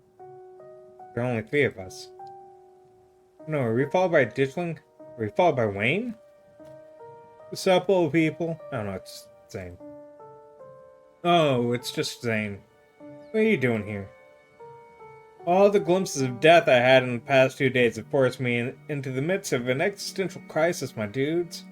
Just wanted to see if Faith held any answers for me. I really don't like the look. I don't like that look. Alas, I have not yet found the solace I seek. Give time, Zane. It sometimes takes a while for the Lord to work his way into your heart. When he does, you won't regret letting him in. Be sure to look over those pamphlets I gave you. And of course, I'm always here if you need to talk. Sure thing, Bastard D. Peace, y'all. Anyway, we're looking for Stella. She wandered off last night, no one has seen her since. Starting to get pretty worried. Thought maybe you or Janie had seen her? Can't speak for Janie, but I'm afraid I have seen neither hide nor hair of Stella. If you'd like to talk to my wife, she's just over by the alpacas. Oh, Sin, I was hoping we might talk in private. And what do you have to say to him that you can't say in front of us? Please, if you won't mind, this is a personal matter. It's alright, we can get the juicy details later. I'd rather folks not pry on this. You know how rumors get started.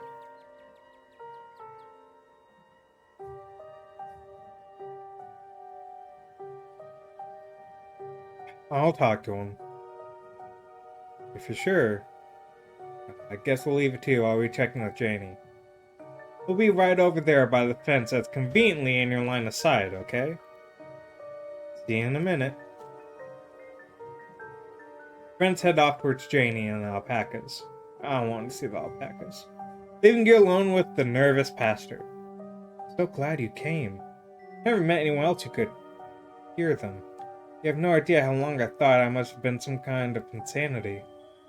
Even thought at one point that it must have been the Lord himself talking to me through them. I never had anything insightful to say, so I was disavowed of that pretty early on.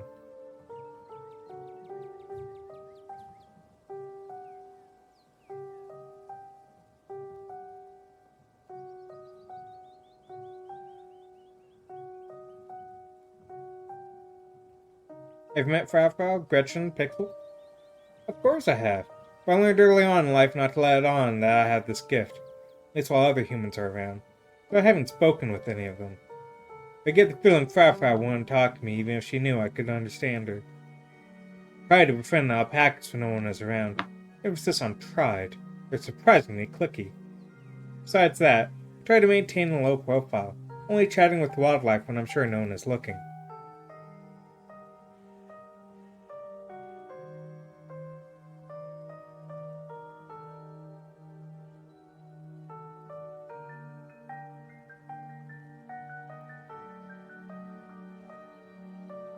Does Janie know? No, I don't believe there should be secrets between man and wife. We'll have to tell her one day. There hasn't been a good time yet. Building a life in Scarlet Hollow has been a difficult process, and the last thing I need to do is add the stress of her husband being some kind of circus act. Tulip, on the other hand, is going to have my suspicions that she might share this gift. Who the fuck is Tulip?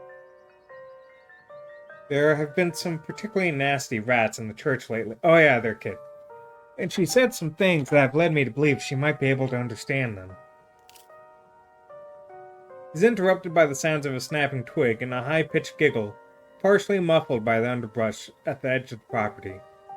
Tulip, come out of there. You know you're not supposed to play in the woods. Tulip glances back into the woods, quiet as she hesitates. Tulip, are you going to be good? are going to skip story time tonight. I'll be good. You don't have to skip story time. Won't go in the woods, I promise. I know you won't, Tulip, because you know it's too dangerous for little girls in there. Why don't you go help Mom with the alpacas? It's just about time they got fed. You can give them hay. Tulip smiles broadly, seemingly excited by the prospect, and hurries off. See, what's really unfortunate about those last couple lines? Could totally be a normal thing for him to say. It could also be the most sinister thing for him to say, depending on how you read it.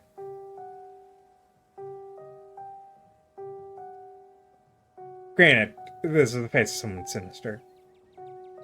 Sorry, I have to have a firm parenting moment just then. I've been trying to run off into those woods a lot lately. It's really dangerous, even for adults. There's a massive trash dump not too far past the trees. It must be at least 50 years old. So it's all overgrown and looks like it's part of the landscape. If you accidentally walk onto it, you might find yourself falling to a hip-deep mound of rusty cans and broken glass. Oh, Tetanus Lake. Stella told me about it. Tetanus Lake? That's an accurate name. I wonder if Tulip would stay away if I started calling it that. Or it'd only make it sound more alluring.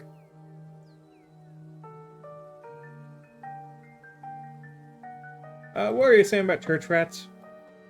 Ah, yes, the rats. So you and I are used to the sort of chatter we hear from wildlife. It's usually nothing that needs to be paid attention to. These rats, something sinister about them. They must be huge, judging by the sound of them scurrying around in there. Tulip had never shown any evidence of the ability before, never responded to the alpacas or engaged in conversations with birds. In retrospect, could have been hiding it the way I did growing up. I know she's been talking to the rats. She calls them her friends. She's been drawing all these pictures of them, really ghastly things. Drawing pictures of rats is ghastly. Okay, dude, like, whatever. I've tried to bring it up with her, but she just gets this little smile and doesn't say a word. Like it's her fun little secret. It's all innocent enough in the grand scheme of things. Pretty sure they also live out in the trash heap. Ever since she started talking about her friend, she's been trying to sneak out there. Oh, hey. So then, Tetanus Lake was formed years back as dump of them just tossing old stuff. So, yeah, it could have been a dump because they're covering up a seal. And then that checks out. I'm concerned she's going to get hurt or get some kind of disease.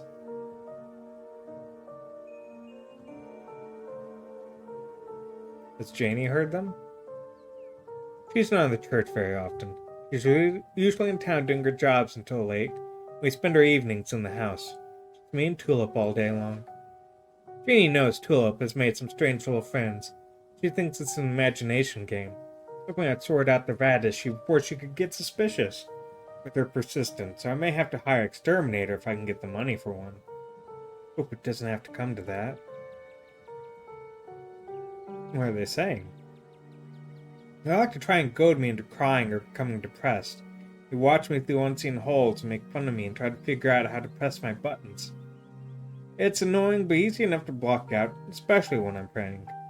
I don't think they're a good influence on Tulip, though. She's gone quiet and secretive ever since I started talking to them. I would hate to think what they say to her when I'm not around to hear. Have you actually seen them? No, but I don't need to. I lived in a dorm that had rats once. You never see them. But the church has all the signs of an infestation. There's no mistaking the sound of little creatures stampeding through the walls. I thought had some humane rat traps, but they're far too smart for them. All it's done is waste peanut butter. I caught a possum one, poor thing. Possums are never very bright, but at least he got a nice big scoop of peanut butter out of the ordeal.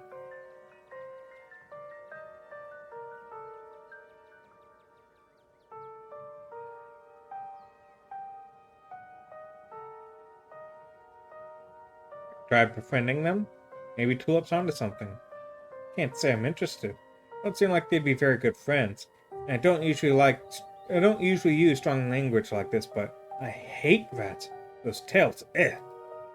He shudders. God knew exactly what he was doing when he made rats. They look just as bad as the diseases they carry. No way I would want to get cuddly with one, let alone let any of them get close to Tulip. Okay, dude, whatever, fuck off. Still, I suppose I could try talking to them. And that, fellas, maybe you can lend a hand. I don't want to be too much of a bother, and you should probably finish looking for your missing friend first. I'll be around if you have time to check in later this week. At the corner of her eye, you see Kanika and Avery walking back to the two of you. Must have finished talking to Janie. Janie says she hasn't seen Stella either, so we better get going. Thanks for suggesting we head up here, son. Got to feed the alpacas. They were so cute and soft. It was awesome. Janie says she'll come by the diner with cookies for the miners. And a few extra for me, of course. Hope your talk with Pastor went well. Yes, we had a great conversation. I appreciate you all stopping by, even if it wasn't under the best circumstances. I'll let you all be on your way. And I hope Stella turns up soon. I'll put in some good prayers with Big Nan for her. Alright, thanks. See ya. Kanika and Avery start back down the path and you follow. So, what was that about? He seemed pretty insistent on talking to you alone. Yeah, he didn't say anything weird, did he? He can also talk to animals. He just wanted to discuss it with me. Can't believe that of all the people in the world you could have shared the ability with, you wound up stuck with Pastor Daniel. Let's not get too distracted until we find Stella, though. Where to next? As you consider your next move, your vision blurs again. But this time it persists. The weakness in your knees returns. Your ears fill with static. You feel yourself swaying, unable to control your body. Seems the toll of the pact you made last night is finally catching up with you. But you don't look too good. Body crumples to the ground. Good. The general store's just around the corner. Let's get you inside. Well, the general store welcomingly as her companions drag you across the threshold. Faintly make out the unintelligible mumblings of what must be voices, and you fade out once again. You come to in a chair in the tea room. Sybil sits across from you, a gentle smile of relief watching over her face as you regain consciousness. It's dark here. Sunlight filtering through the heavy curtains, weak and watery, particularly supplemented by the bright glow of lights over the plants in the corner. Welcome back. Just the two of us now, I'm afraid. Avery had to go help at the diner. Kanika's getting some much-needed bed rest upstairs. I went ahead and made you some tea, dear. Should help a bit with your condition. Your eyes drift down to the cup of freshly brewed tea in front of you. It smells light and citrusy, with undertones of decaying earth. It's the same tea you sampled with Avery at the diner on Tuesday. Don't expect it to change your gray hairs back. At the very least, it should make it easier for your mind and spirit to adjust to some of the physical changes you've gone through. Hopefully you'll be a little less exhausted, and a little less prone to passing out. When you're finished, Musa leaves her reading. On the house, of course. Till then, why don't we just chat? Sip the tea. We need the tea first. Drink the tea. It's good for you. You take the tea, sipping it delicately. The citrus smell is fleeting, quickly replaced with the earthiness at its core, like you've taken a mouthful of dirt. But the aftertaste combines the two flavors into something soothing and medicinal. You find yourself feeling more comfortable, your muscles relaxing for the first time in days. So how do you wind up in Scarlet Hollow? Oh, my family's been in these hills for a long time. That's how I know so much of the local flora. Everything I've learned is handed down from generations of hill folk.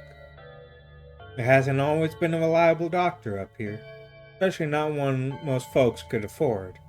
They have to figure out their own medicine.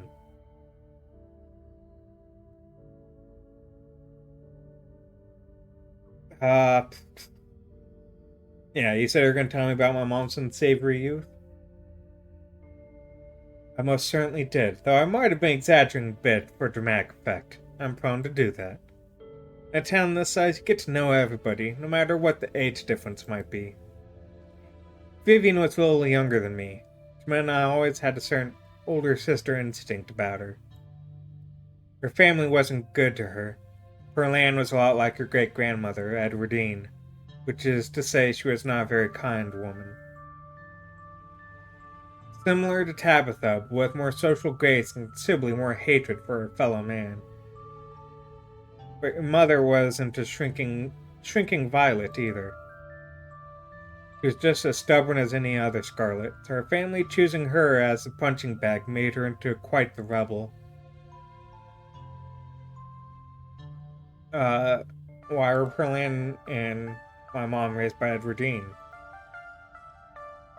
Their entry into this world is violent, I'm afraid.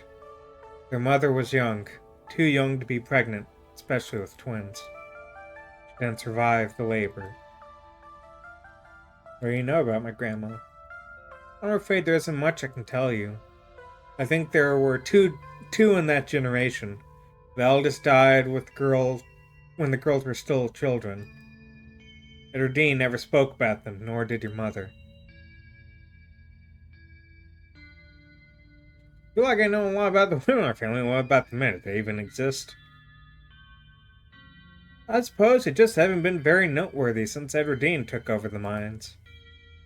Her husband died a long time ago, and to be quite honest, I can't even recall his name. Might have been a Stewart or something just as forgettable. When Vivian said, her father was some teenage fling that ended once her grandmother found out she was pregnant. I'm fairly certain it was similar for Vivian, though she was much older and I believe she was the one who ended it. What with skipping town and all. What happened when Mom found out she was pregnant? She came to me for advice. She was distraught. It's like she had been handed a death sentence. Maybe it was fear from what happened to her own mother. Maybe it was something else. But she seemed convinced she was in danger. Tabitha had already been born by then, of course, but she was born in wedlock, so I assume your mother's worries had something to do with religion. The Scarlets weren't particularly religious as far as I knew. By the way, Vivian was that night, she came to me. Stuck in my mind. It's always had me wondering what it was about your family that made her panic so much at the thought of having a baby.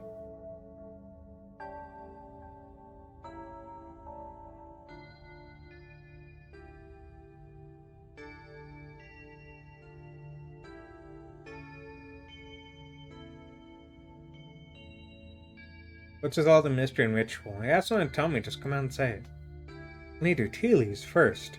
I have pieces of the puzzle, but the leaves should help to give me the full picture. Okay, then finish the tea. You close your eyes and take another sip, and then another. It's delightful. And then take some more coffee.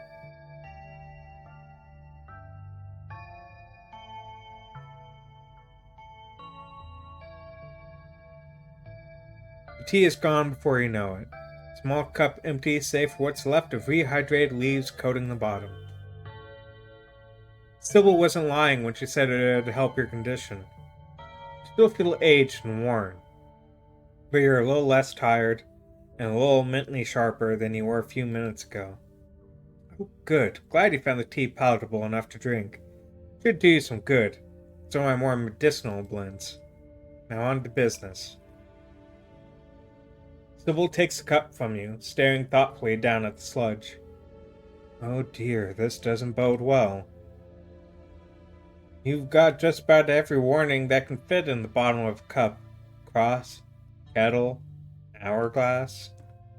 All these mean death, misery, difficulty. The hourglass ties it all together with definite urgency. Spirit assume that this all has to do with whatever brought the ditchlings. Something is coming. Whether any of us can stop it, I'm not sure. But we may at the very least be able to figure out what it is. And there's a central figure here. Cat. An enemy lurking in plain sight. Ralph.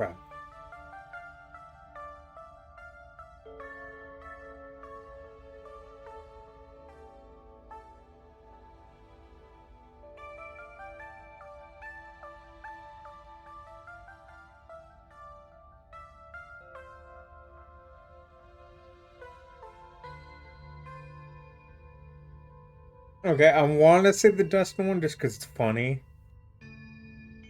But let's go with... Oh, cat's gotta be Pixel? Maybe it's Frau Frau? No, it's not Truck, is it? There are 3 cats I know. Here, the cat isn't a literal cat. Like I said, it's a symbol for an enemy lurking in plain sight. Probably a human enemy, but almost certainly not a cat. You don't have to figure out an answer right away. Often takes time for the mind to connect the dots. Just be on guard. Keep vigilant that someone close to you isn't to be trusted. We know from the ditchlings that something terrible is coming your way. It's likely that it's connecting to some hidden enemy. Perhaps we can try to counteract whatever might be planned for you. Judging by what you told me last night, those stones, carvings, seals, whatever you want to call them, I think it's likely they have something to do with this. So the cat reveals itself. Seems like your best course of action is to seek those carvings out, piece together what you can from your visions, and arm yourself with information. Have you sensed any others around town? Do you think you might be able to find another? Thoughts drift to that door yesterday. The ones seemed to draw you in, urging you deeper into the clinic. Even just remembering it is enough to tug at you, compelling you to return and open it to see what's on the other side. You can find Stella later. Maybe you can find her there.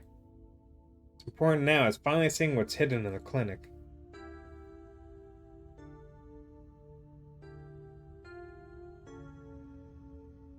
I think I felt another in the clinic. That's good. If you can find your way inside and uncover another stone, that could give you a leg up on your adversary. Just have to be careful to avoid the doctor. Something tells me she won't take too kindly to you sniffing around her clinic. I think that's all the help I can offer. Hope this conversation has been illuminating, even if it just brought up more questions than giving any clear answers. You helped last night, why don't you come with me? I may have been able to see through that spirit's illusions, but I'm not some kind of all-powerful entity. I'm an old woman, I have trouble with my knees, my eyesight isn't what it used to be.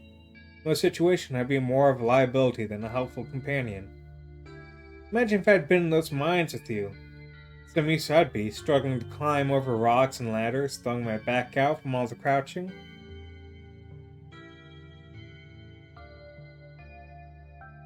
Thanks, I'll let you know if I find anything. Glad to hear it. Hope all goes well, and I wish you luck. Hopefully you won't need it. Thank you again for humoring an old lady and stopping by for a chat. With a small grunt of effort, Sybil gets up from the table and you're escorted back to the door. And remember, be careful who you put your trust in. When to your tea, the cat is ready to pounce.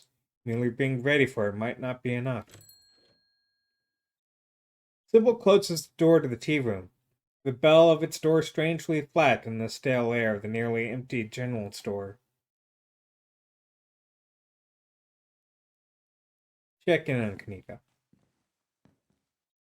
You're not going anywhere before checking in on Kanika. You make your way upstairs. You knock on Kanika's door. Mom, I don't really need any more tea. I'm just gonna lie down for a while.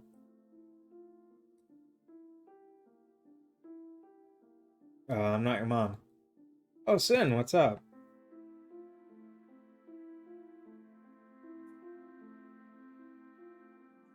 I need to talk to you. It's important. Yeah, sure. Let me just straighten up. You hear frantic crumpling, clinking, and shuffling as she tidies her room. Okay, come on in. Oh, she's got figurines. She's a weeb. Paris, I've never watched it. And Yasha. I'm just assuming Sailor Moon. But, I can't be too sure, to be honest. Nika's room is the sort of place that's stuck between the past and present. Faded stickers from her childhood line her bookshelf, boxes and boxes of packed belongings in the corners of the room. Don't usually have people over. Don't judge me too harshly for the state of the place. Dark options work as romance to start a romantic arc with the character you're talking to, and lucky you have romantic arcs with other characters. Hacking for something? You mush into the stack of cardboard boxes. All my stuff from college, never really unpacked. This would be like a waste to unload everything. It's not like I'll be staying here long term, so I just have to pack up again eventually. Yes, I did move back in over a year ago, so those boxes have just been sitting there unopened for a long time. Any day now, I'll load them back into the van and get out of town. Any day now.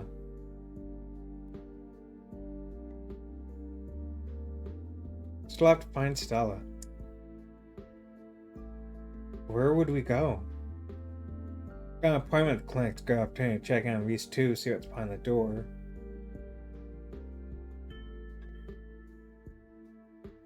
It's a good opportunity to check in with Reese 2 and see what's behind the door. I was hoping to see Reese sometime today. Wanted to ask if he knows anything about Stella. You know, make sure he's okay after what happened at dinner. Let's do it.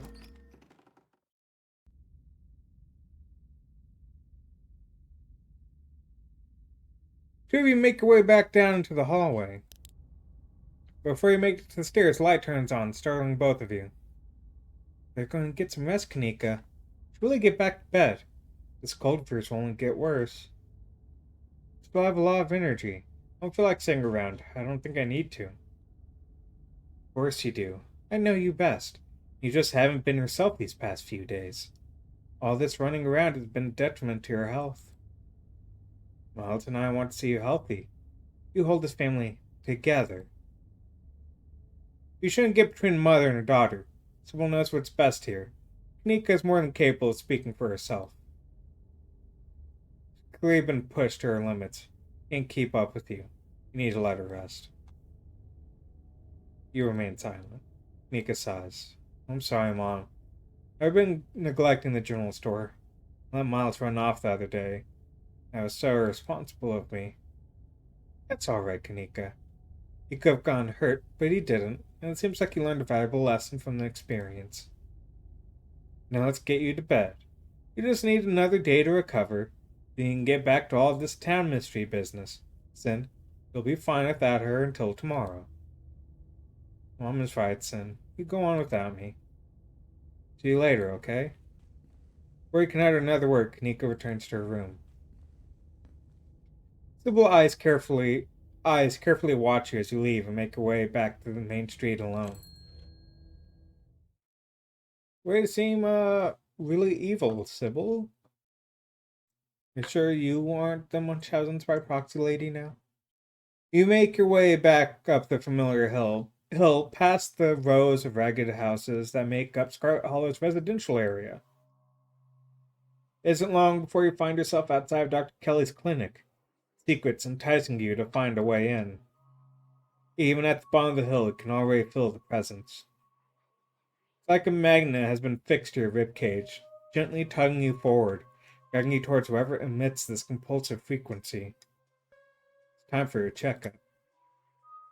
Even with the damage done to your body, you could probably jump onto the terrace without too much difficulty.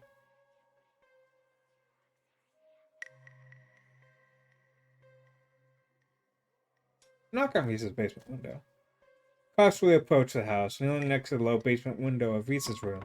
You knock. There's no one in there. Reese must be somewhere else.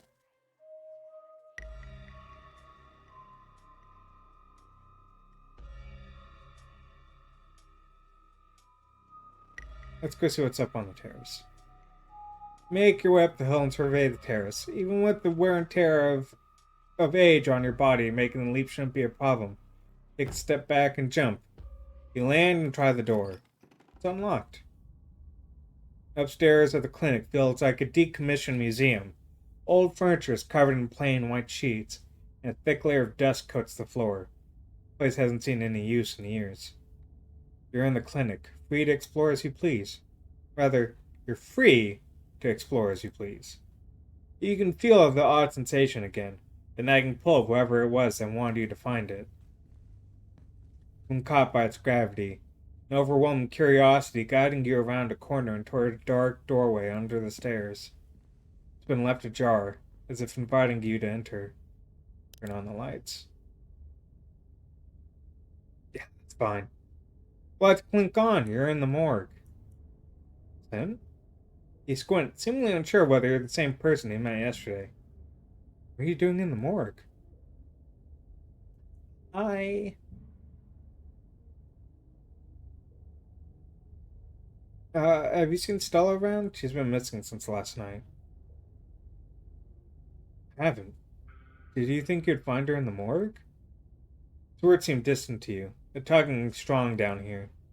You almost feel yourself slipping into a trance and your eyes wander to the back wall of the morgue. You need to see what's back there. Follow the pull. You touch the wall. It feels disappointingly solid under your palms. Hey, are you okay? Luisa's hand gently shake your shoulder for a moment. The thing on the other side of the blank white wall loosens its pull on you. You kind of look possessed for a second there. You good? Make him understand. Wow, wall. Need see thing, but wall stand in way. Let me inside. What kind of magic shit going on, man? But it's telling me I need to get behind the wall. Reese glances back at the wall. You're really serious, aren't you? It's probably a bad idea, but we need to get in there. Pretty sure there's an emergency act somewhere upstairs. Just need to get the doc out of our hair. Should take 2 seconds.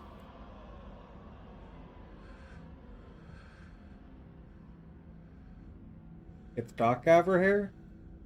Yeah, if I say I'm sick and need something, she'll drop whatever she's doing and do it for me. Surefire way to get her out of the house.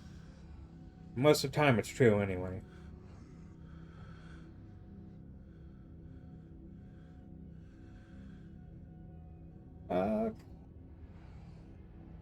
Use what you got to get what you need, no shame in that. Exactly.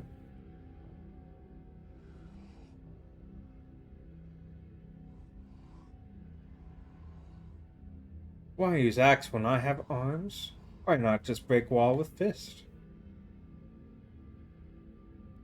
I'm not an expert, but I'm guessing it'd be more efficient for you to use those big arms to wield an axe instead of tearing into the wall like some kind of wild animal. That would be super cool to see. Be right back. He strides past you, his long legs moving swiftly. He seems excited, his usual dour demeanor replaced with an uncharacteristic pep when faced with the prospect of sneaking around and tearing down walls. You hear a soft voice filtering in through the open doorway at the top of the stairs. A hoarse and sickly edge added for effect as he speaks to his mother. Hey, Mom. He coughs gently. Reese, I didn't know you were awake. I still feel like shit, but I think I can finally try to keep some juice down. Looks like we're all out, though. Really? I thought I just picked some up. Got an errand to run on Main Street anyway. Go pick up some orange juice and some ginger ale, too. That'd be awesome. Sorry to ask. I know you're probably busy. It's no problem. Doesn't take long. Don't do anything too strenuous while I'm gone. Just lie in bed until I get back. Thanks, Mom. I'll take it easy. Hear her footsteps move down the hall, and the front door opening and closing. It worked. The theatric rasp was left his voice, excitement rising in its place. Come on up. We don't have long until she's back. As you step out of the morgue, you relax. Extra space between you and the carving has weakened its hold on you, and with it, the desperation to claw your way through the wall and unveil it. One of those emergency fire exits, so it should be pretty obvious wherever it is. I'm not sure where she would be keeping it. Show you around. Let's try the doc's office first. You make your way to the doorway of her now vacant office. I don't see an axe in here. He's right. A cursory glance reveals nothing but stacks of paper and cabinets of medical supplies. Something on the desk catches your eye, some sort of records, your family's name on them. Reese stops in the doorway, turning to watch you leaf through the documents. Find something interesting? Your family's death certificates. Perlant's death certificate. Cause of death, sleep apnea. Discovered by her daughter, Tabitha Chrysanthemum Scarlet. No autopsy performed. Tabitha's middle name is Chrysanthemum? Wonder who cursed her with that mouthful.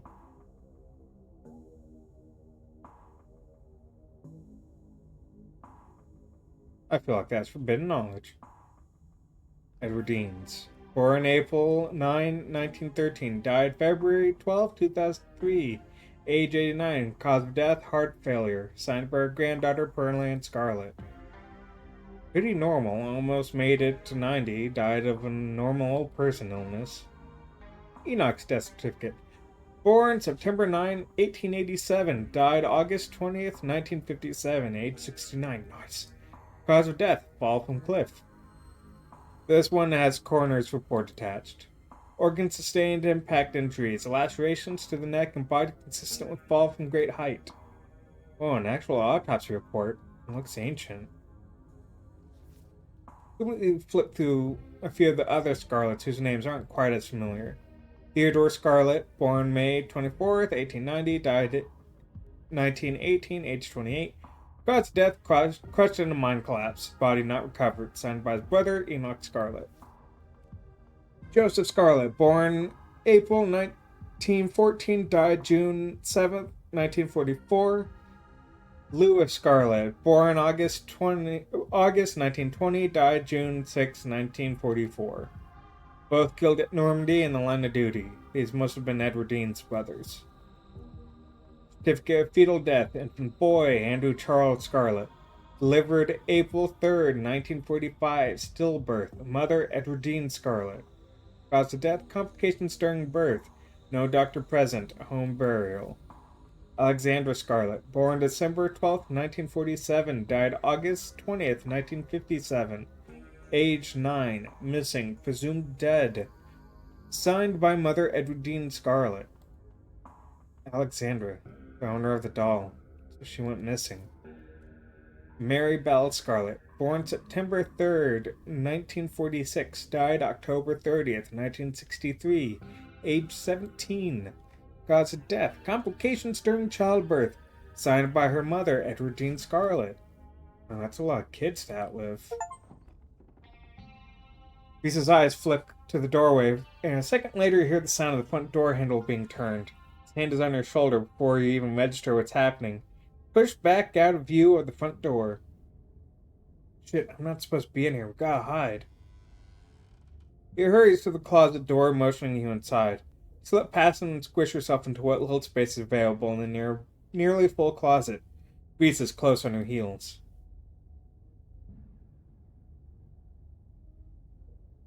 Let him in. You let him in. Together you listen as the doctor makes her way to some room deeper into the clinic. In the silence of the tiny closet, every breath seems too loud, as if you could expect Dr. Kelly to hear it from wherever she was across the house. Better wait a second, just in case. While you wait for the danger to pass. Two of you stand in tense silence, both crammed into the suffocating closet, taking shallow breaths as if she could hear you breathing from the other side of the building.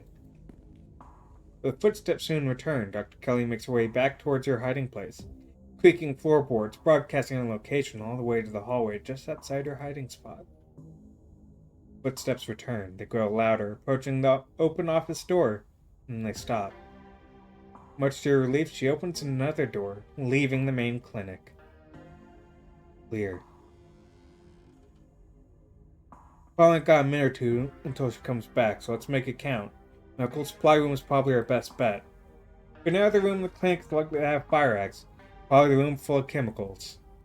This way. He motions you down the hallway, slipping through the slightly ajar door of what you assume to be the supply room. Yes, there it is. Keys, keys, keys. Here we go. He rushes over the cabinet that contains a bright red axe, pulling the glass door open. Your axe? Now we can... These pauses, turning to listen intently. That's the door from the house. Come on, if you hurry, we can get you back downstairs. Move on interference. Go downstairs, quick. You can hear her approaching now, floorboards creaking in the hallway the other side of the office. Follow Lisa's instructions. Once again, starting down the basement stairs, letting the pull of the stone carving guide you back to the morgue. Dr. Kelly's voice filters down from above. I was right. We did already have juice. It's just in the back of the fridge. There's no harm in having extra. What are you doing in the clinic? I told you to go rest. Well, I'm just gonna chill in the morgue. I got my speakers, so if you hear some weird sounds, it's just my music. I'll be sure to put an earplug down all that industrial clanging you listen to. Oh, we're so lucky that he listens to avant-garde industrial sounds. You know I'm not the biggest fan of you spending time down there. Can't be good for your mental health to hang out in a refrigerator for corpses. You at least have a blanket this time. Yeah, I'll be fine. It's just a change of scenery. My room feels too claustrophobic right now. Okay, I'll let you know when it's time for dinner. Hear the door close and the sound of Reese descending the stairs to join you in the fluorescent lit room. Hey.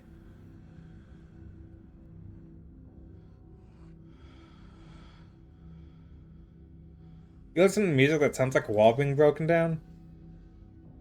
Of course I do. I'm sad all the time. That my taste in music is finally coming in handy. Exactly the cover we need. Stop asking questions. It's time to see what's on the other side of the wall. Oh man, I wanted to warn him. May I make the first blow? Go for it.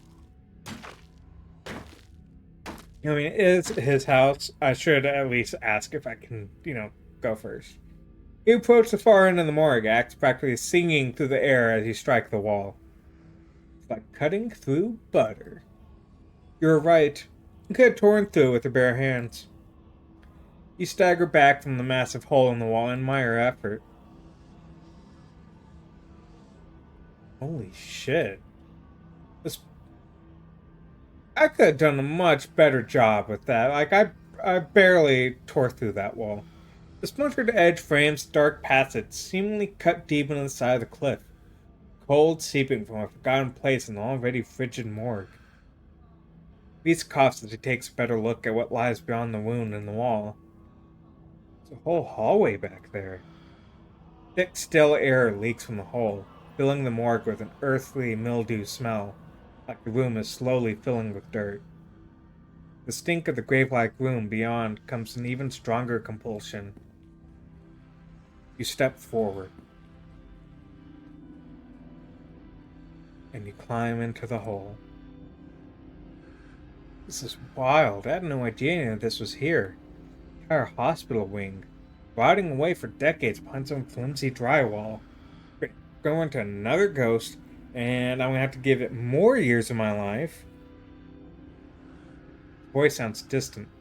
Self-focus is finding it.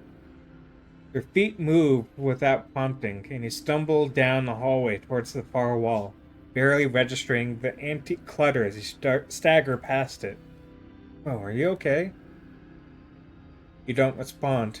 Don't bother to retrieve the axe. The wall is rotten, water damage having eaten away at the wood over the course of unknowable years. The planks nearly reduced to sawdust. You tear into it.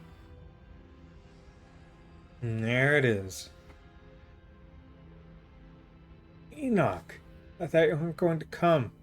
Worried you'd leave me here forever. It said there was nothing they can do. I'll never use my legs again. Enoch, what am I gonna do? Calm down, Teddy. These doctors don't know what they're talking about. I've been doing my own research and I found us an alternative. We won't have to worry about anything from here on out, I promise. I want to talk to the witch. Witch? But that's nonsense. It's alright. It's all sorted. We're taking you home today. Everything will be resolved by this time next week. So the witch is Sybil's family, right? Everything goes black. Your vision swims into focus and it takes a solid second or two to reorient yourself. You're in an unfamiliar bed. Reese leans against the far wall, eyeing you with concern and curiosity. His room seems less decorated now, but he still has the Hellraiser poster and then that poster. Hey, I was worried you'd slipped into a coma or something. Tore down the wall like a wild animal. Hey, Aisha, how's it going? Found some weird carving and collapsed. Think you might have some kind of seizure. Are you okay?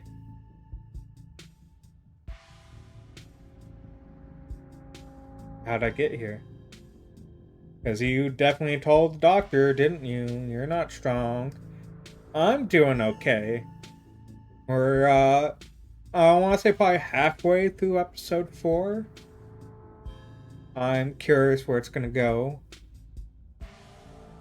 I carried you. Bullshit! You weak as fuck.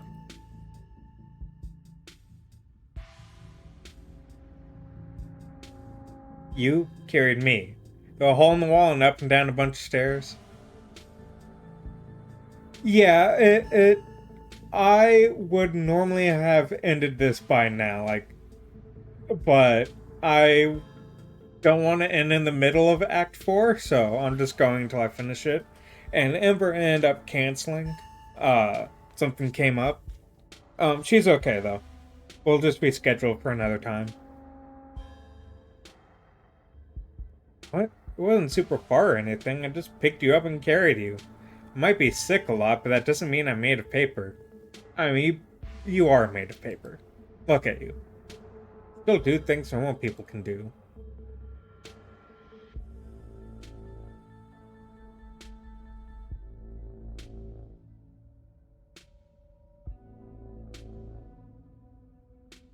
Sorry to doubt you. Clearly you cared me because we're in your room instead of that abandoned hospital wing. No hard feelings. I understand underestimating someone like me. I couldn't even eat spaghetti yesterday, so I see why carrying someone might seem outside the realm of possibility. Dr. Kelly know I'm here? No, I snuck you back in the house while she was busy in the medical storage room. Figured you won't want to come too in the morgue. I had a vision. Like a hallucination? I have those sometimes too. I used to have them a lot as a teen. Or it's just weird little things, like my hands would look wrong, or my neck would seem too long, or the room would feel smaller. I think Arvin's trying to warn me about something. My family has dark secrets. An old family like yours, I believe it. Hopefully that's all ancient history, though. You didn't call an ambulance when I started seizing? So let's say you said something similar a couple days ago. Oh, you did something similar a couple days ago. Figured it might just be something that happens to you every now and then. I know I wouldn't want somebody calling an ambulance for me every time I had an episode. Going to the hospital sucks. Probably get going. I need to go find Stella. It might be a little tricky. The doc's on the warpath up there. I refused to take my medicine and she's not happy about it. Went ahead and blocked my door so she can't get down here, and we just have to wait her out. Why didn't you take your medicine? Because it makes me feel like shit. I was fine yesterday until the doc made me take my pills. I was fine all day today. What's the harm in going a day without it, right? Now that I'm not taking it, it's like all these weird little memories have come rushing back. Bad memories. I don't think the doc's a good person. I don't think she wants me to be healthy. I don't think she wants me to see people. Now that I'm waking up to that truth, I don't think there's any going back for either of us.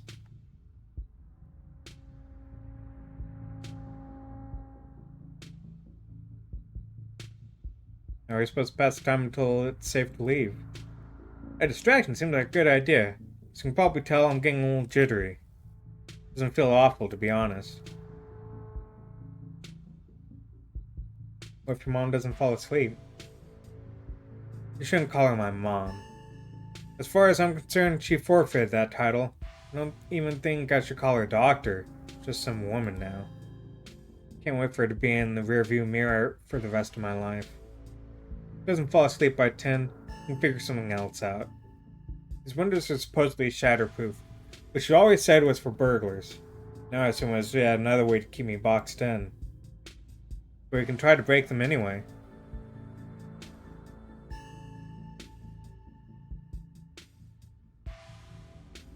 You did promise me a strong Goshi no Chi death blood. I believe I do. Reese gets the movie set up and joins you on the bed. Let me know if it gets to be too much for you. I'm not a great judge of how other people react to the sort of things I watch. But I definitely don't want you to feel uncomfortable. It is a slow burn of a movie. But the dread is managing to build is palpable in the room. Maybe that's just how it feels down here all the time. Both the grisly paintings, lack of lighting, cinder block walls, and of course, the fact that its inhabitant has been practically homebound since his teens. I've seen a couple of this director's other films. They're all interesting. This is probably the best introduction to his work. The way it jump cuts to seemingly unrelated TV show recordings that then wind up tying back into the narrative adds a level of realism and depth to the world that I find really engrossing. It's found footage used to its fullest. Can't believe I'll be able to just do things from here on out. Vampire fangs. Like watch movies with another person. Or talk to people, ever. You can hear the difference in energy now that Reese hasn't had his daily dose of medicine. He's uncharacteristically chatty, clearly not used to talking to another person, let alone when he has the energy to carry on a long conversation.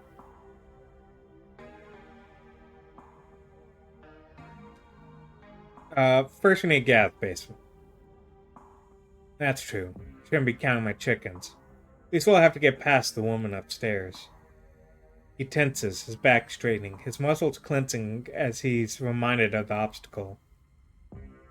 Hopefully we can just wait her out. If not, he trails off.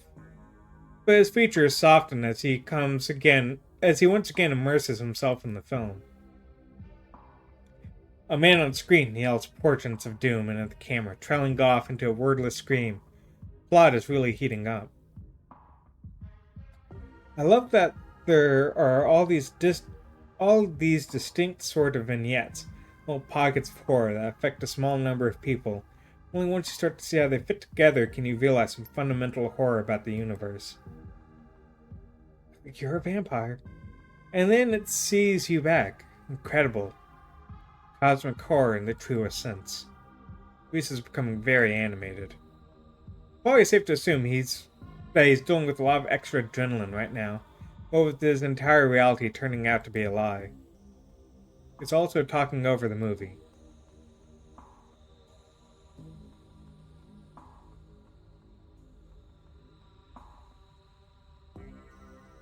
Reese, are you feeling okay? I'm just jittery.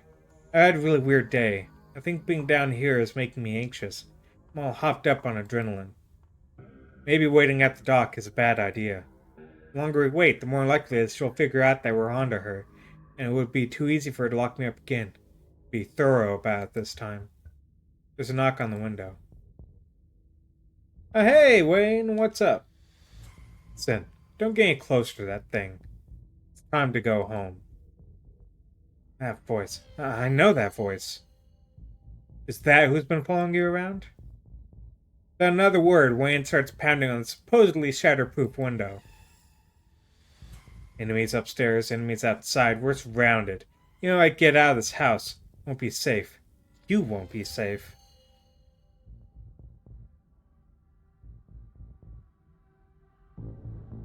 Wayne isn't gonna hurt you. He hasn't hurt anyone.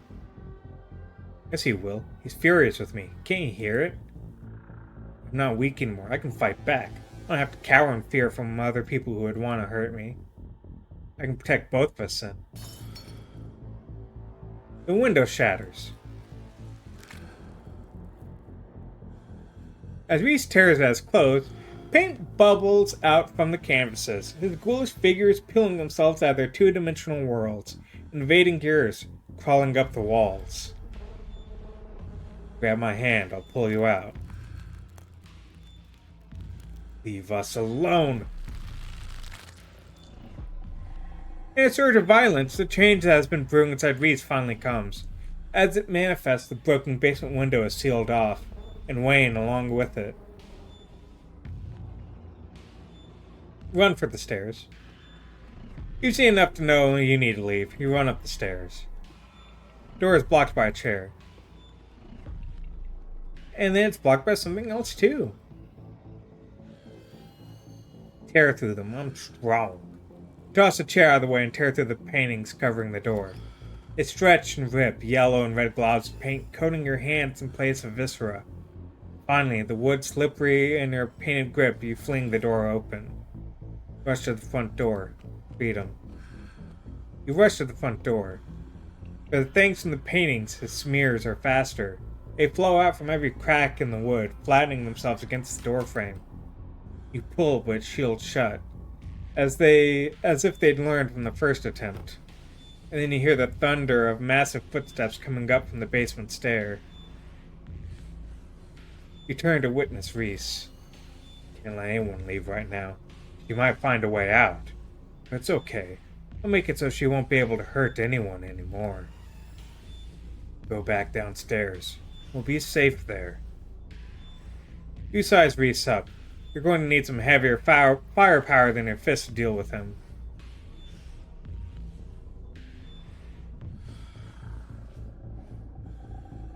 Reese, you're not thinking clearly. No, for the first time I feel completely in control of my actions. I know what I'm doing. Reese turns and disappears deeper into the clinic.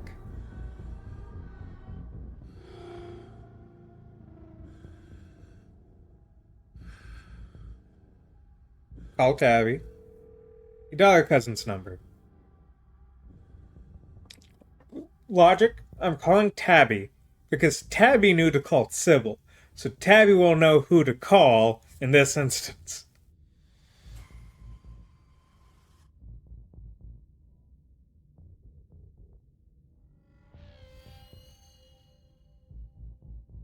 Reese is gonna kill his mom. He's a werewolf or a vampire or something. Oh, what? I always knew there was something that smelled off about that kid. Stay put, I'm on my way. Don't get eaten. Cousin hangs up the phone. Try and warn Dr. Kelly. You make your way to the door that beckoned to you yesterday. All intrigue now washed away. You know where it leads. You know what secrets the stone that lurked in the forgotten basement of the clinic had to share with you. Now the clinic holds a new horror. Somewhere beyond the narrow hallway leading from the house proper into the doctor's office, there is a monster, preparing to do something unthinkable. Open the door. You grasp the handle and turn. Doc. Roll out of the way! You're quick to follow her commands, her body falling forward and rolling gracefully out of harm's way. She shoots. The gun isn't very loud. There's only a pop as a projectile leaves the barrel, whizzing through the air. A tranquilizer. Yep. You turn to see a dart embedded in Reese's chest. He pulls the tranquilizer dart out from between his ribs, heaving heavy breaths as the drug courses through his system. I'm gonna have to try harder than that, you... No, how did you... As if you could hope to stop me, you pathetic waste of flesh. Before Wynne takes another step down the stairs, paint flows out from between cracks in the wood. Reese is panicked, pulling in a mob of furious smears to hold his enemies in place. The artist darts away, but the smears continue their work in his absence. Dr. Kelly makes her escape down the hallway, and Wayne is overcome, glued in place at the top of the stairs by stiffening globs of paint.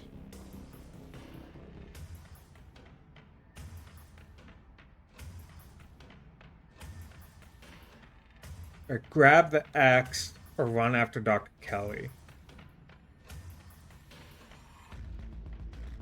Grab the axe. You rush down to the morgue, practically flying down the steps. The axe is still lying on the floor where you and Reese left it. You pick it up. Feeling of safety settles in your chest as you grip the wood handle. At least, if you have to fight, you're prepared. Hey.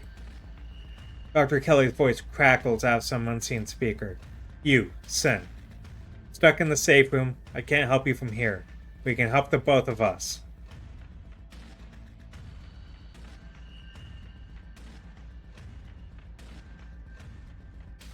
What the hell is your son, ma'am? I wish I knew. He was fine until he hit puberty, Everyone said raising a teen was gonna be a bitch, but they don't know the half of it. I need you to get to the medical storage room. I'll give you further instruction when you get there. Head to the medical storage room then. Easy peasy. Axe in hand, you rush up the stairs from the morgue and into the medical storage room. I'm here. Great, now listen to me. I need you to use the black taped key to get into the cabinet, and bring me the elephant tranquilizers. It's a bottle labeled carfentanil. Bear tranquilizers clearly aren't going to cut it anymore. Intercom system, huh, Doc? Good. You should hear this. Son, you don't have to do anything she says. I'm not going to hurt anybody else. Just her. If I don't, you and I both know she's just going to shoot me full of elephant tranquilizers. Did I hear that right? Shove me back down in that basement. Or maybe someplace even worse. Keep killing me every day for the rest of my miserable existence. I feel amazing right now. Better than I've ever felt in my life. I'm not dangerous. She's just scared because she knows she has to finally pay for what she's taken from me.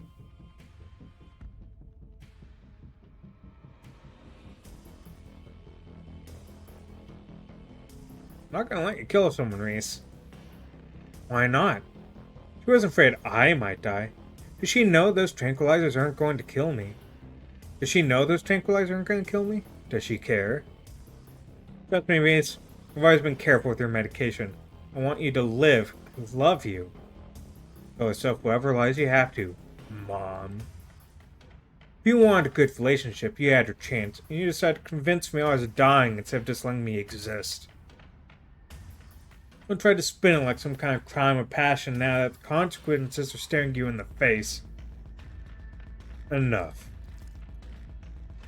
Reese cries out in pain. What the hell did you do to my shoulder? I'll handle it. Try to get somewhere safe until then. The two stagger off down the hallway. Quick, grab the tranquilizers and head to the safe room.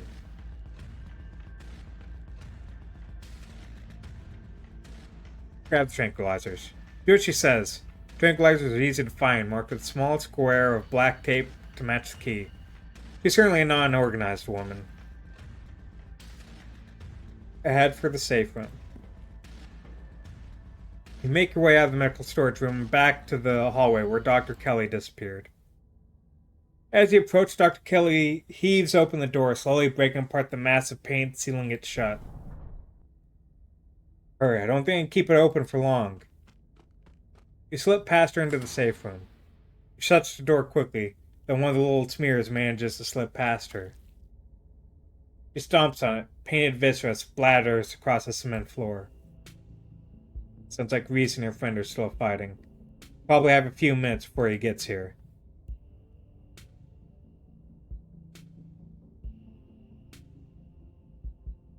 It's a game plan, both short and long term. Well, if I'm full of elephant tranquilizers, then I lock him in here, and I somehow convince him to see things from my perspective. Then we'll all live happily ever after.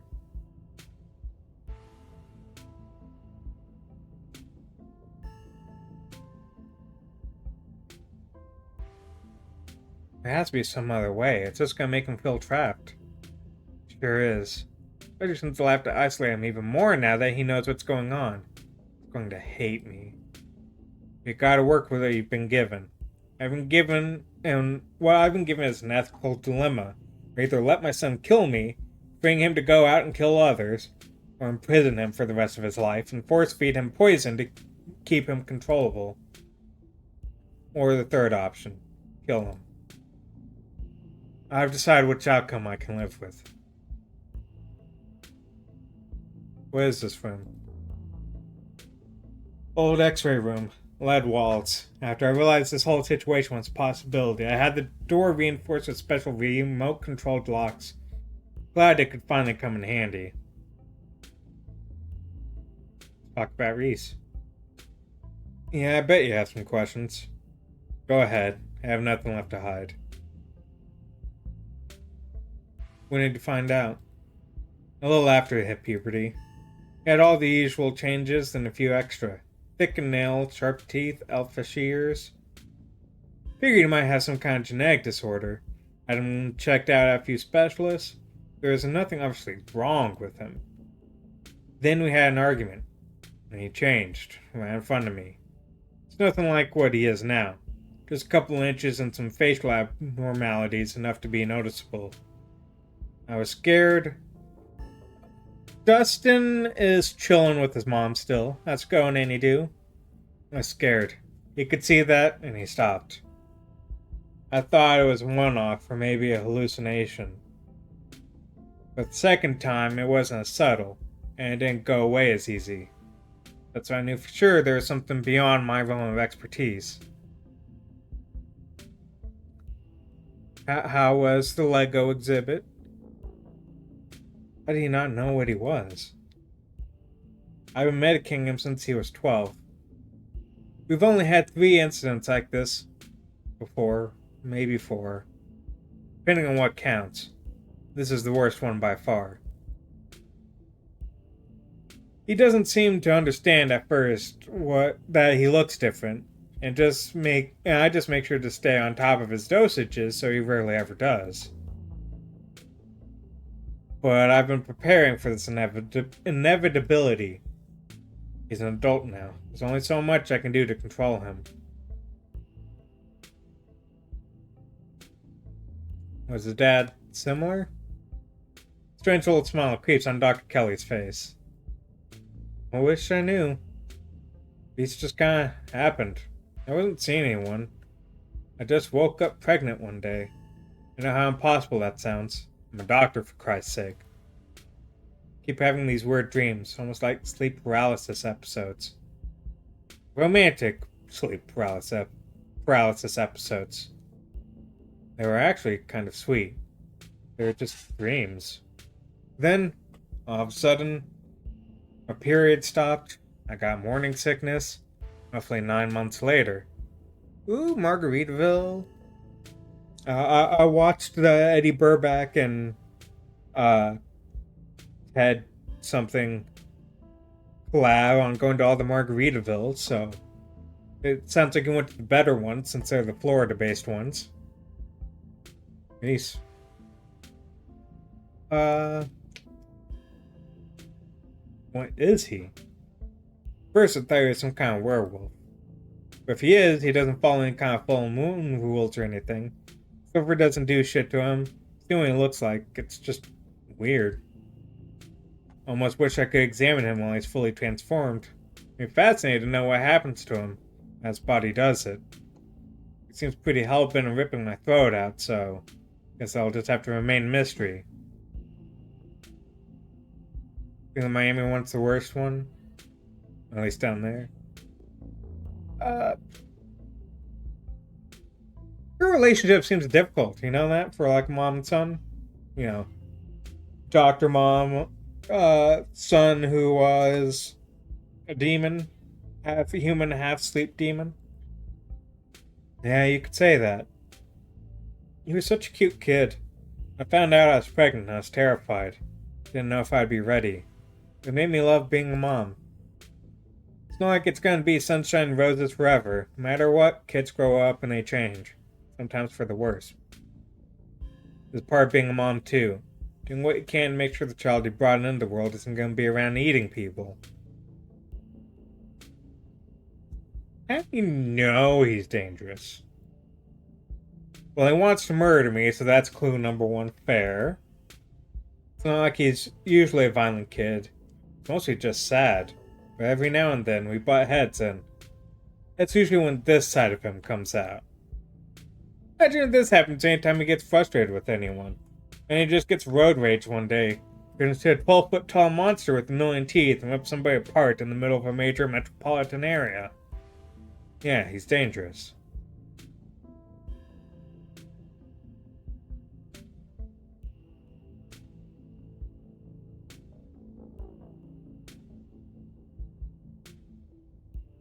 I can fix him.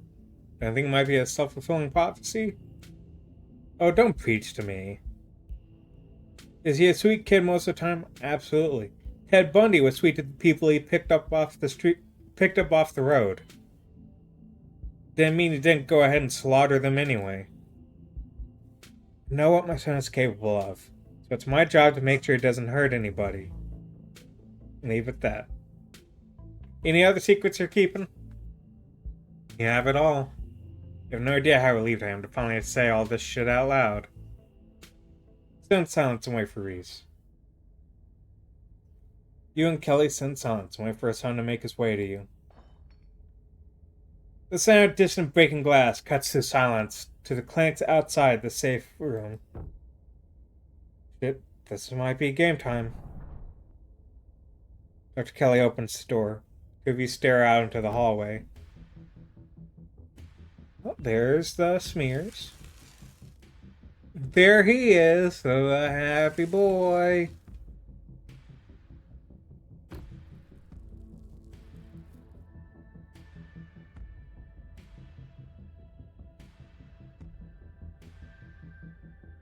He's got a very horse face.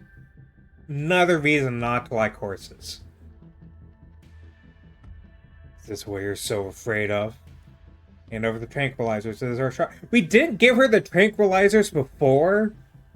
Why didn't we give her the tranquilizers before? And do it makes sense. She's Phantom Malcolm in the middle. Okay, it makes sense. You give her the tranquilizer darts.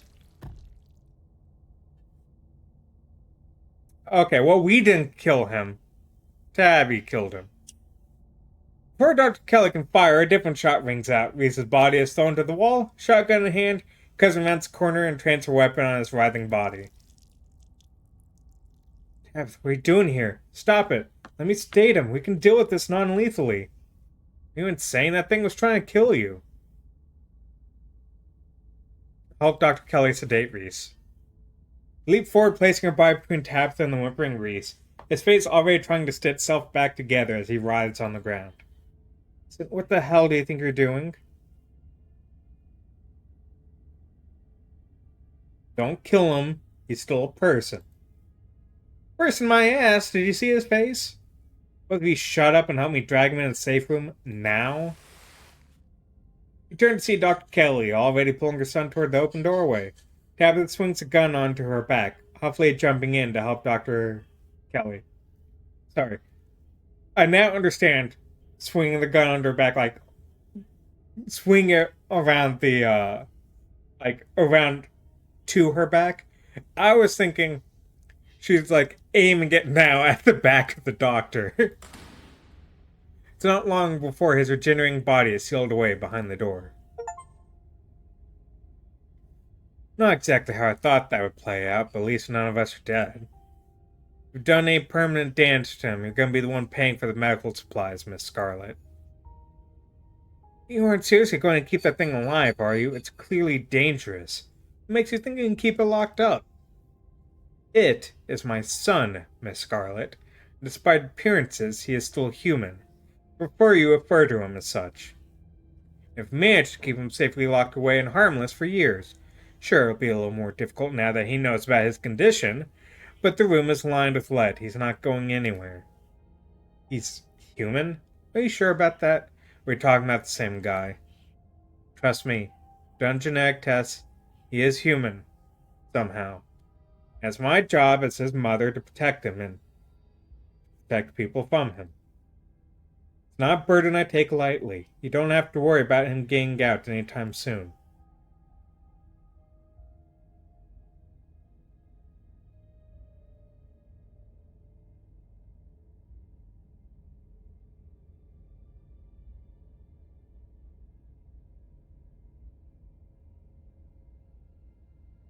He deserves to live, Tabitha.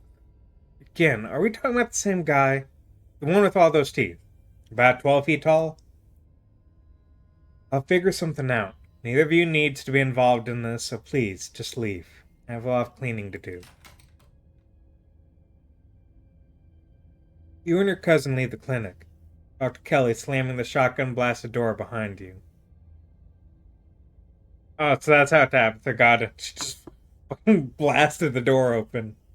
The two of you make your way to the bottom of the hill where Tabitha's car is parked among the sleepy houses of Scarlet Hollow's residential street. She places her gun in the trunk and turns to face you. You're alone right now. Stella still missing? I tried calling her a couple of times, but I keep getting her stupid voicemail. Yeah.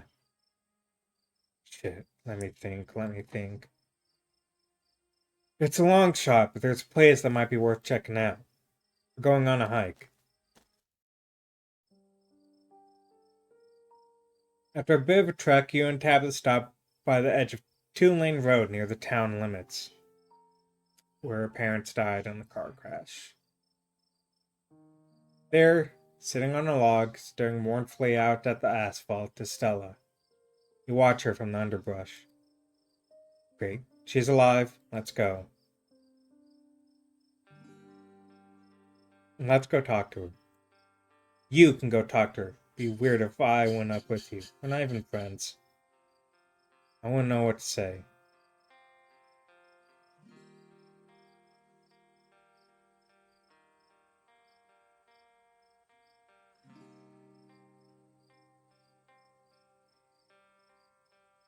I wish there was an option to just drag her, but like, no, you're coming with me. We're both talking to her. Fine, I'll go talk to her. Yeah.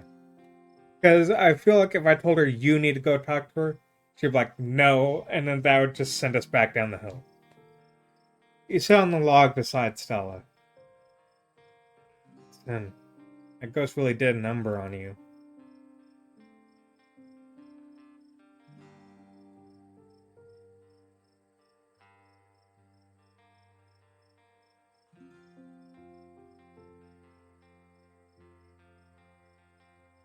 Tabitha knew to find you here.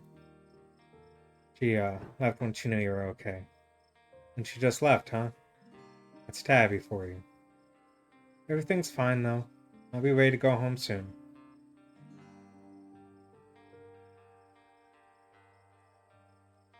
What is this place, Stella? Why are you here? It's just a bunch of bad memories. There's nothing left to talk about. Come on, let's just get back to town. I know that, Stench. That's the time to go home, Stench. Thank the Lord, I'll be sleeping in my own bed tonight. Thank you, Sin. Talking sense into this girl.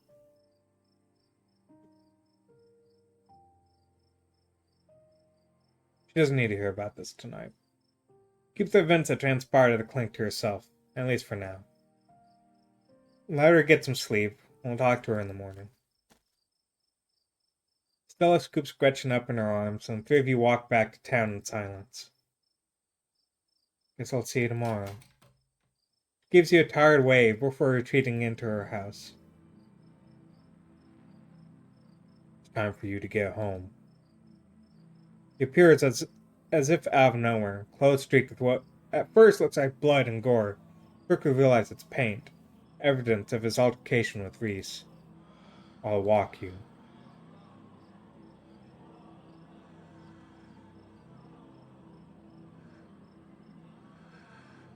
I was worried Reese might have gotten you. Wayne emits a strange kind of coughing sound. You realize he's laughing. Shall we? Wayne walks just ahead of you in near complete silence. You know Reese was like that? I knew he was different. How exactly I wasn't sure. And now I know.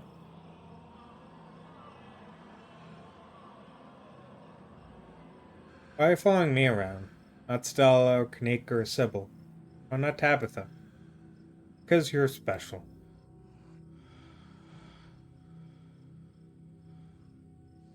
But why? Why am I so special? You simply are. Do you not feel the ties that bind us? They are unbreakable.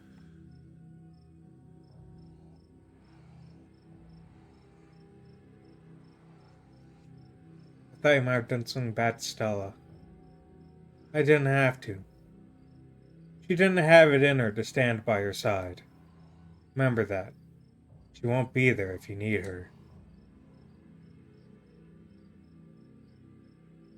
I thought you wanted me to stay at the estate. Aren't you gonna lecture me? You are free to make your own decisions. Those decisions have been made. I know that something pulls at you. I know that now you cannot stop until your task is finished.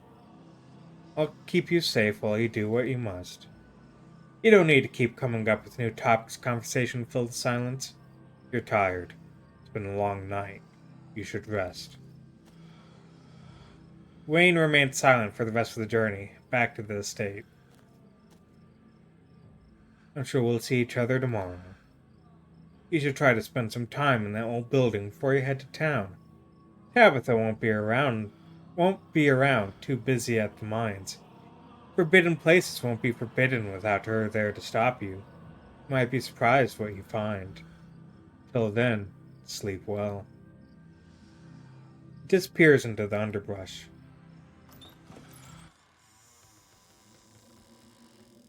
The estate feels empty. Wind howling through its abandoned halls, the very foundations creaking beneath you. Cousin must have already gone to bed. Exhausted beyond belief, stumble into your room and collapse on the bed. The damp smell of the mattress is starting to become almost welcoming, a sign that the now daily horrors of Scarlet Hollow are finally behind you, at least until the sun inevitably rises once again. Close your eyes, your exhausted body succumbing to sleep almost immediately. As you drift off, you think of Reese, trapped in that tiny, windowless room. All his greatest fears realized, his body no longer his own. But you stopped him from killing Dr. Kelly. The world, at least for now, is protected from him. And then you think of nothing. All right. I am going to save, and I'm going to end stream there. Uh, like I said, plans with Ember ended up getting canceled, so I will be making a schedule and posting that later. But yeah, tomorrow I'll be playing White Day, the Labyrinth, and the School, whatever it's called. And yeah, it should be fun. I appreciate y'all coming out. Let me find someone to raid. I'm sure I know someone's on right now. Boom. It's fine. I'm gonna send it all over to Manaxi if they haven't going too long. Yeah, they just started. Okay, Manaxi's playing Devil May Cry 4, which is a fun game, I believe. Yeah, I'll send it all over to Manaxi. She is amazing. If you don't know her already, you'll love her. She's super cool. And yeah, I'll see y'all tomorrow. Appreciate y'all coming out. And I'll see you then. Bye.